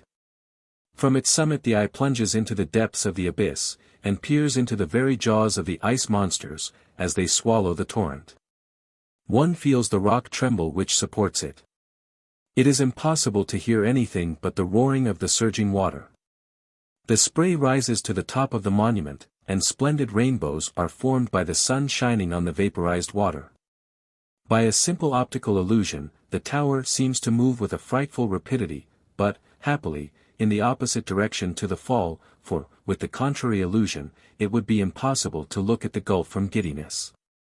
Breathless and shivering, we went for a moment inside the top landing of the tower, and it was then that the doctor took the opportunity of saying to me, "This terrapin tower, my dear sir, will some day fall into the abyss. And perhaps sooner than is expected." Ah! Indeed. 182-inch, there is no doubt about it. The great Canadian fall recedes insensibly, but still, it recedes. The tower, when it was first built in 1833, was much farther from the cataract. Geologists say that the fall, in the space of 35,000 years, will be found at Queenstown, 7 miles up the stream. According to Mr. Bakewell, it recedes a yard in a year, but according to Sir Charles Lyell 1 foot only. The time will come when the rock which supports the tower, worn away by the water, will glide down the falls of the cataract. Well, my dear sir, remember this, the day when the Terrapin Tower falls, there will be some eccentrics who will descend the Niagara with it. I looked at the doctor, as if to ask him if he would be of that number, but he signed for me to follow him, and we went out again to look at the Horseshoe Fall, and the surrounding country. We could now distinguish the American Fall, slightly curtailed and separated by a projection of the island, where there is another small central cataract 100 feet wide. The American Cascade, equally fine, falls perpendicularly. Its height is 164 feet. But in order to have a good view of it is necessary to stand facing it, on the Canadian side. All day we wandered on the banks of the Niagara, irresistibly drawn back to the tower, where the roar of the water, the spray, the sunlight playing on the vapors, the excitement, and the briny odor of the cataract holds you 183 inches of perpetual ecstasy. Then we went back to Goat Island to get the fall from every point of view, without ever being wearied of looking at it. The doctor would have taken me to see the Grotto of Winds, hollowed out underneath the central fall, but access to it was not allowed, on account of the frequent falling away of the rocks. At 5 o'clock we went back to the hotel, and after a hasty dinner, served in the American fashion, we returned to Goat Island. The doctor wished to go and see the Three Sisters, charming little islets scattered at the head of the island. Then, with the return of evening, he led me back to the tottering rock of Terrapin Tower. The last rays of the setting sun had disappeared behind the grey hills, and the moon shed her soft clear light over the landscape. The shadow of the tower stretched across the abyss, farther down the stream the water glided silently along, crowned with a light mist. The Canadian shore, already plunged in darkness, contrasted vividly with the moonlit banks of Goat Island, and the village of Niagara Falls. Below us, the gulf, magnified by the uncertain light, looked like a bottomless abyss, in which roared the formidable torrent. What effect! What artist could ever depict such a scene either with the pen or paintbrush? For some minutes a moving light appeared on the horizon. It was the signal light of a train crossing the Niagara Bridge at a distance of 2 miles from us. Here we remained silent 184 and motionless on the top of the tower until midnight, leaning over the waters which possessed such a fascination.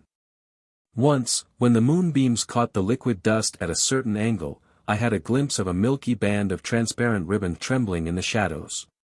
It was a lunar rainbow, a pale irradiation of the Queen of the Night, whose soft light was refracted through the mist of the cataract. 185. Chapter 38. The next day, the 13th of April, the doctor's program announced a visit to the Canadian shore. We had only to follow the heights of the bank of the Niagara for 2 miles to reach the suspension bridge. We started at 7 o'clock in the morning. From the winding path on the right bank we could see the tranquil waters of the river, which no longer felt the perturbation of its fall. At 7:30 we reached the suspension bridge. It is the bridge, on which the Great Western and New York Central Railroads meet, and the only one which gives access to Canada on the confines of the state of New York. This suspension bridge is formed of two platforms. The upper one for trains, and the lower for carriages and pedestrians. Imagination seems to lose itself in contemplating this stupendous work. This viaduct, over which trains can pass, suspended at a height of 250 feet 186 above the Niagara, again transformed into a rapid at this spot. This suspension bridge, built by John A. Roebling, of Trenton, New Jersey, is 800 feet long, and 24 wide. The iron props fastened to the shore prevent it from swinging. The chains which support it, formed of 4,000 wires, are 10 inches in diameter, and can bear a weight of 12,400 tons. The bridge itself weighs but 800 tons, and cost $500,000. Just as we reached the center a train passed over our heads, and we felt the platform bend under its weight. It is a little below this bridge that Blondin crossed the Niagara, on a rope stretched from one shore to the other, and not, as is generally supposed, across the falls. However, the undertaking was none the less perilous. But if Blondin astonished us by his daring, what must we think of his friend who accompanied him, riding on his back during this aerial promenade? Perhaps he was a glutton, said the doctor, and Blondin made wonderful omelettes on his tightrope. We were now on Canadian ground, and we walked up the left bank of the Niagara, in order to see the falls under a new aspect. Half an hour later we reached the English Hotel, where the doctor ordered our breakfast, whilst I glanced through the Traveller's Book, where figured several thousand names. Among the most celebrated I 187 noticed the following: Robert Peel, Lady Franklin, Comte de Paris, Duc de Chartres, Prince de Joinville, Louis Napoleon, 1846, Prince and Princess Napoleon, Barnum, with his address, Maurice Sand, 1865, Agassiz, 1854, Almonte, Prince Hohenlohe, Rothschild, Bertin, Paris. Lady Elgin, Burckhardt, 1832, and now let us go under the falls, said the doctor to me, when we had finished breakfast. I followed Dean Pitferge. A negro conducted us to the dressing-room, where we were provided with waterproof trousers, mackintoshes, and glazed hats. Thus equipped, our guide led us down a slippery path, obstructed by sharp-edged stones, to the lower level of the Niagara. Then we passed behind the great fall through clouds of spray, the cataract falling before us like the curtain of a theatre before the actors. But what a theatre! Soaked, blinded, deafened, we could neither see nor hear in this cavern as hermetically closed by the liquid sheets of the cataract as though nature had sealed it in by a wall of granite. The cataract falling before us.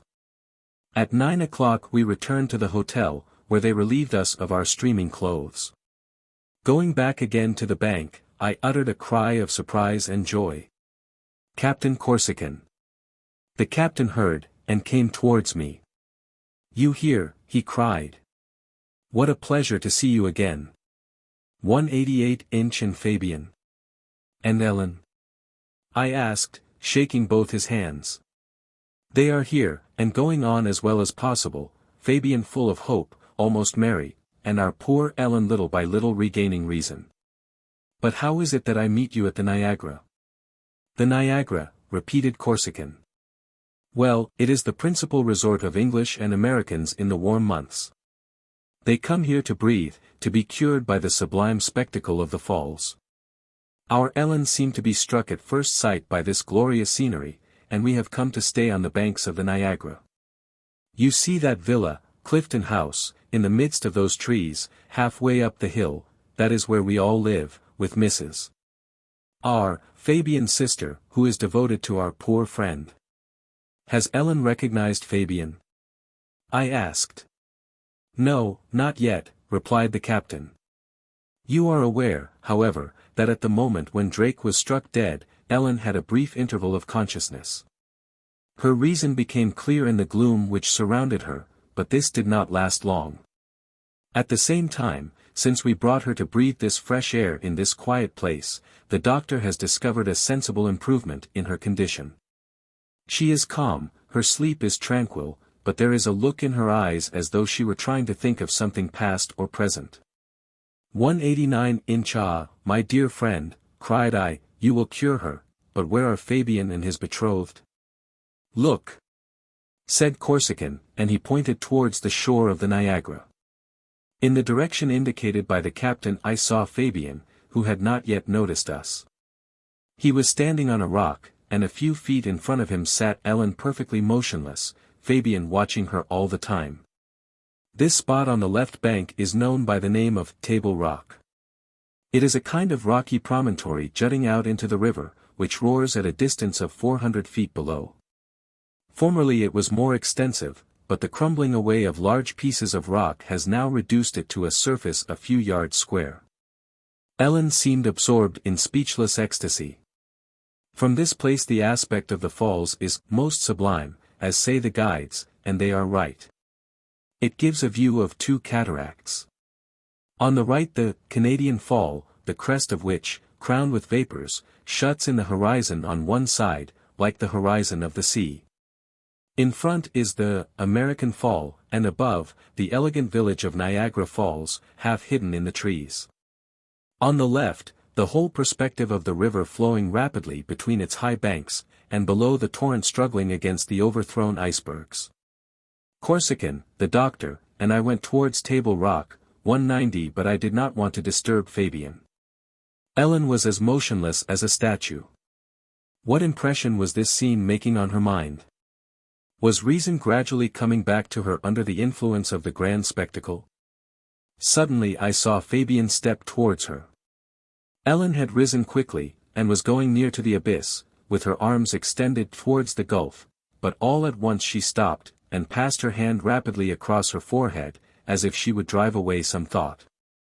Fabian, pale as death, but self-possessed, with one bound placed himself between Ellen and the chasm. The latter shook back her fair hair, and her graceful figure staggered. Did she see Fabian? No. One would have said it was a dead person coming back to being, and looking round for life. Captain Corsican and I dared not move, although, being so near the abyss, we dreaded some catastrophe, but the doctor kept us back. Let Fabian alone, said he. I heard the sobs which escaped from the young woman's heaving breast, the inarticulate words which came from her lips. She seemed as though she were trying to speak, but could not. At last she uttered these words. My God! My God! Where am I, where am I? She was conscious that someone was near her, for she half turned round, and her whole face seemed transfigured.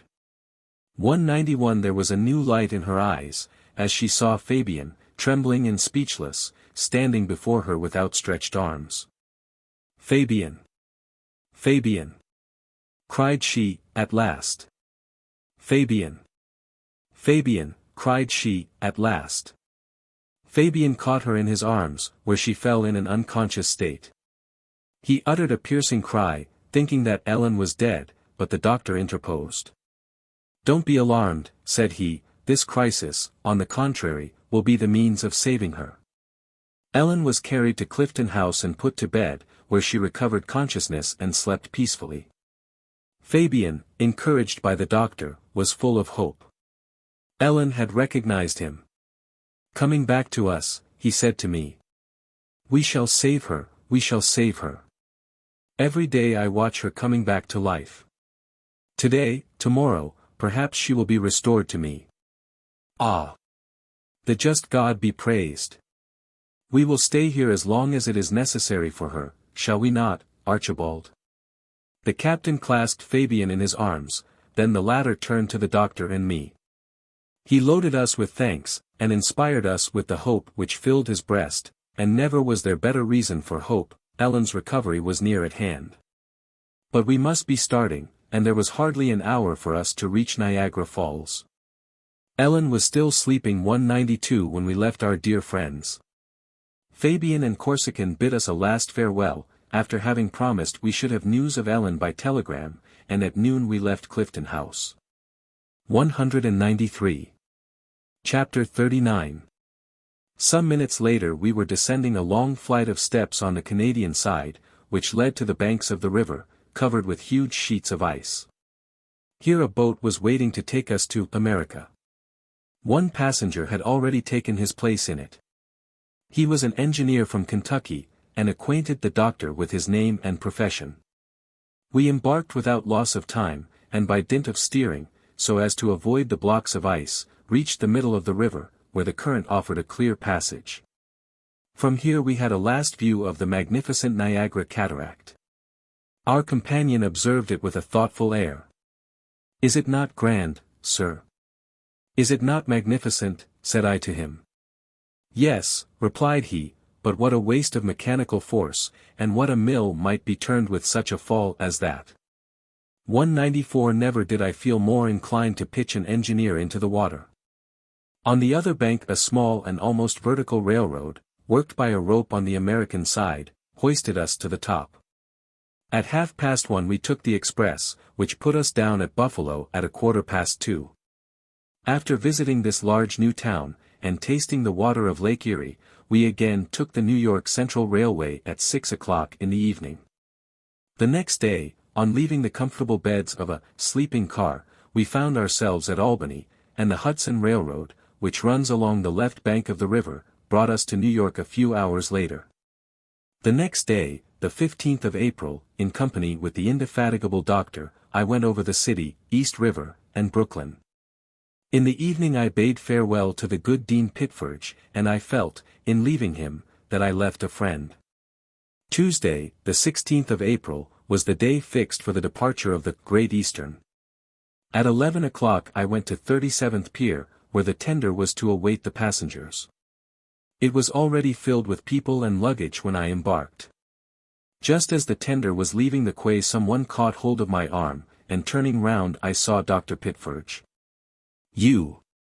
I cried, "and are you going back to Europe?" "Yes, my dear sir." 195 by the Great Eastern. "Undoubtedly," replied the amiable original, smiling, "I have considered the matter, and have come to the conclusion that I must go. Only think, this may be the Great Eastern's last voyage, the one which she will never complete." The bell for departure had rung, when one of the waiters from Fifth Avenue Hotel came running up to me, and put a telegram into my hands, dated from Niagara Falls. "Ellen has awakened. Her reason has entirely returned to her," said Captain Corsican, "and the doctor has every hope of her recovery." I communicated this good news to Dean Pitferge. "Every hope for her indeed." "Every hope," said my fellow traveler, in a sarcastic tone. "I also have every hope for her, but what good does that do? Any one may have great hopes for you, for me, for all of us, but at the same time he may be just as much wrong as right." 12 days later we reached Brest, and the day following Paris.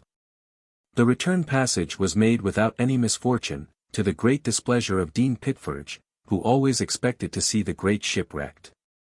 And now, when I am sitting at my own table, if I had not my daily notes before me, I should think that the Great Eastern, that floating city in which I lived for a month, the meeting of Ellen and Fabian, the peerless Niagara.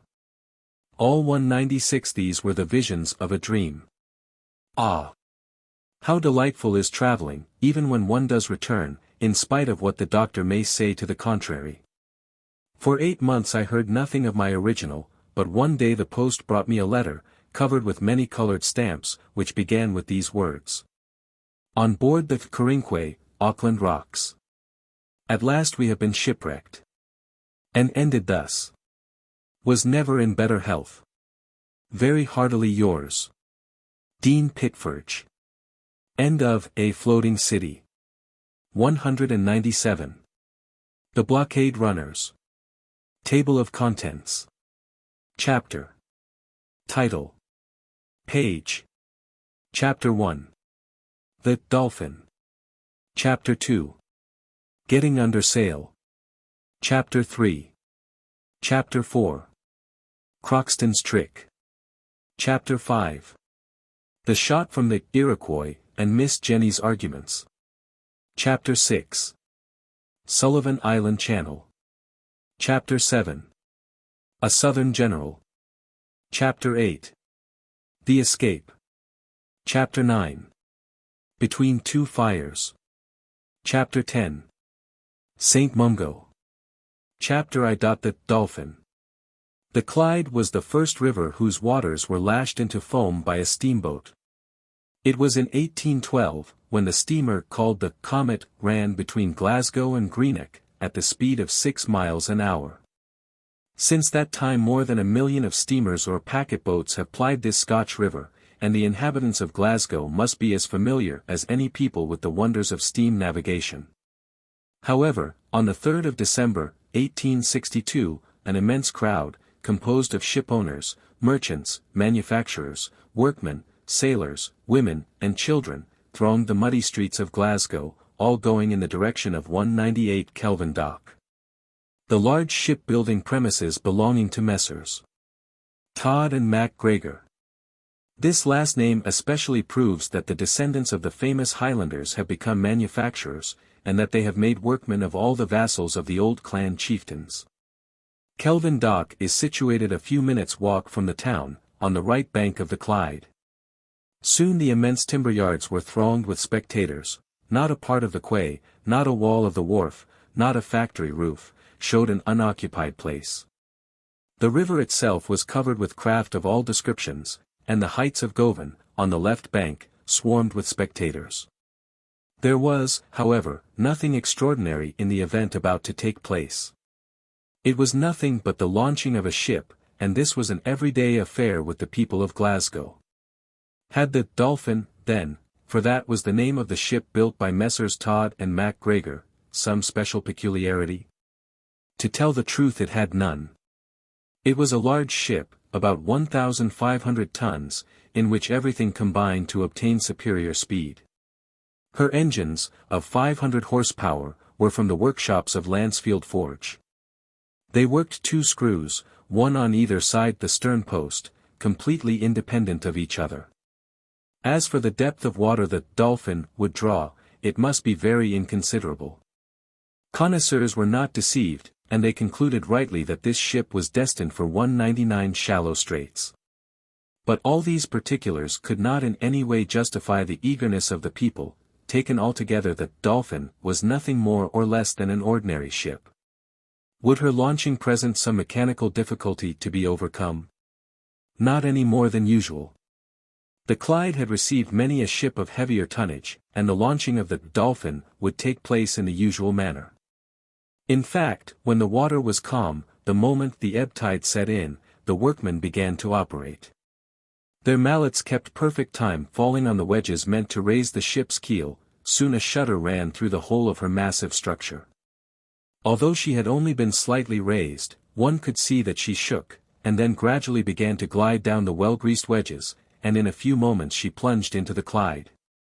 Her stern struck the muddy bed of the river, then she raised herself on the top of a gigantic wave, and, carried forward by her start, would have been dashed against the quay of the Govan timber yards, if her anchors had not restrained her.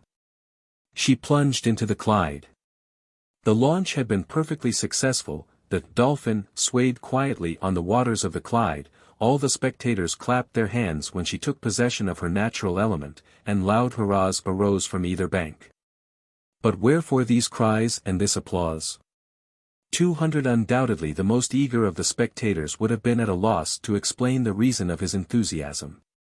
What was the cause, then, of the lively interest excited by this ship? Simply the mystery which shrouded her destination. It was not known to what kind of commerce she was to be appropriated, and in questioning different groups the diversity of opinion on this important subject was indeed astonishing.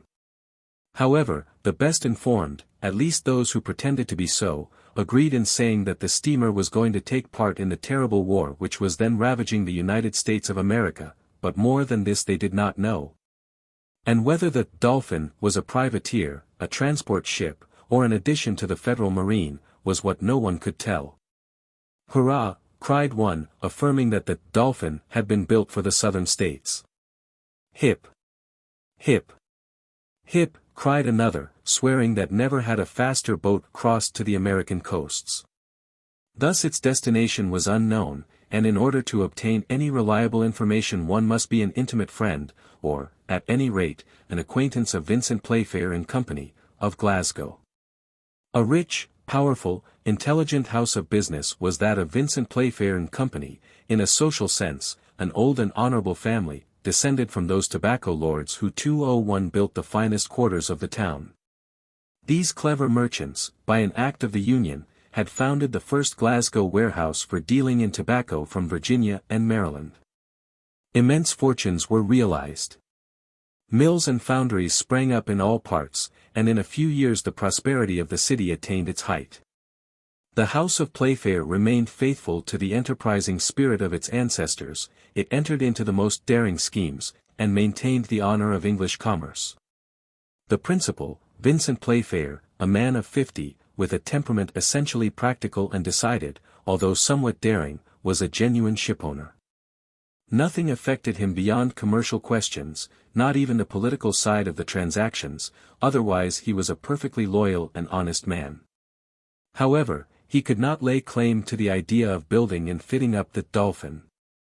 She belonged to his nephew, James Playfair, a fine young man of 30, the boldest skipper of the British merchant marine. It was one day at the Tontine coffee room under the arcades of the town hall, that James Playfair, after having impatiently scanned the American journal, disclosed to his uncle an adventurous scheme. "Uncle Vincent," said he, coming to the point at once, "there are £2 millions to be gained in less than a month."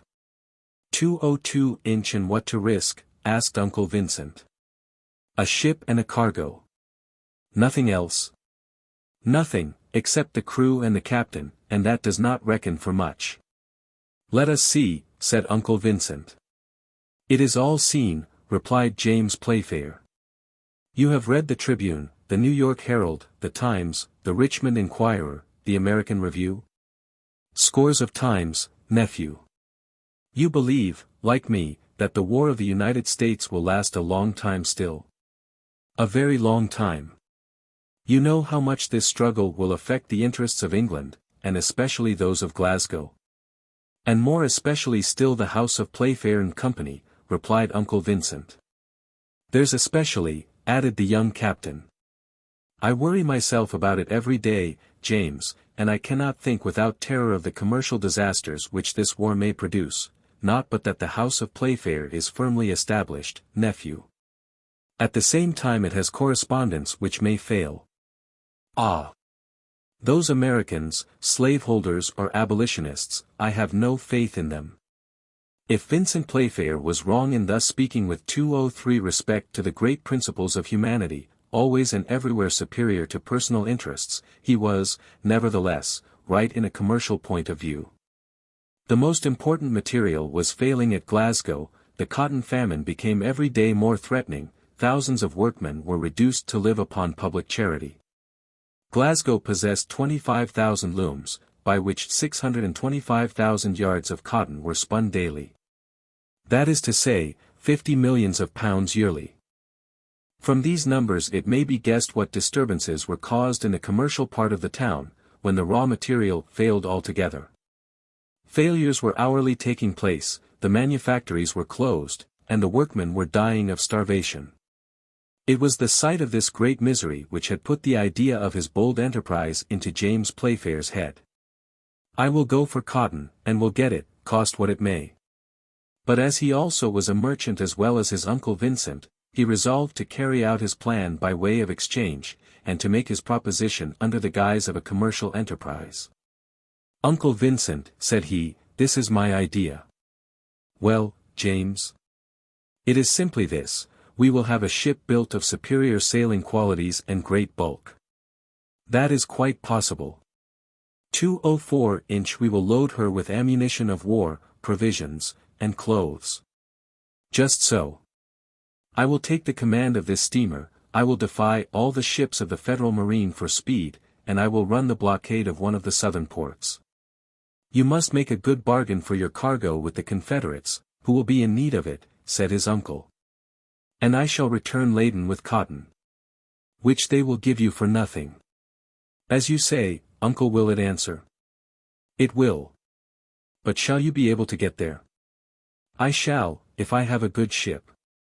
"One can be made on purpose." "But the crew?" "Oh, I will find them. I do not want many men, enough to work with, that is all. It is not a question of fighting with the Federals, but distancing them. They shall be distanced, said Uncle Vincent, in a peremptory tone, but now, tell me, James, to what port of the American coast do you think of going? Up to now, Uncle, ships have run the blockade of New Orleans, Wilmington, and Savannah, but I think of going straight to Charleston. No English boat has yet been able to penetrate into the harbor, except the Bermuda. I will do like her, and if my ship draws but very 205 little water, I shall be able to go where the Federalists will not be able to follow.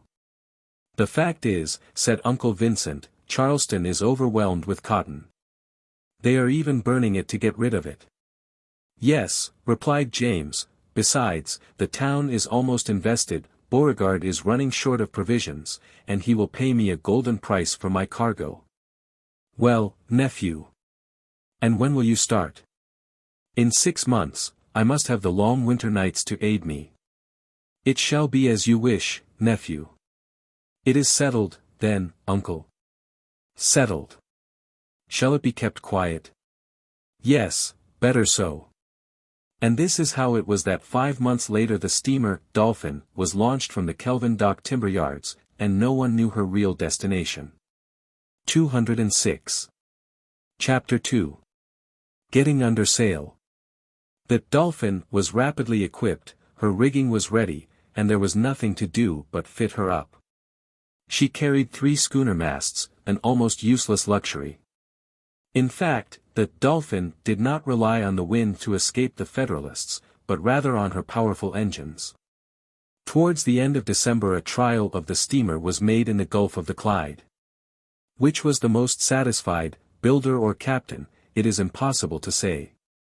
The new steamer shot along wonderfully, and the patent log showed a speed of 17 miles an hour, a speed which as yet no English, French, or American boat had ever obtained. The Dolphin would certainly have gained by several lengths in a sailing match with the fastest opponent. The loading was begun on the 25th of December, the steamer having ranged along the steamboat quay a little 207 below Glasgow Bridge, the last which stretches across the Clyde before its mouth. Here the wharfs were heaped with a heavy cargo of clothes, ammunition, and provisions, which were rapidly carried to the hold of the Dolphin. The nature of this cargo betrayed the mysterious destination of the ship, and the House of Playfair could no longer keep it secret. Besides, the Dolphin must not be long before she started. No American cruiser had been signaled in English waters. And, then, when the question of getting the crew came, how was it possible to keep silent any longer?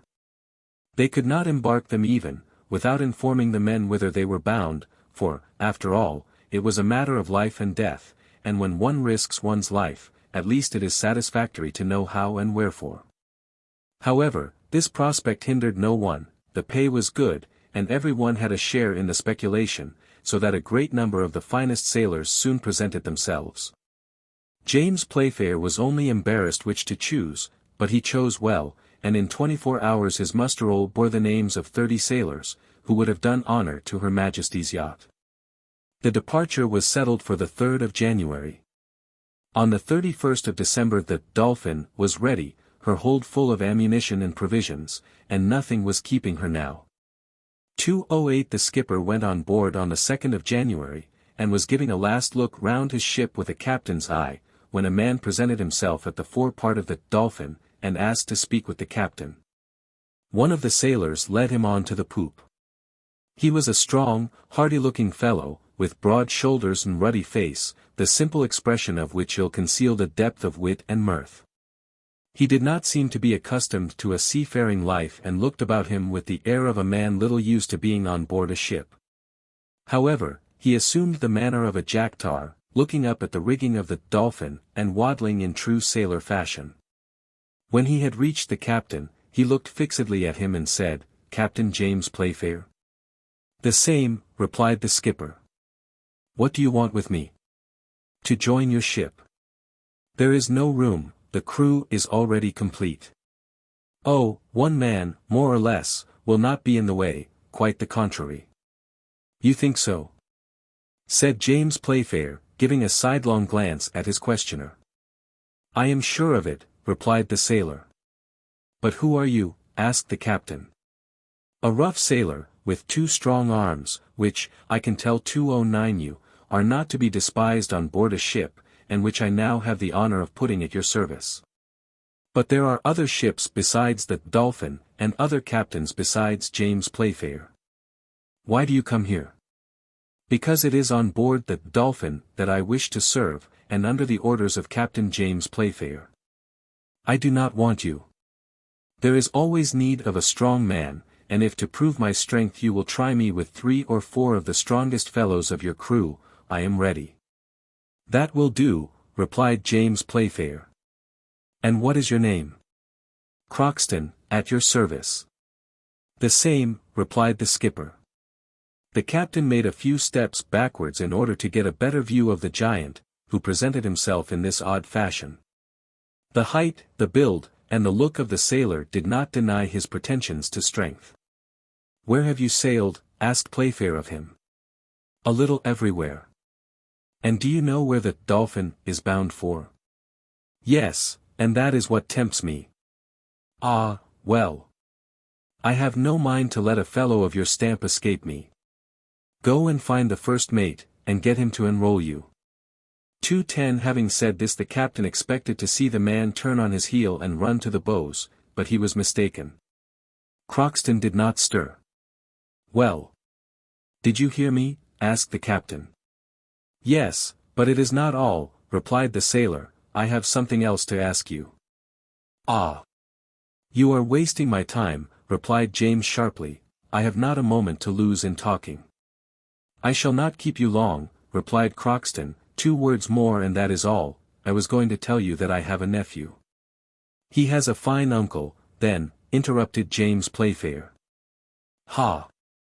Ha! Laughed Crockston. Have you finished? Asked the captain, very impatiently. Well, this is what I have to say, when one takes the uncle, the nephew comes into the bargain. Ah! Indeed. Yes, that is the custom, the one does not go without the other. And what is this nephew of yours? A lad of 15 whom I am going to train to the sea, he is willing to learn, and will make a fine sailor some day. How now, Master Crockston, cried James Playfair, do you think that Dolphin is a training school for cabin boys? 211 Don't let us speak ill of cabin boys, there was one of them who became Admiral Nelson, and another Admiral Franklin. Upon my honor, friend, replied James Playfair, you have a way of speaking which I like. Bring your nephew, but if I don't find the uncle the hearty fellow he pretends to be, he will have some business with me. Go, and be back in an hour. Crockston did not want to be told twice. He bowed awkwardly to the captain of the Dolphin, and went on to the quay. An hour afterwards he came on board with his nephew, a boy of 14 or 15, rather delicate and weakly looking, with a timid and astonished air, which showed that he did not possess his uncle's self-possession and vigorous corporeal qualities.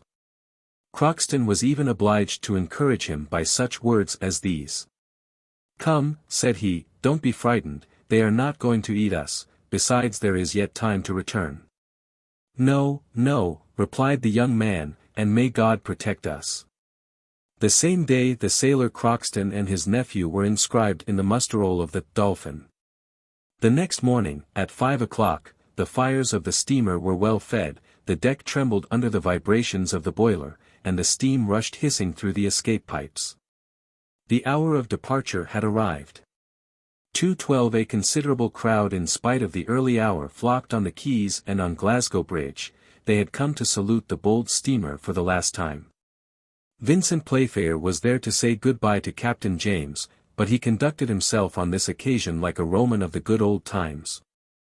His was a heroic countenance, and the 2 loud kisses with which he gratified his nephew were the indication of a strong mind. Go, James, said he to the young captain, go quickly, and come back quicker still, above all, don't abuse your position. Sell at a good price, make a good bargain, and you will have your uncle's esteem. On this recommendation, borrowed from the manual of the perfect merchant, the uncle and nephew separated, and all the visitors left the boat. At this moment Crockston and John Stiggs stood together on the forecastle, while the former remarked to his nephew, this is well, before 2 o'clock we shall be at sea, and I have a good opinion of a voyage which begins like this." For reply the novice pressed Crockston's hand. James Playfair then gave the orders for departure. "Have we pressure on?" he asked of his mate. "Yes, Captain," replied Mr. Matthew. "Well, then, weigh anchor." This was immediately done, and the screws began to 2:13 move. The Dolphin trembled, passed between the ships in the port, and soon disappeared from the sight of the people, who shouted their last hurrahs.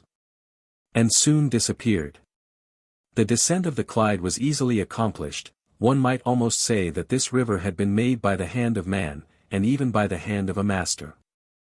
For 60 years, thanks to the dredges and constant dragging, it has gained 15 feet in depth, and its breadth has been tripled between the quays and the town. Soon the forests of masts and chimneys were lost in the smoke and fog. The noise of the foundry hammers, and the hatchets of the timber yards grew fainter in the distance. After the village of Patrick had been passed, the factories gave way to country houses and villas.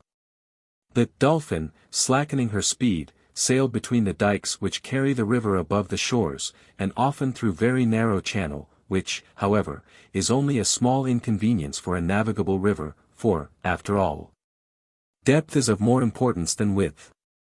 The steamer, guided by one of those excellent pilots from the Irish Sea, passed without hesitation between floating buoys, stone columns, and biggings, surmounted with lighthouses, which marked the entrance to the channel. Beyond the town of Renfrew, at the foot of Kilpatrick Hills, the Clyde grew wider. Then came Booling Bay, at the end of which opens the mouth of the canal which joins Edinburgh to Glasgow. Lastly, at the height of 400 feet 214 from the ground, was seen the outline of Dumbarton Castle, almost indiscernible through the mists, and soon the harbour boats of Glasgow were rocked on the waves which the Dolphin caused.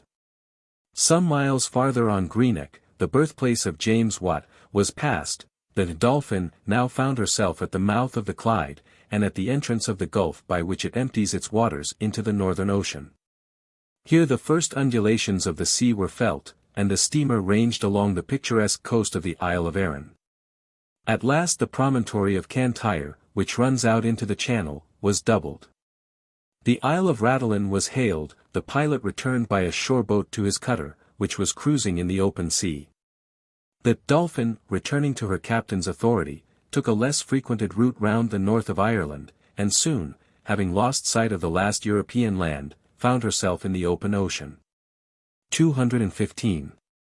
Chapter 3. The Dolphin had a good crew, not fighting men, or boarding sailors, but good working men, and that was all she wanted. These brave, determined fellows were all, more or less, merchants. They sought a fortune rather than glory. They had no flag to display, no colours to defend with cannon. In fact all the artillery on board consisted of 2 small swivel signal guns. The Dolphin shot bravely across the water, and fulfilled the utmost expectations of both builder and captain. Soon she passed the limit of British seas, there was not a ship in sight, the great ocean route was free. Besides, no ship of the Federal Marine would have a right to attack her beneath the English flag. Followed she might be, and prevented from forcing the blockade, and precisely for this reason had James Playfair sacrificed everything to the speed of his ship, in order not to be pursued.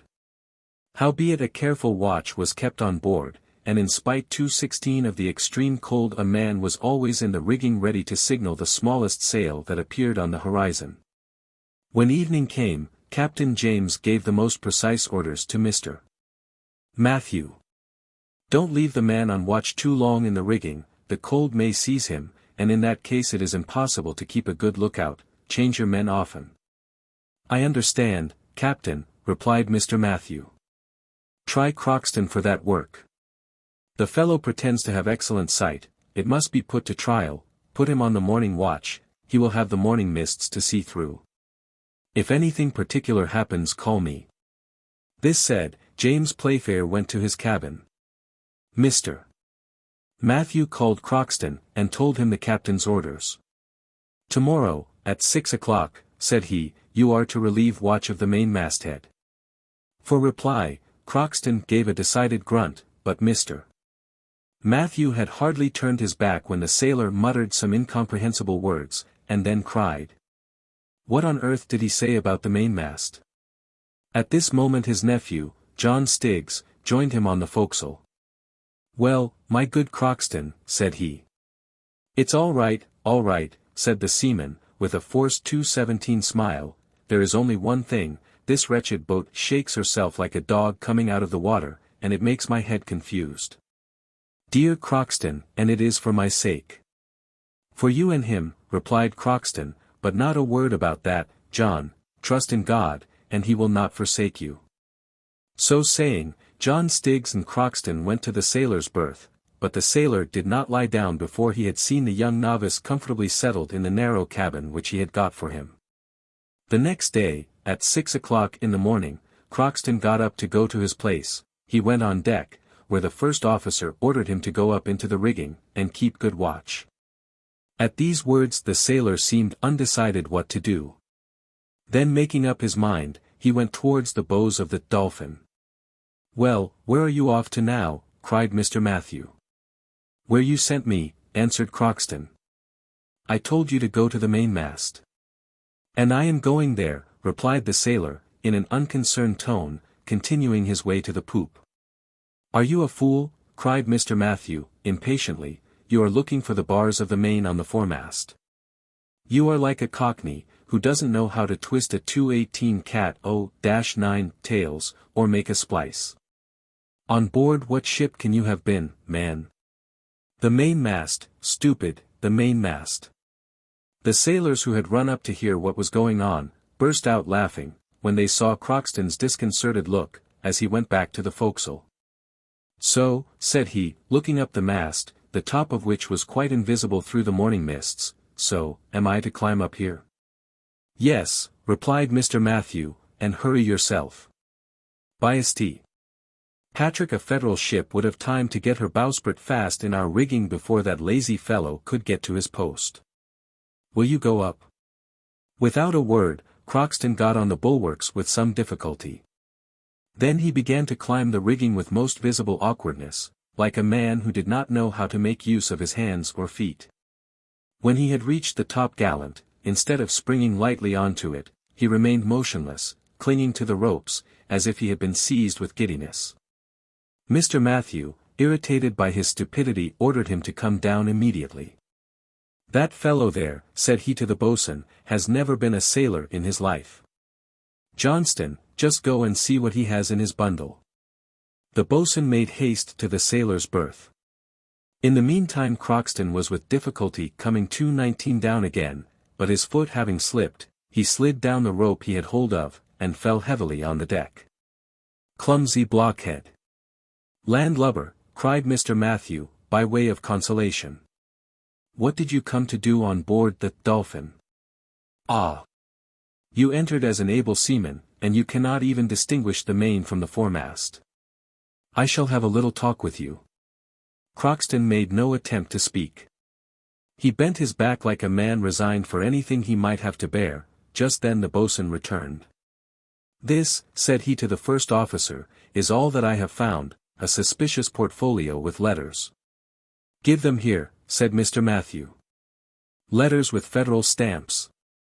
Mr. Halliburtt, of Boston. An abolitionist.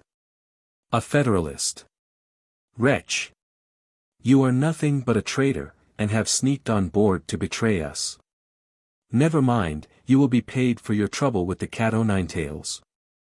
Boatswain, call the captain, and you others, just keep an eye on that rogue there. Crockston received these compliments with a hideous grimace, but he did not open his lips. They had fastened him to the capstan, and he could move neither hand nor foot. A few minutes later James Playfair came out of his cabin and went to the forecastle, where Mr. Matthew 220 immediately acquainted him with the details of the case. What have you to say? Asked James Playfair, scarcely able to restrain his anger. Nothing, replied Crockston. And what did you come on board my ship for? Nothing. And what do you expect from me now? Nothing. Who are you? An American, as these letters seem to prove. Crockston did not answer. "Boatswain," said James Playfair, 50 lashes with the cat-o'-nine-tails to loosen his tongue. "Will that be enough, Crockston?" "It will remain to be seen," replied John Stiggs' uncle without moving a muscle. "Now then, come along, men," said the boatswain. At this order, 2 strong sailors stripped Crockston of his woolen jersey. They had already seized the formidable weapon, and laid it across the prisoner's shoulders, when the novice, John Stiggs, pale and agitated, hurried on deck. "Captain," exclaimed he. "Ah! The nephew," remarked James Playfair. "Captain," repeated the novice, with a violent effort to 221 steady his voice, "I will tell you what Crockston does not want to say. I will hide it no longer. Yes, he is American, and so am I. We are both enemies of the slaveholders, but not traitors come on board to betray the Dolphin into the hands of the Federalists." "What did you come to do, then?" asked the captain, in a severe tone, examining the novice attentively. The latter hesitated a few seconds before replying, then he said, "Captain, should like to speak to you in private." "Captain!" exclaimed he. Whilst John Stiggs made this request, James Playfair did not cease to look carefully at him. The sweet young face of the novice, his peculiarly gentle voice, the delicacy and whiteness of his hands, hardly disguised by paint, the large eyes, the animation of which could not hide their tenderness, all this together gave rise to a certain suspicion in the captain's mind. When John Stiggs had made his request, Playfair glanced fixedly at Crockston, who shrugged his shoulders, then he fastened a questioning look on the novice, which the latter could not withstand, and said simply to him, "Come." John Stiggs followed the captain on to the poop, and then James Playfair, opening the door of his cabin, said to the novice, whose cheeks were pale with emotion, "Be so kind as to walk in, miss." John, thus addressed, blushed violently, and 2 tears rolled involuntarily down his cheeks. 222" Don't be alarmed, miss," said James Playfair, in a gentle voice, "but be so good as to tell me how I come to have the honor of having you on board."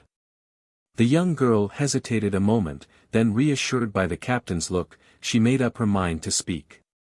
"Sir," said she, "I wanted to join my father at Charleston. The town is besieged by land and blockaded by sea.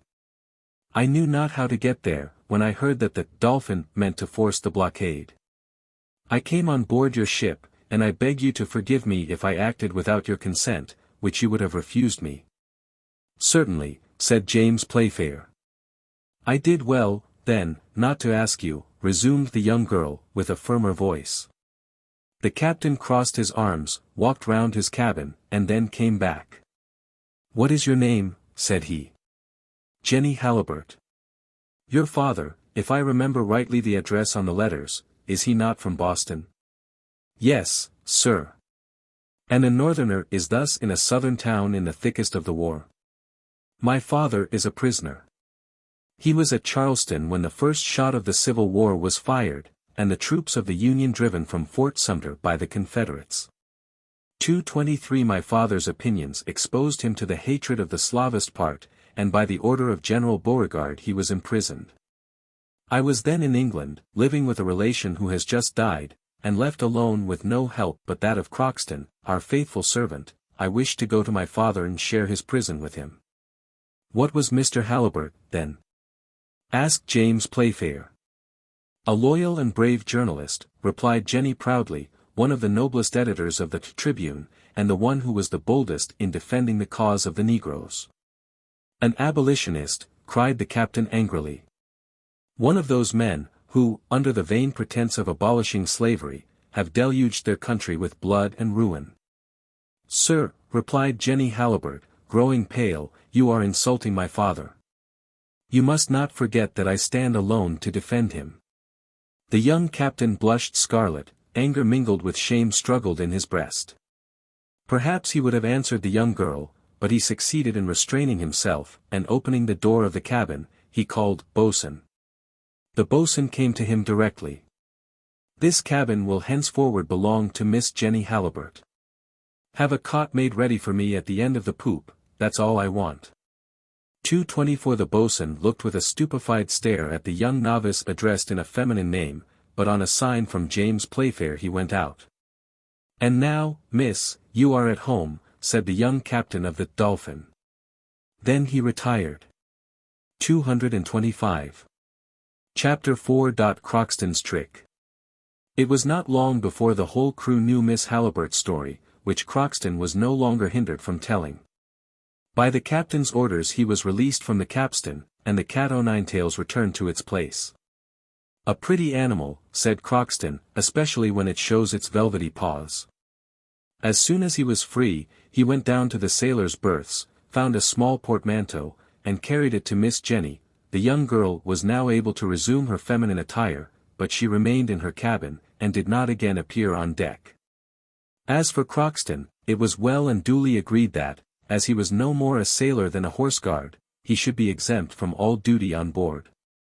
In the meanwhile the Dolphin, with her twin screws 226 cutting the waves, sped rapidly across the Atlantic, and there was nothing now to do but keep a strict lookout. The day following the discovery of Miss Jenny's identity, James Playfair paced the deck at the poop with a rapid step. He had made no attempt to see the young girl and resume the conversation of the day before. Whilst he was walking to and fro, Crockston passed him several times, looking at him askant with a satisfied grin. He evidently wanted to speak to the captain, and at last his persistent manner attracted the attention of the latter, who said to him, somewhat impatiently, "How now, what do you want? You are turning round me like a swimmer round a buoy. When are you going to leave off?" "Excuse me, captain," answered Crockston, winking, "I wanted to speak to you."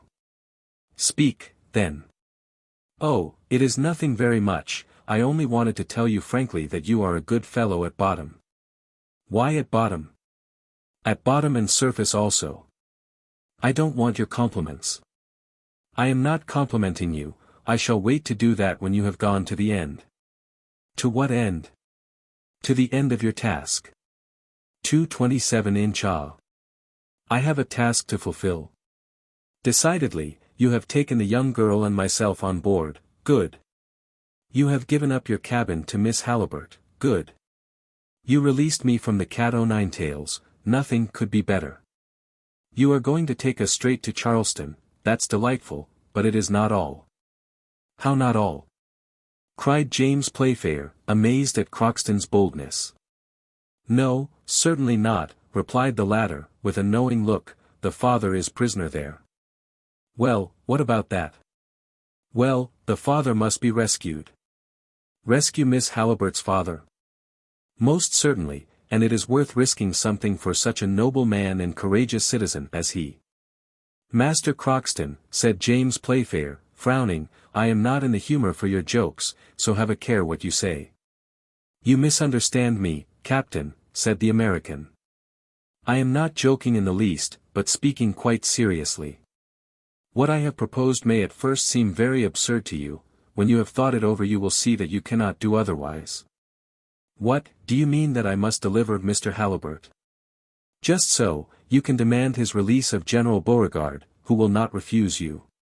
228 But if he does refuse me?"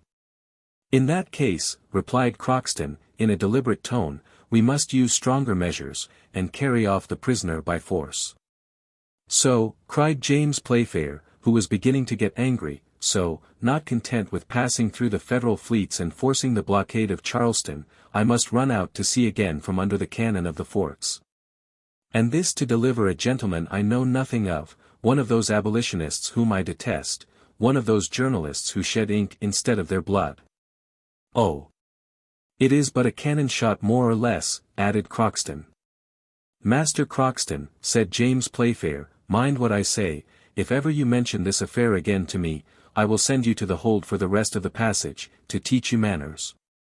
Thus saying the captain dismissed the American, who went off murmuring, "Ah, well, I am not altogether displeased with this conversation, at any rate, the affair is broached, it will do, it will do." James Playfair had hardly meant it when he said an abolitionist whom I detest.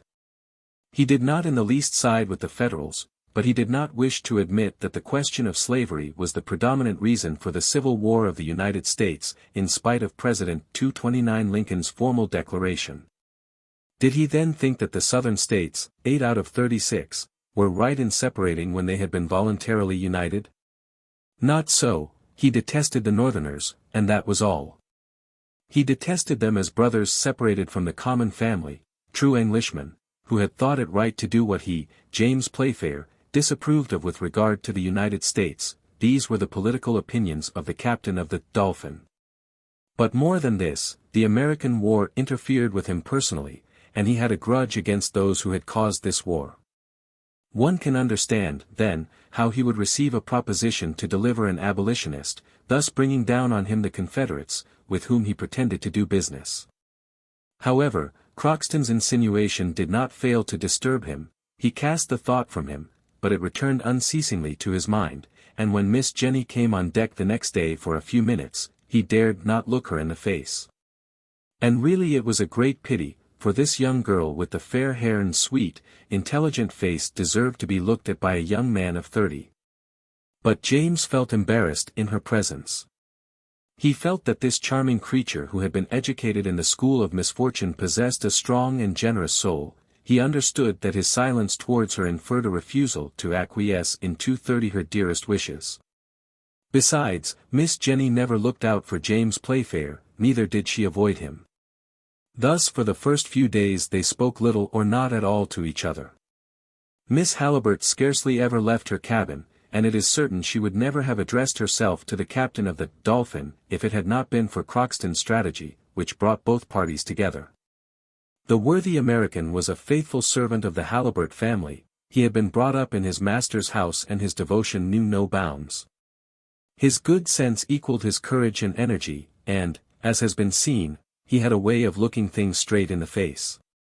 He was very seldom discouraged, and could generally find a way out of the most intricate dangers with a wonderful skill. This honest fellow had taken it into his head to deliver Mr. Halliburtt, to employ the captain's ship, and the captain himself for this purpose, and to return with him to England. Such was his intention, so long as the young girl had no other object than to rejoin her father and share his captivity. It was this Crockston tried to make the captain understand, as we have seen, but the enemy had not yet surrendered, on the contrary. Now, said he, it is absolutely necessary that Miss Jenny and the captain come to an understanding. If they are going to be sulky like this all the passage we shall get nothing done. They must speak, discuss.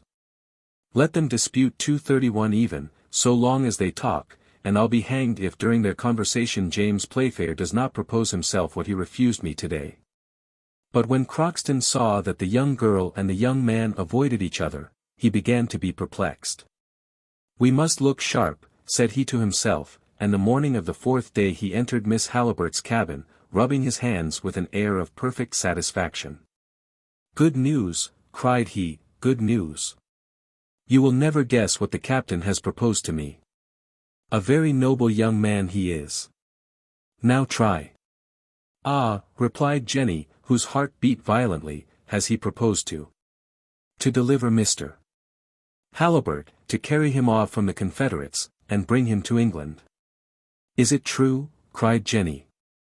It is, as I say, miss. What a good-hearted man this James Playfair is. These English are either all good or all bad. Ah!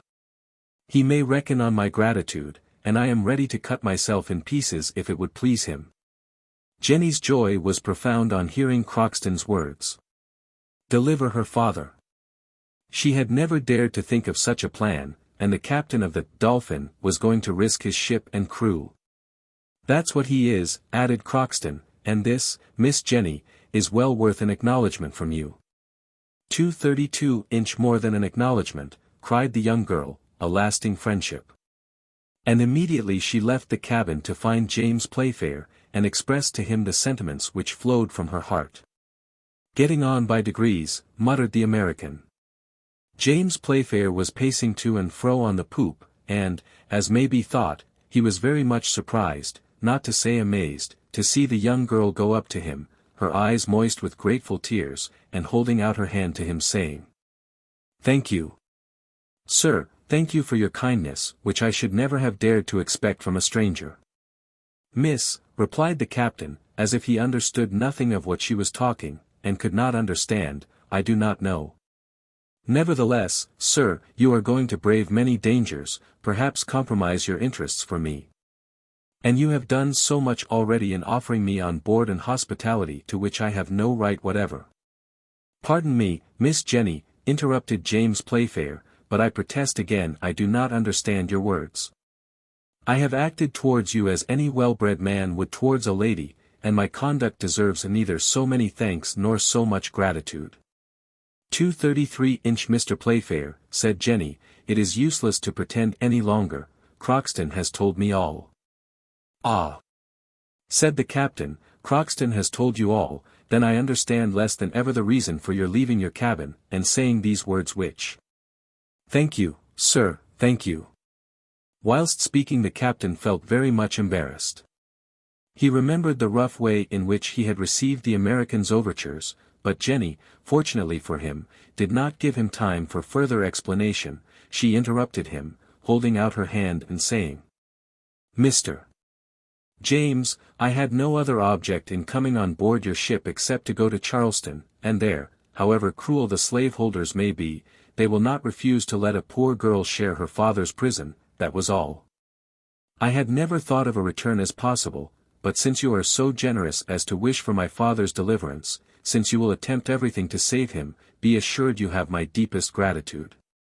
James did not know what to do or what part to assume. He bit his lip, he dared not take the hand offered him, he saw perfectly that Crockston had compromised him, so that escape was impossible, at the same time he had no thoughts of delivering Mr.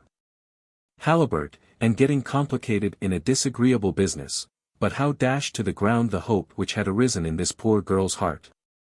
How refuse the hand which she held out to him with a feeling of such 234 profound friendship? How change to tears of grief the tears of gratitude which filled her eyes?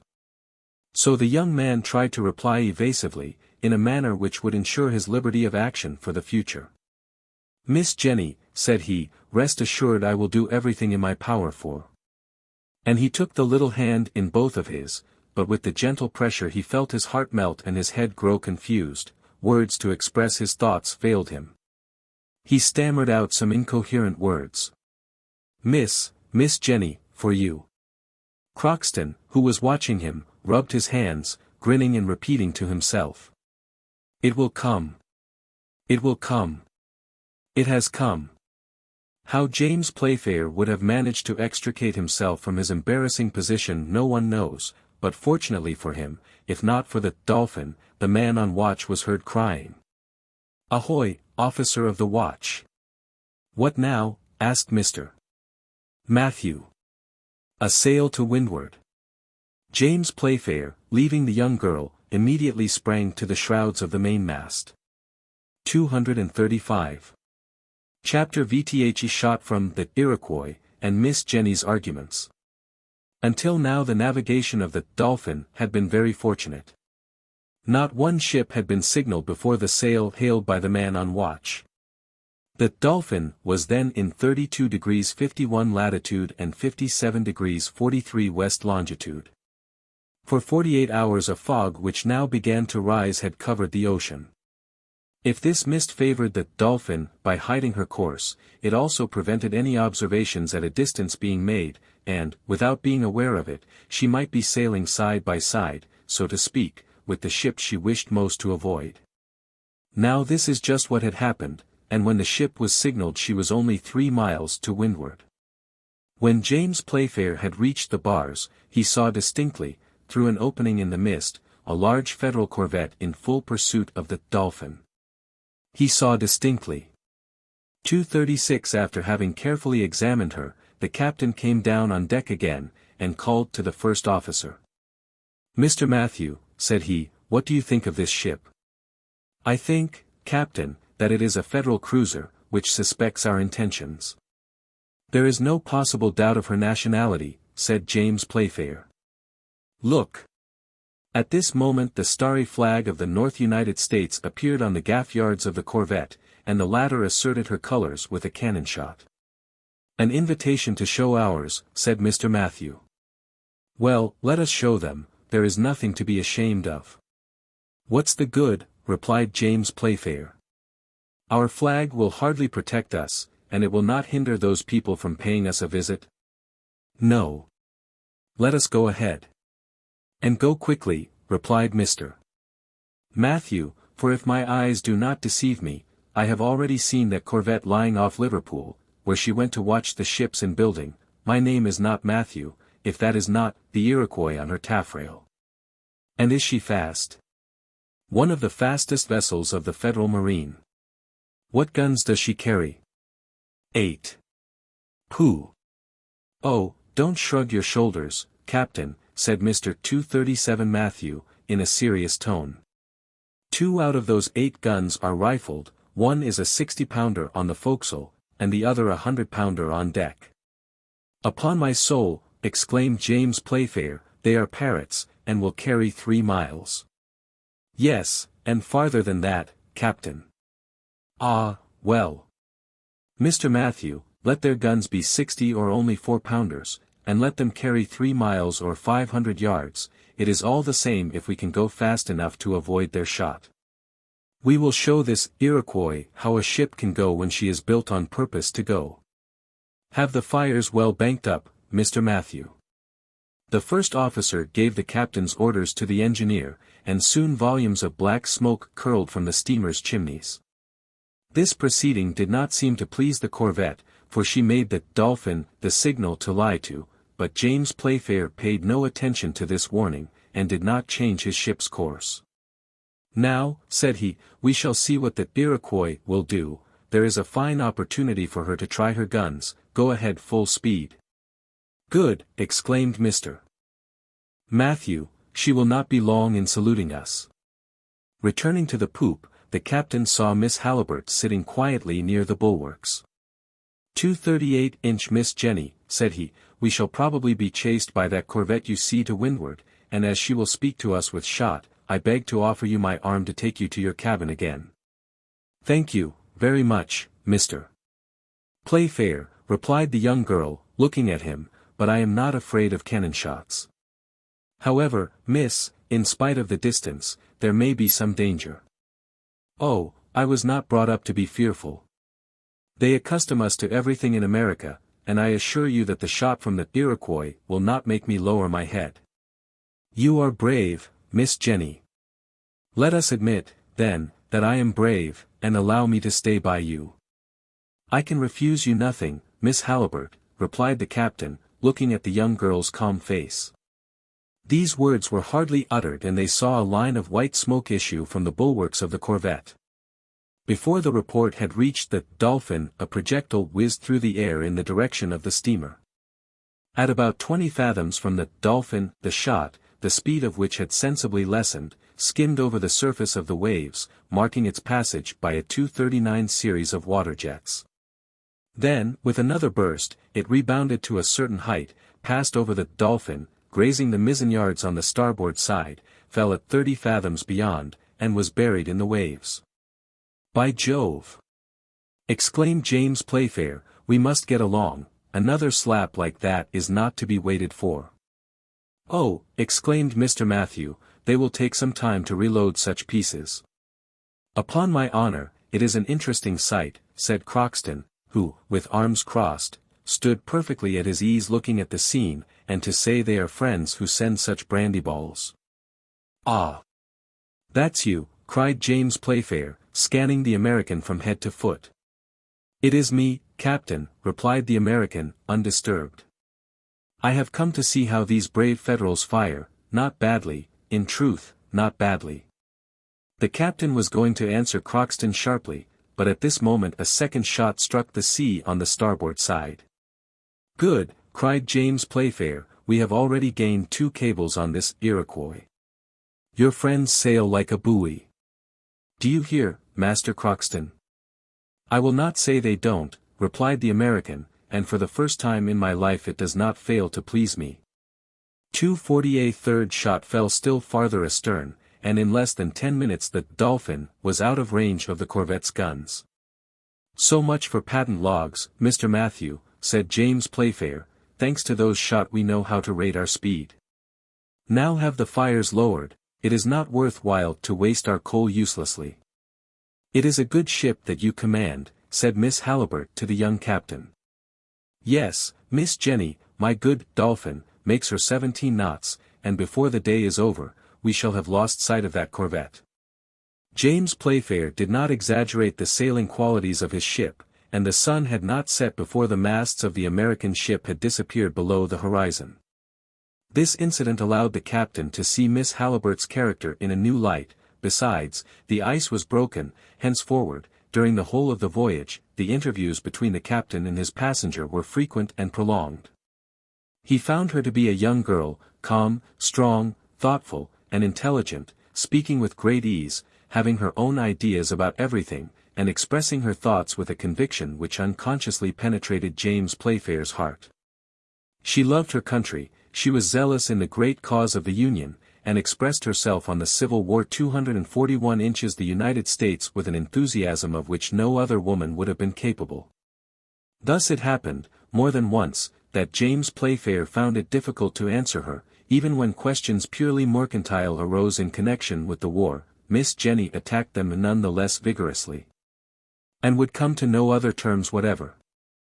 At first James argued a great deal, and tried to uphold the Confederates against the Federals, to prove that the secessionists were in the right, and that if the people were united voluntarily they might separate in the same manner. But the young girl would not yield on this point. She demonstrated that the question of slavery was predominant in the struggle between the North and South Americans, that it was far more a war in the cause of morals and humanity than politics, and James could make no answer. Besides, during these discussions, which he listened to attentively, it is difficult to say whether he was more touched by Miss Halliburtt's arguments, or the charming manner in which she spoke. But at last he was obliged to acknowledge, among other things, that slavery was the principal feature in the war, that it must be put an end to decisively, and the last horrors of barbarous times abolished. It has been said that the political opinions of the captain did not trouble him much. He would have sacrificed his most serious opinion before such enticing arguments 242 and under like circumstances. He made a good bargain of his ideas for the same reason, but at last he was attacked in his tenderest point. This was the question of the traffic in which the Dolphin was being employed, and, consequently, the ammunition which was being carried to the Confederates.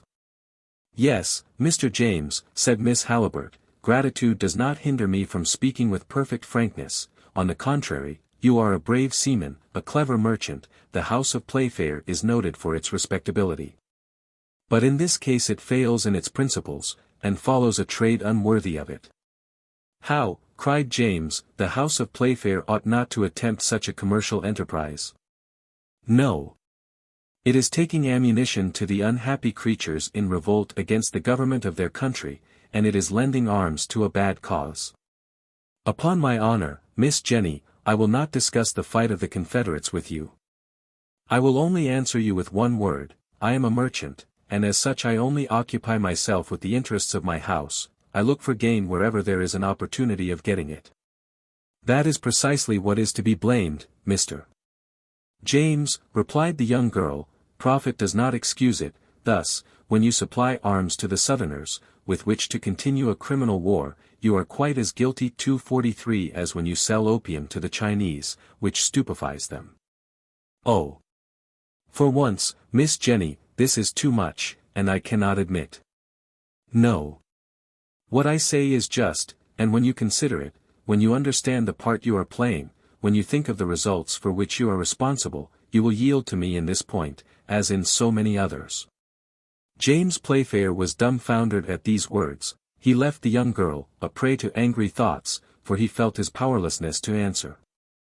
Then he sulked like a child for half an hour, and an hour later he returned to the singular young girl who could overwhelm him with convincing arguments, with quite a pleasant smile. In short, however it may have come about, and although he would not acknowledge it to himself, Captain James Playfair belonged to himself no longer. He was no longer commander-in-chief on board his own ship. Thus, to Crockston's great joy, Mr. Halliburtt's affairs appeared to be in a good way. The captain seemed to have decided to undertake everything in his power to deliver Miss Jenny's father, and for this he would be obliged to compromise the Dolphin, his cargo, his crew, and incur the displeasure of his worthy Uncle Vincent. 244. Chapter 6. Sullivan Island Channel. 2 days after the meeting with the Iroquois, the Dolphin found herself abreast of the Bermudas, where she was assailed by a violent squall.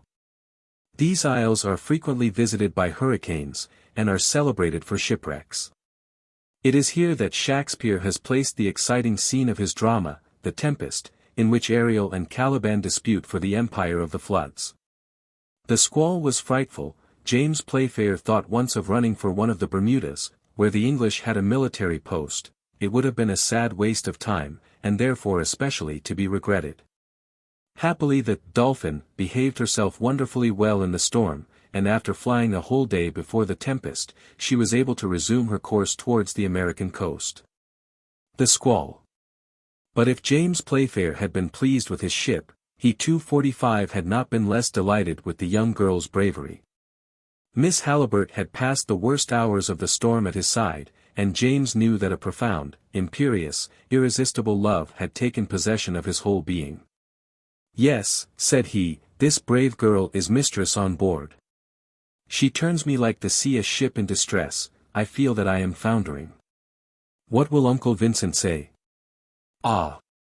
Poor nature, I am sure that if Jenny asked me to throw all this cursed cargo into the sea, I should do it without hesitating, for love of her." Happily for the firm of Playfair and Company, Miss Halliburtt did not demand this sacrifice. Nevertheless, the poor captain had been taken captive, and Crockston, who read his heart like an open book, rubbed his hands gleefully. "We will hold him fast," he muttered to himself, "and before a week has passed my master will be quietly installed in one of the best cabins of the Dolphin." As for Miss Jenny, did she perceive the feelings which she inspired? Did she allow herself to share them? No one could say, and James Playfair least of all. The young girl kept a perfect reserve, and her secret remained deeply buried in her heart. But whilst love was making such progress in the heart of the young captain, the Dolphin sped with no less rapidity towards Charleston. On the 13th of January, the watch signaled land 246 miles to the west. It was a low-lying coast, and almost blended with the line of the sea in the distance. Crockston was examining the horizon attentively, and about 9 o'clock in the morning he cried, "Charleston Lighthouse." Crockston was examining the horizon attentively.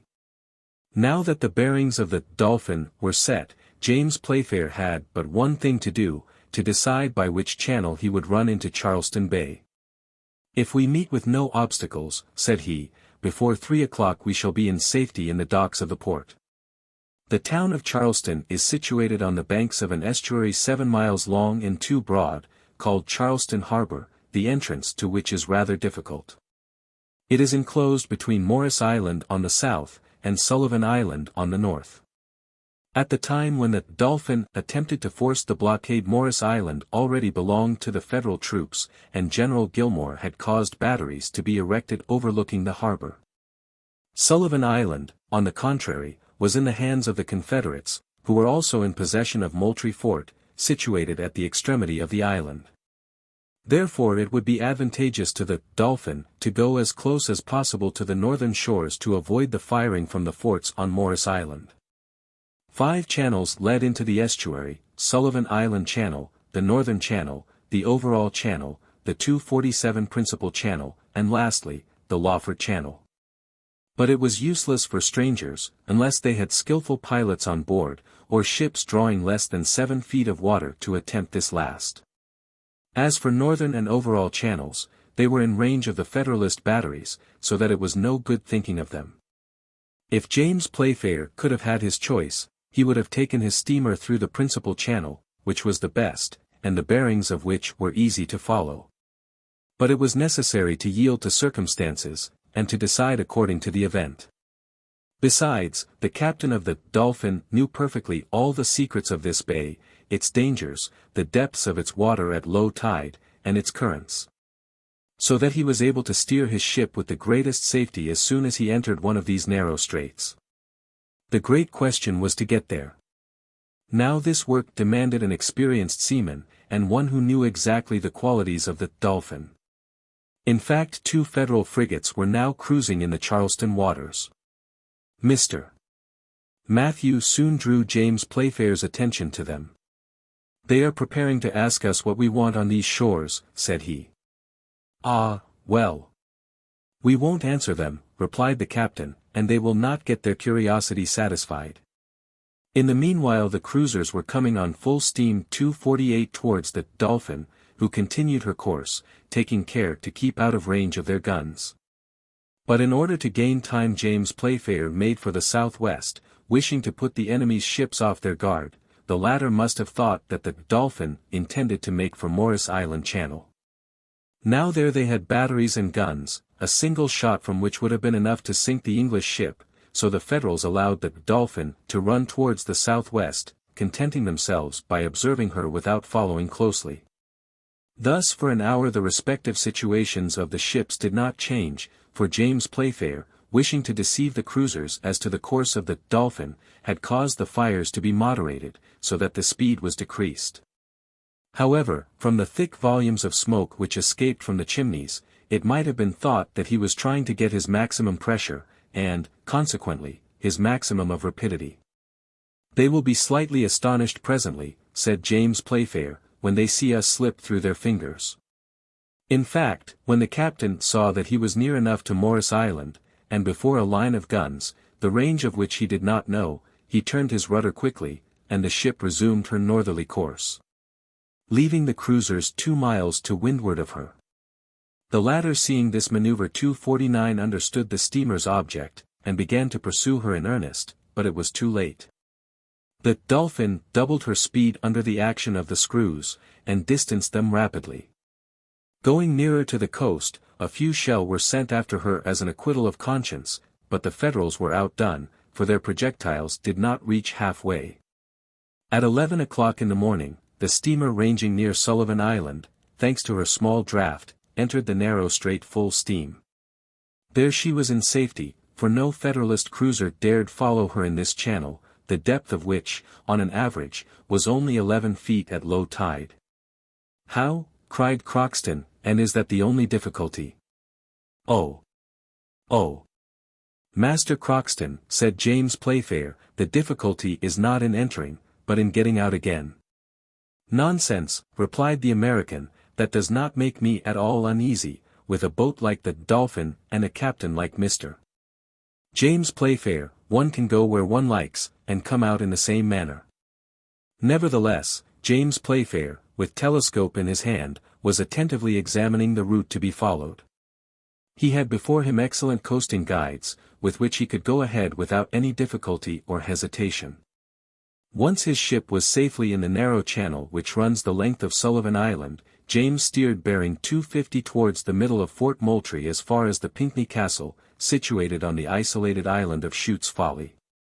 On the other side rose Fort Johnson, a little way to the north of Fort Sumter. At this moment the steamer was saluted by some shot which did not reach her, from the batteries on Morris Island. She continued her course without any deviation, passed before Moultrieville, situated at the extremity of Sullivan Island, and entered the bay. Soon Fort Sumter on the left protected her from the batteries of the Federalists. This fort, so celebrated in the Civil War, is situated 3.5 miles from Charleston, and about a mile from each side of the bay. It is nearly pentagonal in form, built on an artificial island of Massachusetts granite. It took 10 years to construct and cost more than $900,000. It was from this fort, on the 13th of April, 1861, that Anderson and the Federal troops were driven, and it was against it that the first shot of the Confederates was fired. It is impossible to estimate the quantity of iron and lead which the Federals showered down upon it. However, it resisted for almost 3 years, but a few months after the passage of the Dolphin, it fell beneath General Gillmore's 300-pounders on Morris Island. 251, but at this time it was in all its strength, and the Confederate flag floated proudly above it. Once past the fort the town of Charleston appeared lying between Ashley and Cooper rivers. James Playfair threaded his way through the buoys which marked the entrance of the channel, leaving behind the Charleston lighthouse visible above Morris Island. He had hoisted the English flag, and made his way with wonderful rapidity through the narrow channels. When he had passed the quarantine buoy, he advanced freely into the center of the bay. Miss Halliburtt was standing on the poop, looking at the town where her father was kept prisoner, and her eyes filled with tears. At last the steamer's speed was moderated by the captain's orders. The Dolphin ranged along the end of the south and east batteries, and was soon moored at the quay of the north commercial wharf. Miss Halliburtt was standing on the poop. 252. Chapter 7. A Southern General. The Dolphin, on arriving at the Charleston quay, had been saluted by the cheers of a large crowd. The inhabitants of this town, strictly blockaded by sea, were not accustomed to visits from European ships. They asked each other, not without astonishment, what this great steamer, proudly bearing the English flag, had come to do in their waters. But when they learned the object of her voyage, and why she had just forced the passage Sullivan, when the report spread that she carried a cargo of smuggled ammunition, the cheers and joyful cries were redoubled. James Playfair, without losing a moment, entered into negotiation with General Beauregard, the military commander of the town. The latter eagerly received the young captain of the Dolphin, who had arrived in time to provide the soldiers with the clothes and ammunition they were so much in want of. It was agreed that the unloading 253 of the ship should take place immediately, and numerous hands came to help the English sailors. Before quitting his ship James Playfair had received from Miss Halliburtt the most pressing injunctions with regard to her father, and the captain had placed himself entirely at the young girl's service. "Miss Jenny," he had said, "you may rely on me, I will do the utmost in my power to save your father, but I hope this business will not present many difficulties. I shall go and see General Beauregard today, and without asking him at once for Mr. Halliburtt's liberty, I shall learn in what situation he is, whether he is on bail, or a prisoner." "My poor father," replied Jenny, sighing, "he little thinks his daughter is so near him. Oh, that I could fly into his arms." "A little patience, Miss Jenny, you will soon embrace your father. Rely upon my acting with the most entire devotion, but also with prudence and consideration."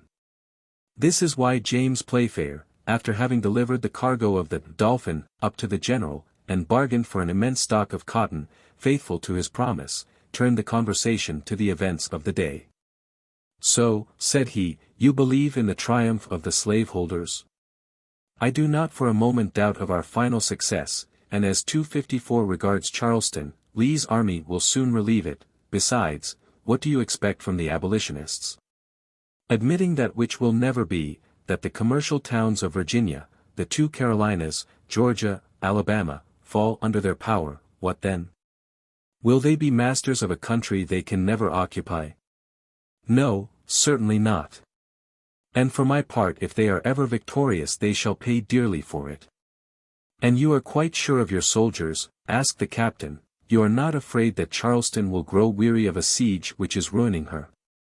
"No, I do not fear treason. Besides, the traitors would be punished remorselessly, and I would destroy the town itself by sword or fire if I discovered the least Unionist movement. Jefferson Davis confided Charleston to me, and you may be sure that Charleston is in safe hands." "Have you any Federal prisoners?" asked James Playfair, coming to the interesting object of the conversation. "Yes, Captain," replied the general, "it was at Charleston that the first shot of separation was fired. The abolitionists who were here attempted to resist, and after being defeated they have been kept as prisoners of war."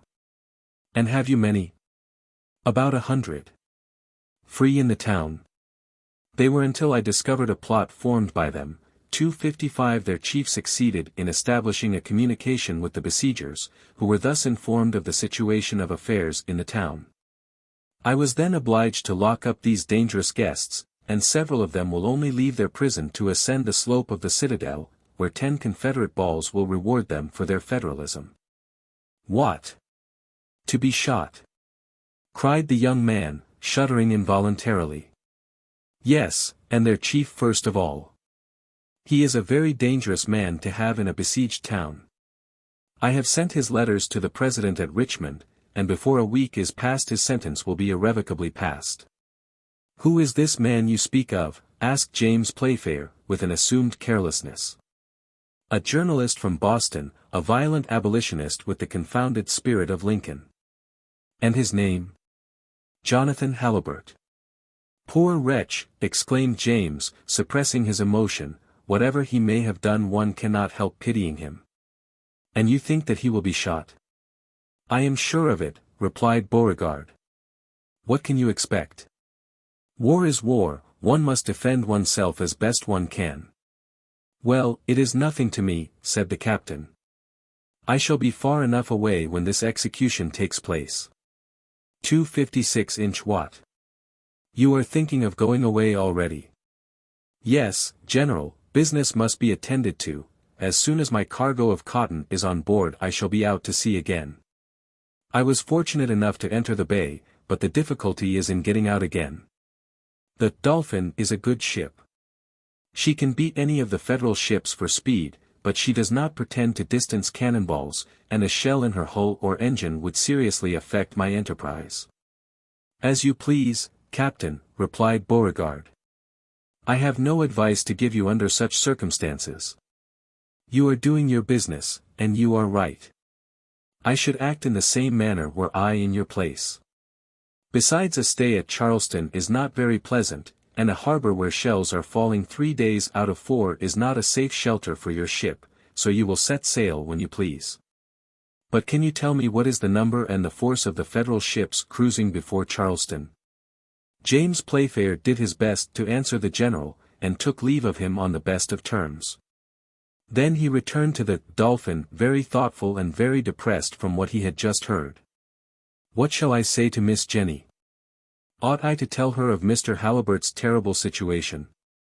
Or would it be better to keep her in ignorance of the trial which is awaiting her? Poor child! He had not gone 50 steps from the governor's house 257 when he ran against Crockston. The worthy American had been watching for him since his departure. Well, Captain?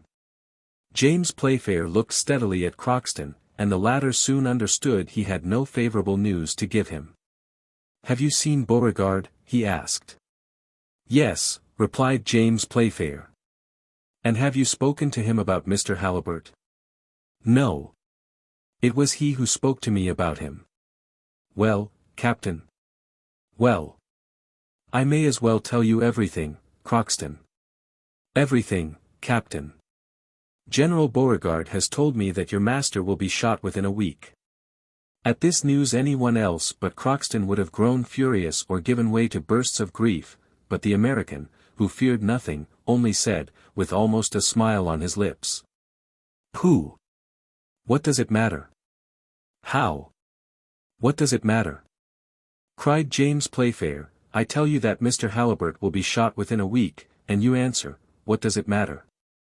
And I mean it, if in 6 days he is on board the Dolphin, and if in 7 days the Dolphin is on the open sea. 258-inch right. Exclaimed the captain, pressing Crockston's hand. I understand, my good fellow, you have got some pluck, and for myself, in spite of Uncle Vincent, I would throw myself overboard for Miss Jenny. No one need be thrown overboard, replied the American, only the fish would gain by that. The most important business now is to deliver Mr. Halliburtt. But you must know that it will be difficult to do so. Pooh! Exclaimed Crockston. It is a question of communicating with a prisoner strictly guarded. Certainly.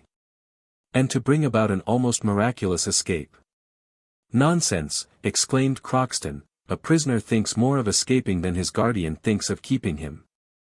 That's why, thanks to our help, Mr. Halliburtt will be saved. You are right, Crockston. Always right. But now what will you do? There must be some plan, and there are precautions to be taken. I will think about it. But when Miss Jenny learns that her father is condemned to death, and that the order for his execution may come any day. She will know nothing about it, that is all. 259-inch yes. It will be better for her and for us to tell her nothing. Where is Mr. Halliburtt imprisoned? Asked Crockston. In the Citadel, replied James Playfair. Just so, on board now? On board, Crockston. 260. Chapter 8. The Escape.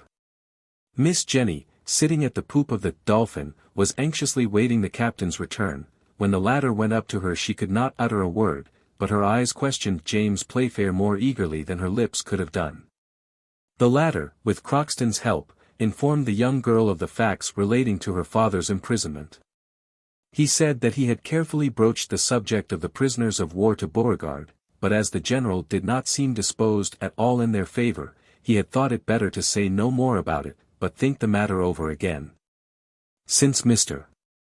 Halliburtt is not free in the town, his escape will be more difficult, but I will finish my task, and I promise you, Miss Jenny, that the Dolphin shall not leave Charleston, without having your father on board. 261 inch. Thank you, Mr. James. I thank you with my whole heart. I promise you, Miss Jenny. At these words James Playfair felt a thrill of joy through his whole being. He approached the young girl with moist eyes and quivering lips. Perhaps he was going to make an avowal of the sentiments he could no longer repress, when Crockston interfered. This is no time for grieving, said he, we must go to work, and consider what to do. Have you any plan, Crockston? Asked the young girl. I always have a plan, replied the American, it is my peculiarity. But a good one, said James Playfair. Excellent. And all the ministers in Washington could not devise a better, it is almost as good as if Mr. Halliburtt was already on board. Crockston spoke with such perfect assurance, at the same time with such simplicity, that it must have been the most incredulous person who could doubt his words. We are listening, Crockston, said James Playfair. Good. You, Captain, will go to General Beauregard, and ask a favor of him which he will not refuse you. And what is that? You will tell him that you have on board a tiresome 262 subject, a scamp who has been very troublesome during the voyage, and excited the crew to revolt. You will ask of him permission to shut him up in the citadel. At the same time on the condition that he shall return to the ship on her departure, in order to be taken back to England, to be delivered over to the justice of his country. Good. Said James Playfair, half smiling, I will do all that, and Beauregard will grant my request very willingly.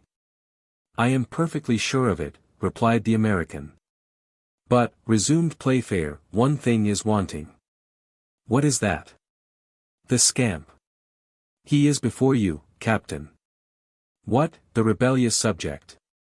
Is myself, don't trouble yourself about that. Oh. You brave, generous heart, cried Jenny, pressing the American's rough hands between her small white palms.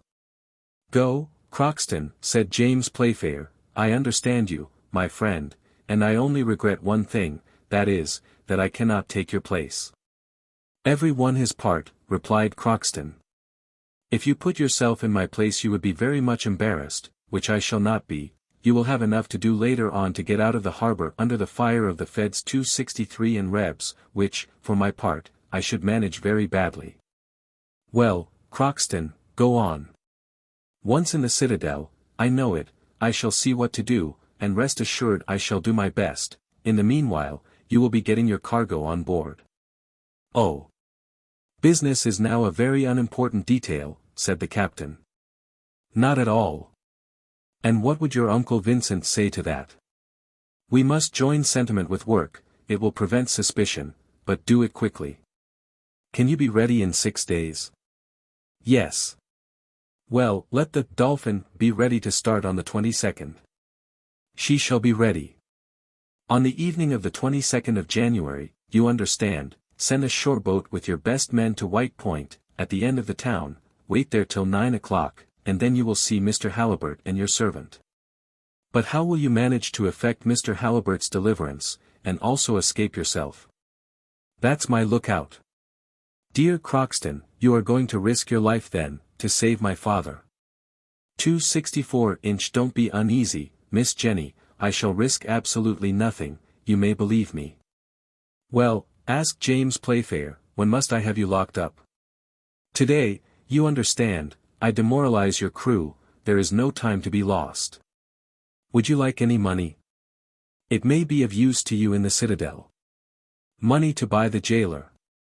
Oh, no. It would be a poor bargain. When one goes there the jailer keeps the money and the prisoner.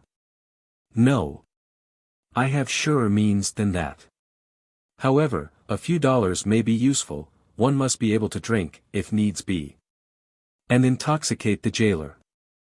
No, an intoxicated jailer would spoil everything. No, I tell you I have an idea, let me work it out. Here, my good fellow, are $10. It is too much, but I will return what is over.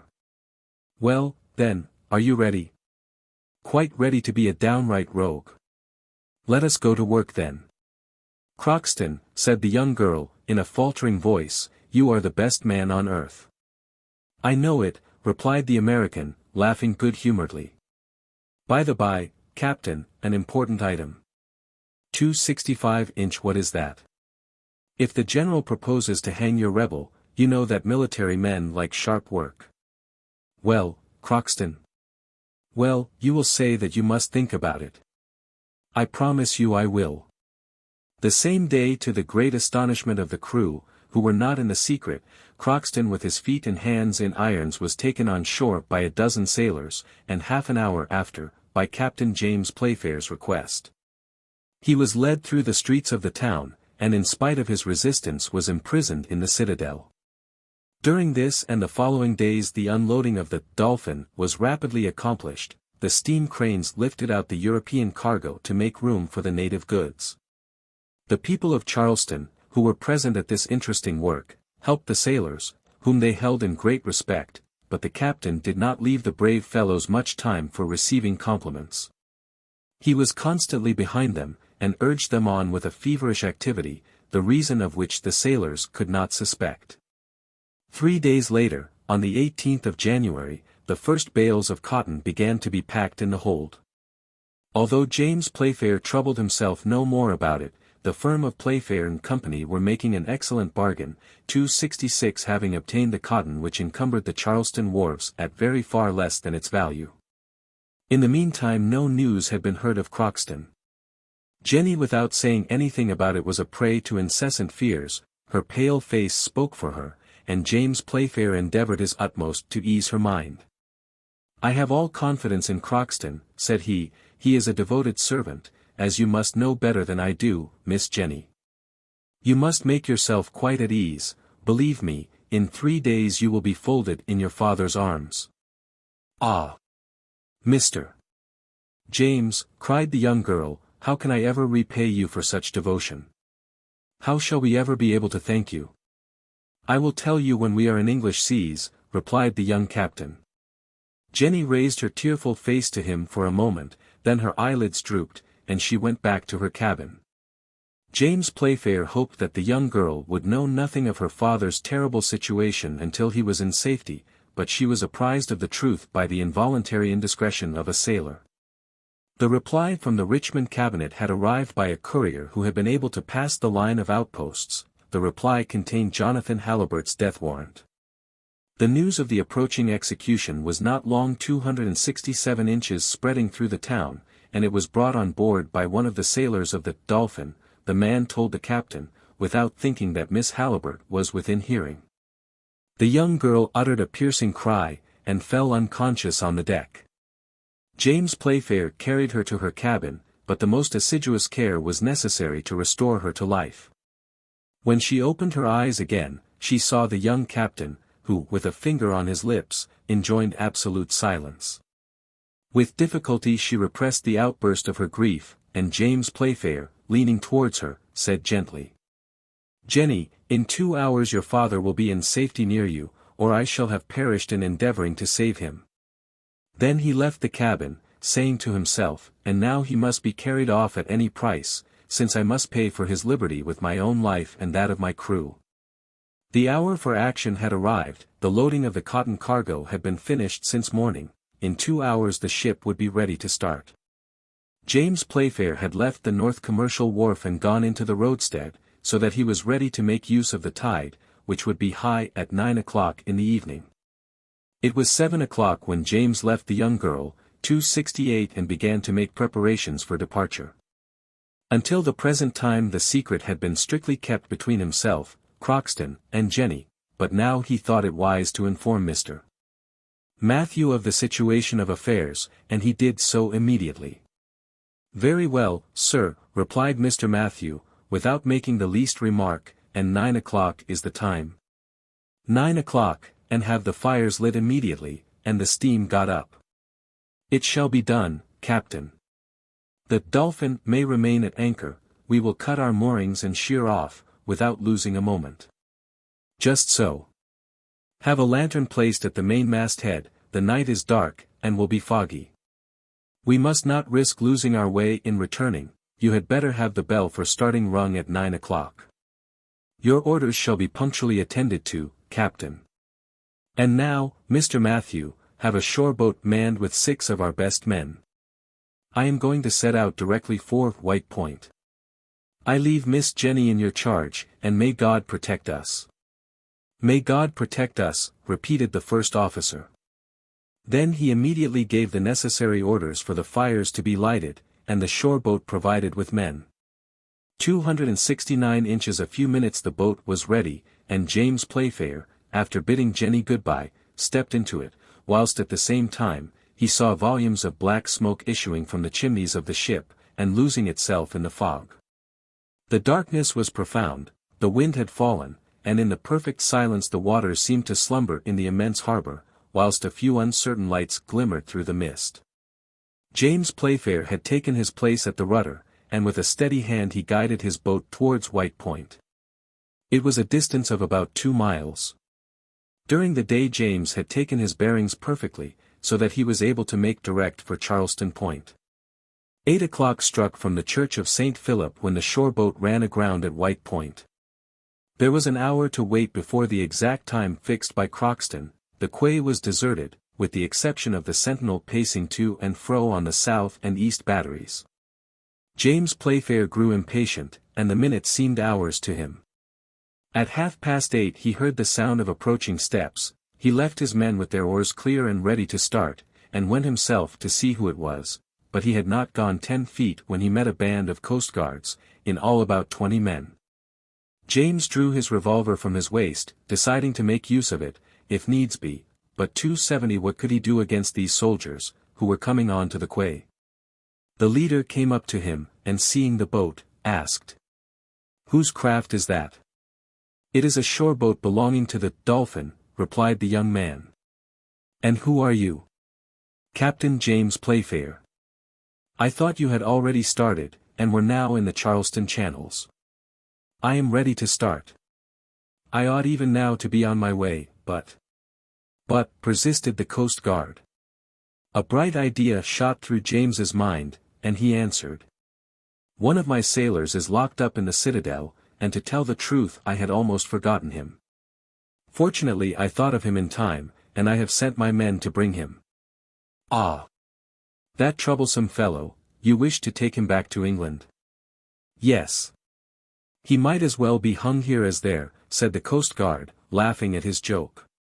"So I think," said James Playfair, "but it is better to have the thing done in the regular way." 271 inch. Not much chance of that, Captain, when you have to face the Morris Island batteries. Don't alarm yourself. I got in and I'll get out again. Prosperous voyage to you. Thank you. With this the men went off, and the shore was left silent. At this moment 9 o'clock struck. It was the appointed moment. James felt his heart beat violently. A whistle was heard. He replied to it, then he waited, listening, with his hand up to enjoin perfect silence on the sailors. A man appeared enveloped in a large cloak, and looking from one side to another, James ran up to him. "Mr. Halliburtt." "Mr. Halliburtt." "I am he," replied the man with the cloak. "God be praised," cried James Playfair, "embark without losing a minute." "Where is Crockston?" "Crockston," exclaimed Mr. Halliburtt, amazed. "What do you mean?" "The man who has saved you and brought you here was your servant Crockston." "The man who came with me was the jailer from the citadel," replied Mr. Halliburtt. "The jailer," cried James Playfair.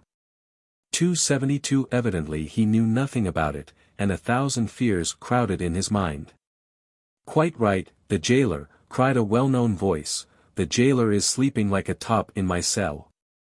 "Crockston. You! Can it be you?" exclaimed Mr. Halliburtt. "No time to talk now, master, we will explain everything to you afterwards, it is a question of life or death. Get in quick." The three men took their places in the boat. "Push off," cried the captain. Immediately the 6 oars dipped into the water. The boat darted like a fish through the waters of Charleston Harbor. 273. Chapter 9. Between Two Fires. The boat, pulled by 6 robust oarsmen, flew over the water. The fog was growing dense, and it was with difficulty that James Playfair succeeded in keeping to the line of his bearings. Crockston sat at the bows, and Mr. Halliburtt at the stern next the captain. The prisoner, only now informed of the presence of his servant, wished to speak to him, but the latter enjoined silence.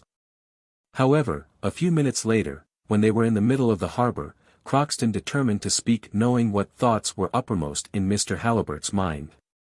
"Yes, my dear master," said he, "the jailer is in my place in the cell, where I gave him 2 smart blows, one on the head and the other on the stomach, to act as a sleeping draught, and this when he was bringing me my supper. There is gratitude for you. I took his clothes and his keys, 274 found you, and let you out of the citadel, under the soldiers' noses. That is all I have done." "But my daughter?" asked Mr. Halliburtt. "Is on board the ship which is going to take you to England." "My daughter there."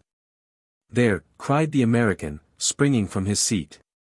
"Silence," replied Crockston, "a few minutes, and we shall be saved." The boat flew through the darkness, but James Playfair was obliged to steer rather by guess, as the lanterns of the Dolphin were no longer visible through the fog. He was undecided what direction to follow, and the darkness was so great that the rowers could not even see to the end of their oars. "Well, Mr. James," said Crockston. "We must have made more than 1.5 miles," replied the captain. "You don't see anything, Crockston." "Nothing, nevertheless I have good eyes, but we shall get there all right. They don't suspect anything out there." These words were hardly finished when the flash of a gun gleamed for an instant through the darkness, and vanished in the mist. "A signal," cried James Playfair. 275-inch view, exclaimed Crockston, "it must have come from the citadel. Let us wait." A second, then a third shot was fired in the direction of the first, and almost the same signal was repeated a mile in front of the shoreboat. "That is from Fort Sumter," cried Crockston, "and it is the signal of escape. Urge on the men. Everything is discovered. Pull for your lives, my men," cried James Playfair, urging on the sailors, "those gunshots cleared my route. The Dolphin is 800 yards ahead of us. Stop. I hear the bell on board. Hurrah, there it is again. £20 for you if we are back in 5 minutes. The boat skimmed over the waves under the sailors' powerful oars. A cannon boomed in the direction of the town. Crockston heard a ball whiz past them. The bell on the Dolphin was ringing loudly. A few more strokes and the boat was alongside. A few more seconds and Jenny fell into her father's arms. Jenny fell into her father's arms. The shore boat was immediately raised, and James Playfair sprang on to the poop.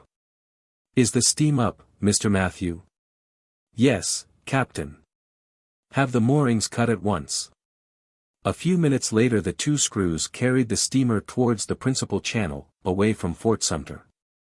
276-inch Mr. Matthew, said James, "we must not think of taking the Sullivan Island channel, we should run directly under the Confederate guns. Let us go as near as possible to the right side of the harbor out of range of the Federal batteries.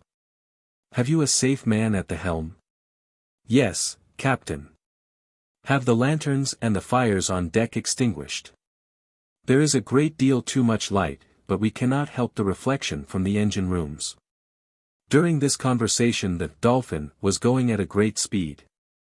But in altering her course to keep to the right side of the Charleston harbor she was obliged to enter a channel which took her for a moment near Fort Sumter.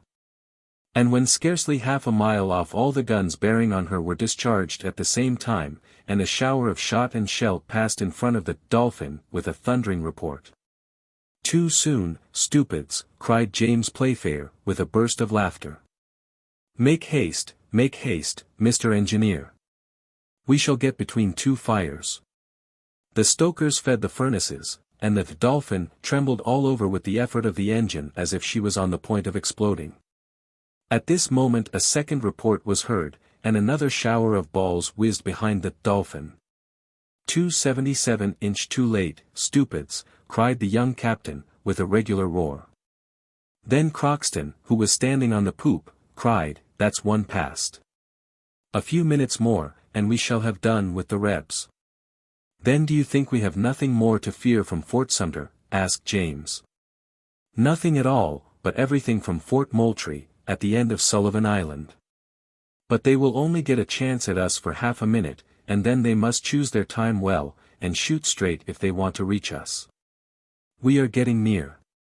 "Right. The position of Fort Moultrie will allow us to go straight for the principal channel." "Fire away then, fire away." At the same moment, and as if in obedience to James Playfair, the fort was illuminated by a triple line of lightning. A frightful crash was heard, then a crackling sound on board the steamer. "Touched this time," exclaimed Crockston. "Mr. Matthew," cried the captain to his second, who was stationed at the bows, "what has been damaged?" "The bowsprit broken." "Any wounded?" "No, Captain." "Well, then, the masts may go to Jericho." "Straight 278 into the pass." "Straight. And steer towards the island." "We have passed the Rebs," cried Crockston. "And if we must have balls in our hull, I would much rather have the Northerners, they are more easily digested." In fact, the Dolphin could not yet consider herself out of danger. For if Morris Island was not fortified with the formidable pieces of artillery which were placed there a few months later, nevertheless its guns and mortars could easily have sunk a ship like the Dolphin. The alarm had been given to the Federals on the island, and to the blockading squadron, by the firing from Fort Sumter and Moultrie. The besiegers could not make out the reason of this night attack, it did not seem to be directed against them. However, they were obliged to consider it so, and were ready to reply. It occupied James Playfair's thoughts whilst making towards the passes of Morris Island. And he had reason to fear, for in a quarter of an hour's time lights gleamed rapidly through the darkness. A shower of small shell fell round the steamer, scattering the water over her bulwarks. Some of them even struck the deck of the Dolphin, but not on their points, which saved the ship from certain ruin. In fact, these shell, as it was afterwards discovered, could break into 100 fragments, and each 279 cover a superficial area of 120 square feet with Greek fire, which would burn for 20 minutes. And nothing could extinguish it.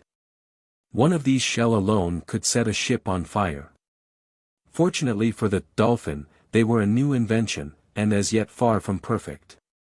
Once thrown into the air, a false rotary movement kept them inclined, and, when falling, instead of striking on their points, where is the percussion apparatus, they fell flat. This defect in construction alone saved the Dolphin.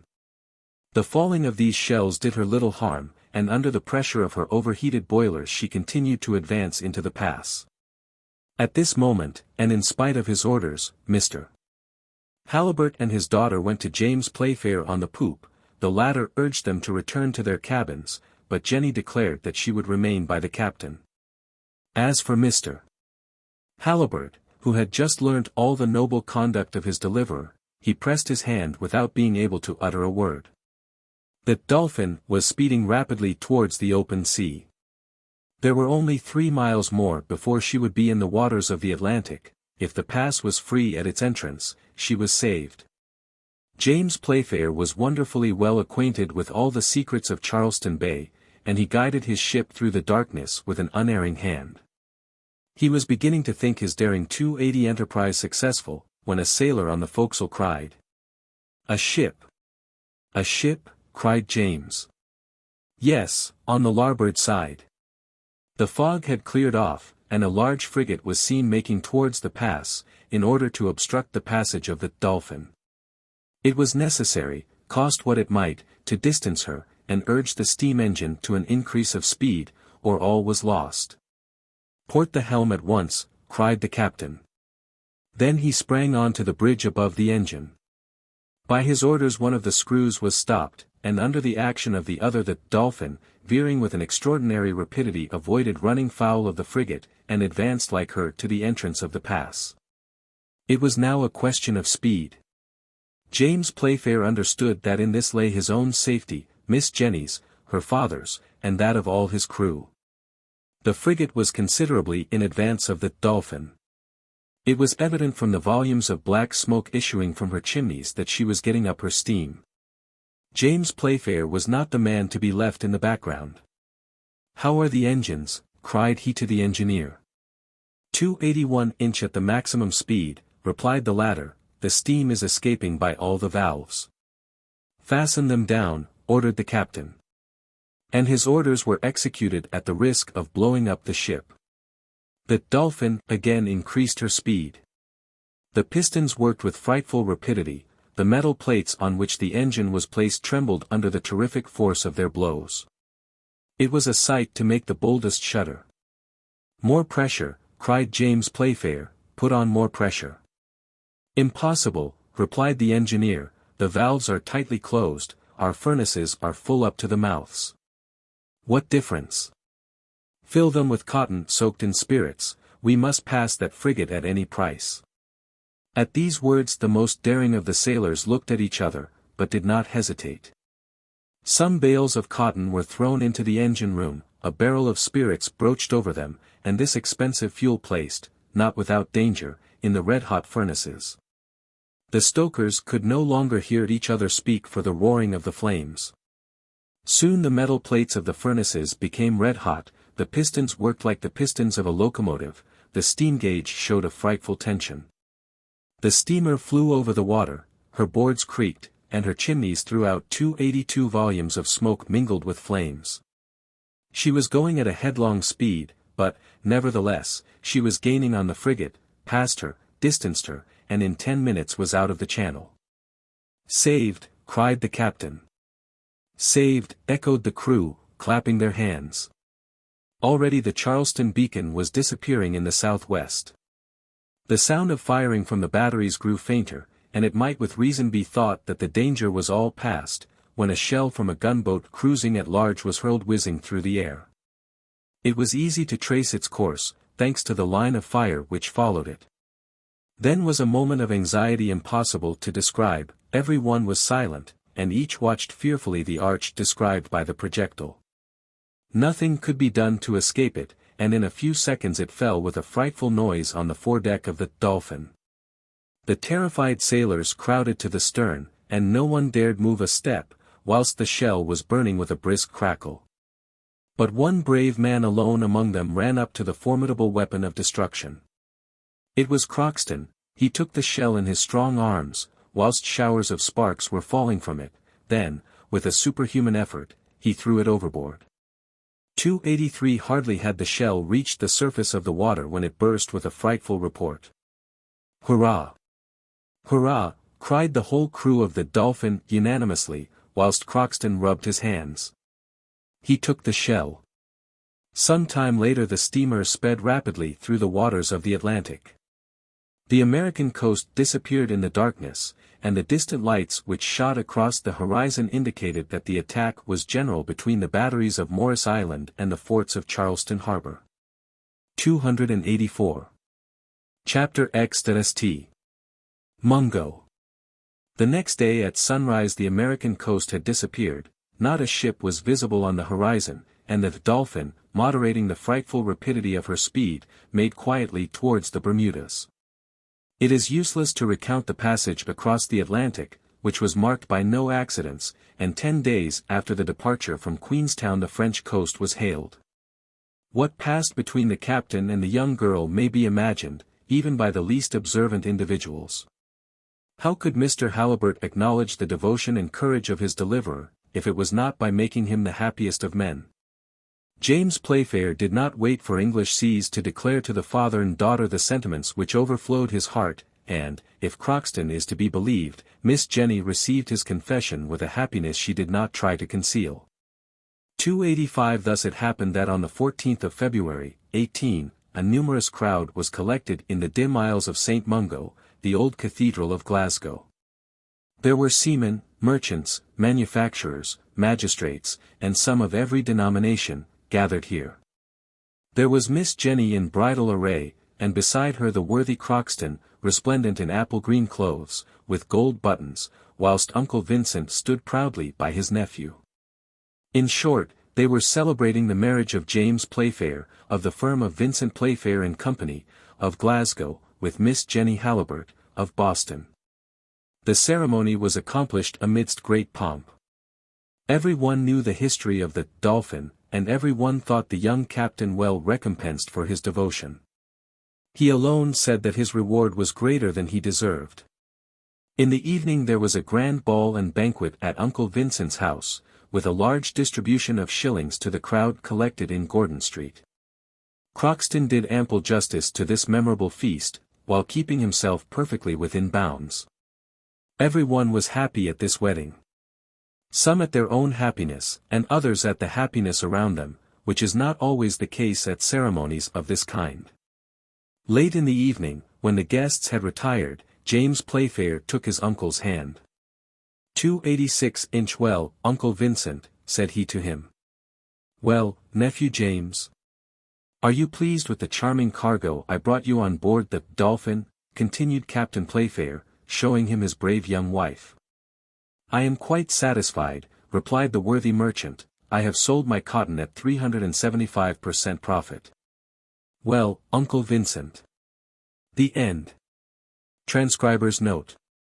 Where hyphenation occurs on a line break, the decision to retain or remove is based on occurrences elsewhere in the text. The errors deemed most likely to be the printers have been corrected, and are noted here. The references are to the page and line in the original text. Errors in punctuation and quotes have been silently restored. Reference. Correction.